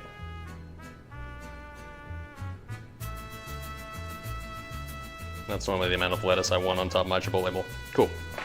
I don't know about you boys, but that looks like a motherfucking Chipotle bowl to me.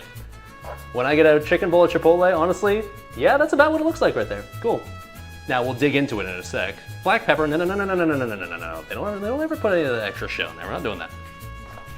Let's prepare for a taste test. But before we do a taste test, we're gonna have to do a weight test because we need to compare the actual online shit to the in-store shit. And that part I'm just as fascinated in, frankly. So, hold on. Okay. Let's get the real bowl. Okay, so there you go. We got in-store.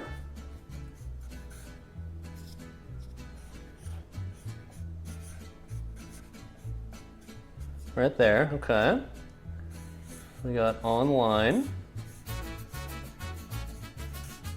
Oh, definitely ran out of room on this notepad, whatever, online. And we got the home made.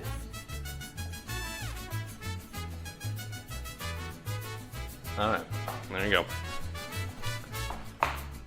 Now, before we actually taste any of this shit, we gotta actually test the whole online versus in-store process. Now, I'll say two things. Number one, obviously this is a small sample size. Obviously it's kind of hard to say definitively what Chipotle usually does with just literally one Chipotle as a sample size. And then number two, I don't know what the difference is between something like an online order versus on an app order is versus over the phone order is. This was online specifically, so maybe like if you do like an app thing where like maybe you get a discount, maybe they fuck you over more somehow, I'm not sure. But let's at least test out the difference right now in weight. Okay, we're not gonna do just like eyeball test, we're gonna do this in weight. Let's test out the difference between in store versus online. Okay, so let me make it so you guys can see this shit right here, okay? So you can see the weight, hold on, right there, okay. So that currently is sitting at 0 grams, all right? So this is gonna be the in-store one first, okay? In-store bowl that I ordered, and I watched them make it right in front of me, is 864 grams. Okay. And then, drum roll please, the online, in comparison to the in-store, versus 864 grams is... no fucking shot, dude. Like I said, this is a small sample size, but it's almost identical. All right, Chipotle, I see you, man. You know, like I said, admittedly, it's a small sample size, but those two are virtually identical as far as their weight's concerned. Yeah. So, no, streamer, you got scammed for 2 grams. Okay, I'm gonna call that within the margin of error. Guac looks vile. It's just been sitting out a little longer than the other one. It's fine though. But yeah, okay, fine, fair enough. At least for this one Chipotle that I went to in Lafayette, Indiana, Chipotle, I'm gonna give you credit. You did not scamaz me. You gave me the same between online and in-store. Fair enough, I see you. We're gonna take away the online one now for now because I wanna try the in-store one versus the real one just because that one's a little bit more fresh. I'll still eat this later, obviously, but obviously I'm not gonna let the online one go to waste. I'll eat that eventually. Even if the guac looks gross, I trust it's still gonna taste perfectly fine. And if it doesn't, well, I don't care because I paid for it already, so I'm gonna eat it anyways.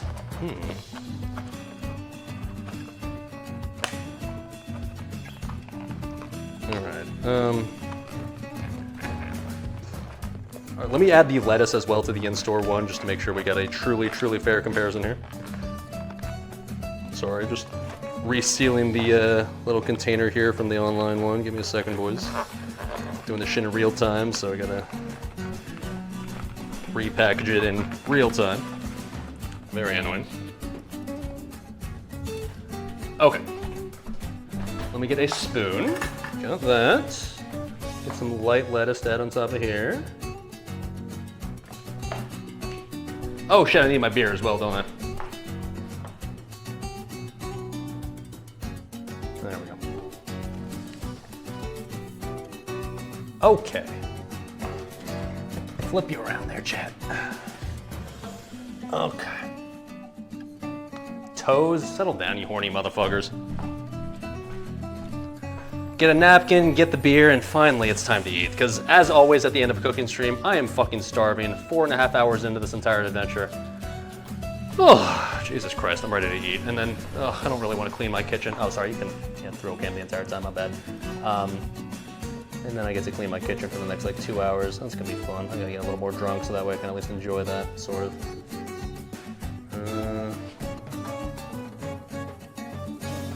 Frame it properly there. Okay, good enough. Whew. Okay, chat. Whew. Well, as always for a cooking stream, that was a lot of fucking work, but way the home one? Okay, I'm curious. Out of curiosity, how close did I get my homemade one? Because like people are like, too much sour cream, too much shit on it, but mine is, out of curiosity. Dude, I actually scammed myself, look at that. $7.89. Oh shit, turns out Chipotle was the value proposition the entire time. Homemade? No. If you make it at home, confirmed, you scam yourself and you give yourself less food. Not like this. Now that's a plot twist. Turns out the biggest scam was making it on your own the entire time. All right, oh, the spoon, fuck, you're right. Wait, no, the spoon just added weight, I had even less. Oh well, whatever, okay. Let's try these out, shall we? Now, in fairness, I know exactly what Chipotle is supposed to taste like. It's not like I really need that much of a reminder, but for the sake of a good test, let's get a bite of Chipotle, like real Chipotle here, okay? Get all the stuff in there. Got the rice, got the beans, got the chicken. Okay.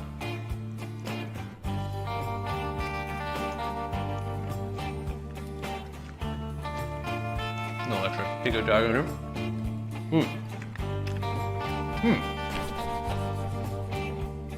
I mean, what can I say? That's still really fucking good. A healthy bite, you're goddamn right. Now, for Biggie saying earlier, like, there's way too much sour cream. Like, look how much fucking sour cream they smother on this shit. I was just trying to do the exact portion that Chipotle would give me, and I can guarantee you, they probably put the same amount of sour cream, if not more, on theirs, so. I'm just trying to be accurate here, okay?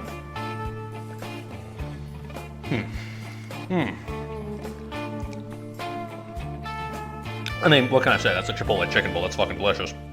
Oh, need my beer though. Need my beer. This is one of those things, like I was saying earlier, where it's just like, it's gonna be hard to beat actual Chipotle just because actual Chipotle is already really fucking good. To the point where it seems like it'd be hard to improve on based on the ingredients they use. It literally looks the same. I know, right? Well, I mean, that was the point, obviously, but I guess if you want to make like the exact comparison as far as like how they look versus each other, I'll give you the very extreme close-up. Hold on. I can see a couple of differences in fairness. I'll say their corn is less yellow than mine. That's mine right here. You can see a few corn pieces versus theirs, which is like lighter colored. Not like it really makes a difference, but other than that, pico de gallo plus the cheese stuff, like that looks the same. I know it's hard to see like the layers of them, but let's put it this way. If I just gave you this and told you I got this from Chipotle, you would believe me, right? Like, that looks like a Chipotle bowl right there. So, looks-wise, I'm gonna go in and already say that I nailed it. I'm gonna go in and say that like they're essentially indistinguishable. You would not be able to tell if I gave you this and said like, hey, that's a bowl from Chipotle. Okay. You always get sour cream on the side because they legit cover your bowl in that shit. You're saying that as if it's like a bad thing. Who doesn't want copious amounts of white goo smothered all over your face and going into your mouth and down your throat. I'm not really sure why you're saying that's like something you don't want. To each their own, I guess. Okay. Let's try out our version, shall we?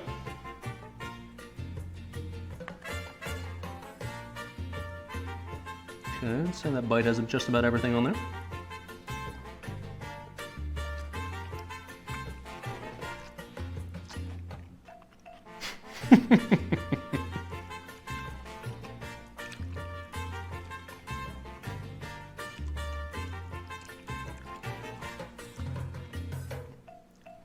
Let me take one more bite.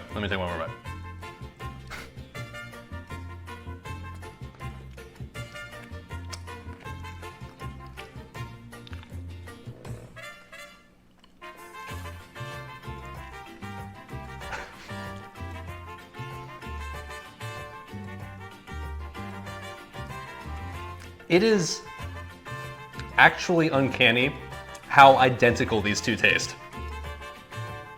I'm not upset by that, by the way. This taste, in a blind taste test, I could not tell the difference between these two. These taste exactly the fucking same. Which, honestly, with how good Chipotle already is a win in my book. I will take that all day long. Let me give you a little better of idea, like the look as well, like now that you got like a bit more of like a cross section. Let me get like a better cross section of this.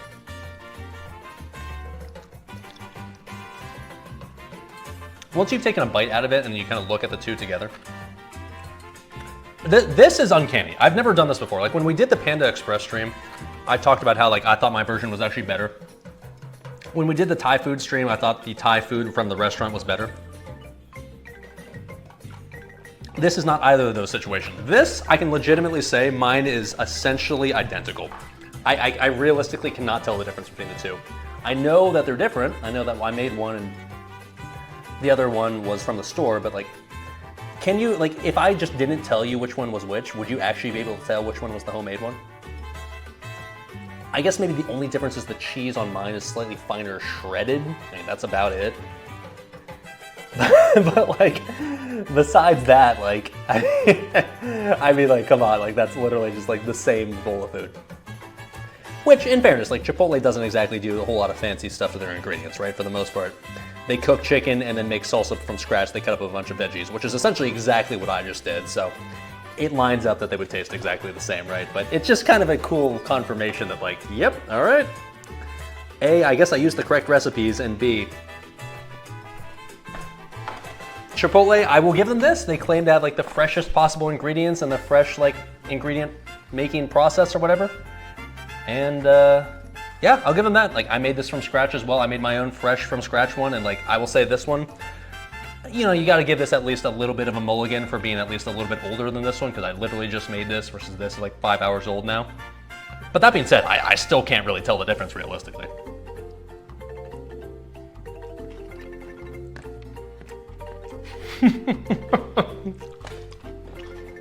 It's like, yeah, that's a Chipotle bowl. All right, all right.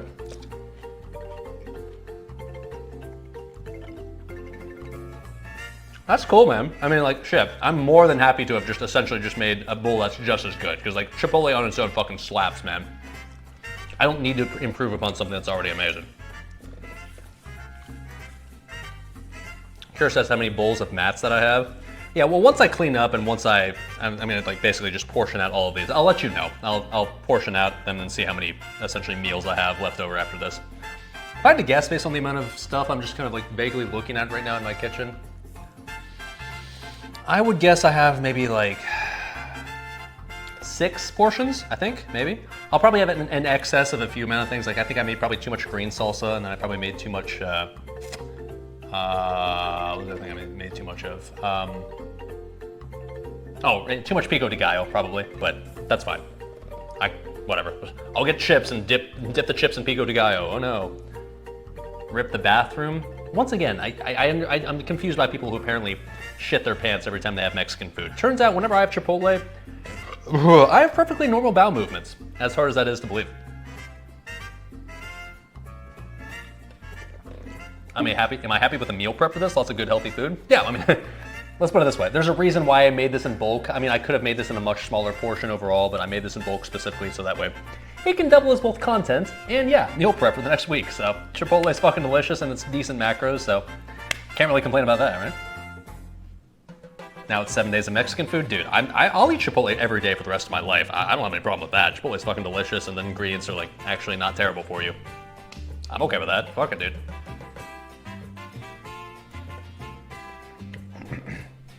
Here's the last thing I'm gonna do, okay?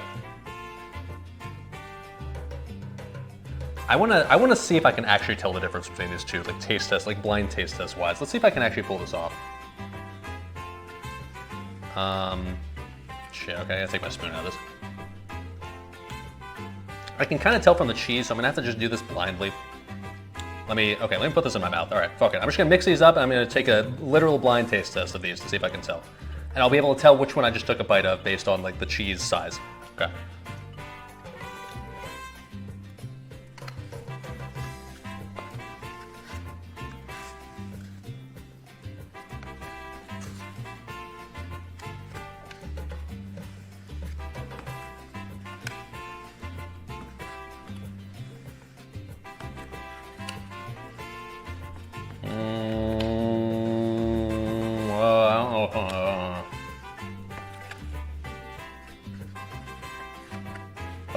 Okay. All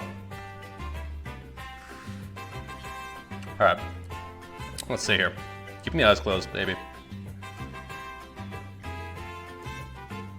Left side first, okay.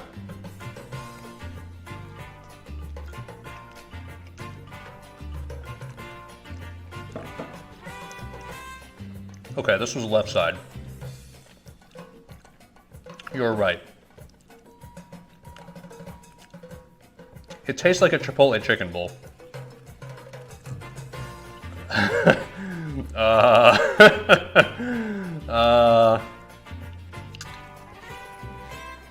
If I had to guess, this is actual Chipotle. Maybe. I'm gonna say actual Chipotle. Let's try this one, okay? Try the one on the right.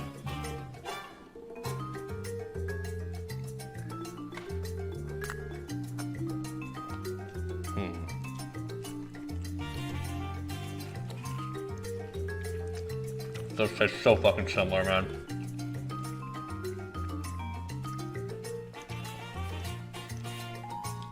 Okay, so the right side, your left, I'm gonna guess is mine. But my confidence on that is pretty low. Okay. Real Chipotle, my Chipotle. Nope, this is mine, that's the real. All right, well, I guess that kind of proves my point, yeah. I can tell it's based on the shredded cheese. I can see the shredded cheese is thicker on real Chipotle. That, I guess, kind of proves my point right there. These are virtually identical. Well, there you go. I mean, I feel like that proves my point about as well as it possibly can. All right, kids. Science? That was cool, man. I've never had this result before where I did one like where I compared it to the real version of something. Because I've done it for Panda Express, I've done it for Thai food. Didn't we do it for something else as well?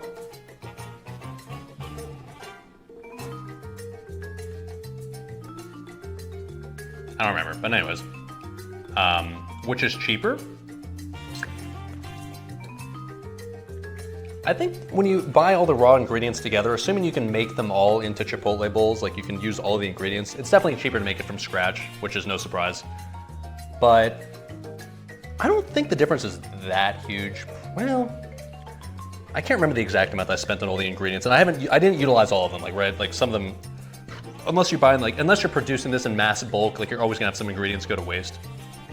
So,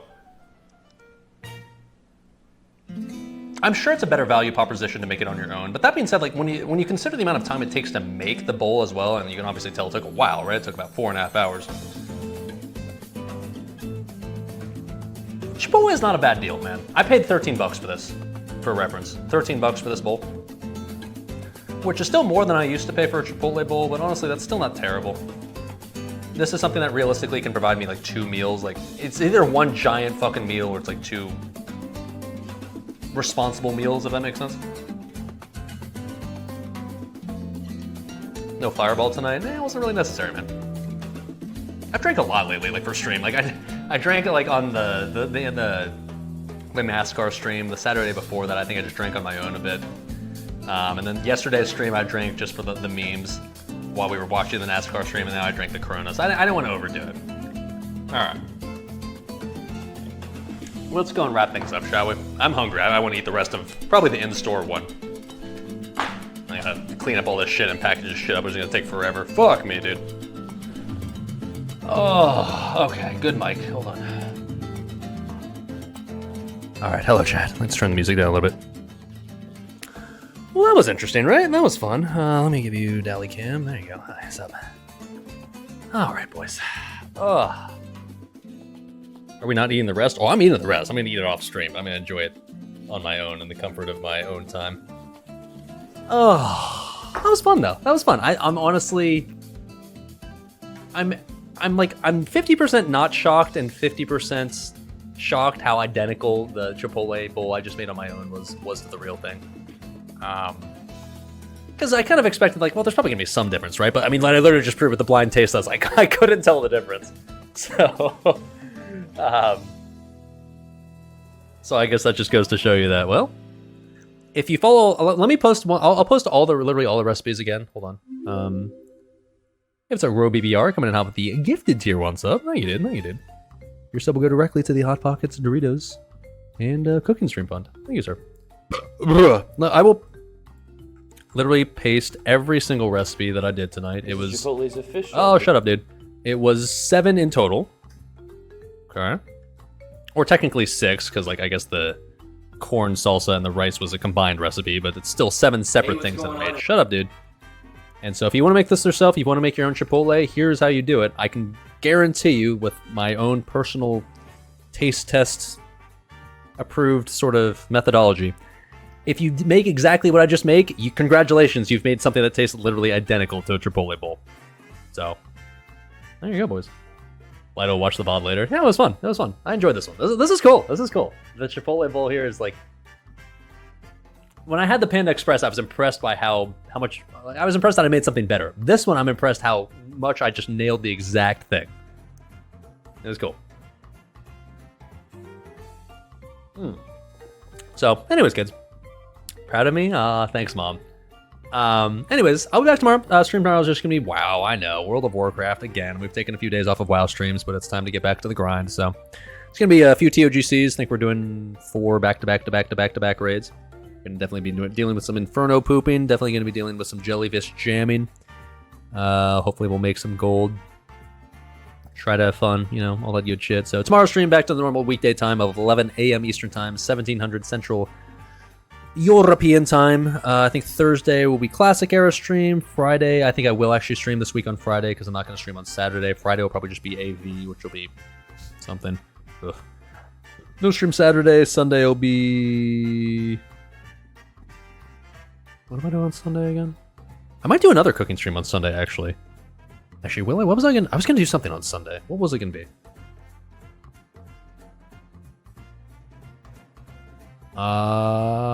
Well, we'll figure it out. Whatever, fuck it, dude. And, so that's kind of the plan for the next few days. AV. Maybe it might just be more AV, yeah. We'll see. Otherwise, you guys can do !Discord in the chat if you feel like joining my Discord. It's a place where I post stream news, stream announcements. Anytime I go live, I'll make sure to ping you guys. It's a place where you can ask me something like, streamer.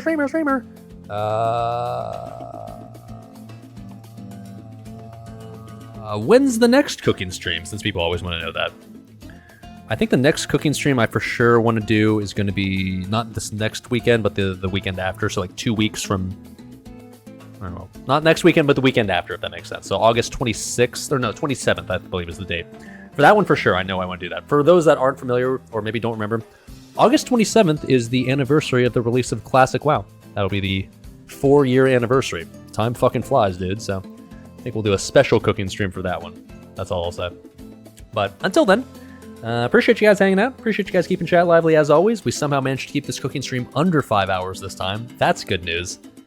And I'll catch you guys tomorrow for World of Warcraft.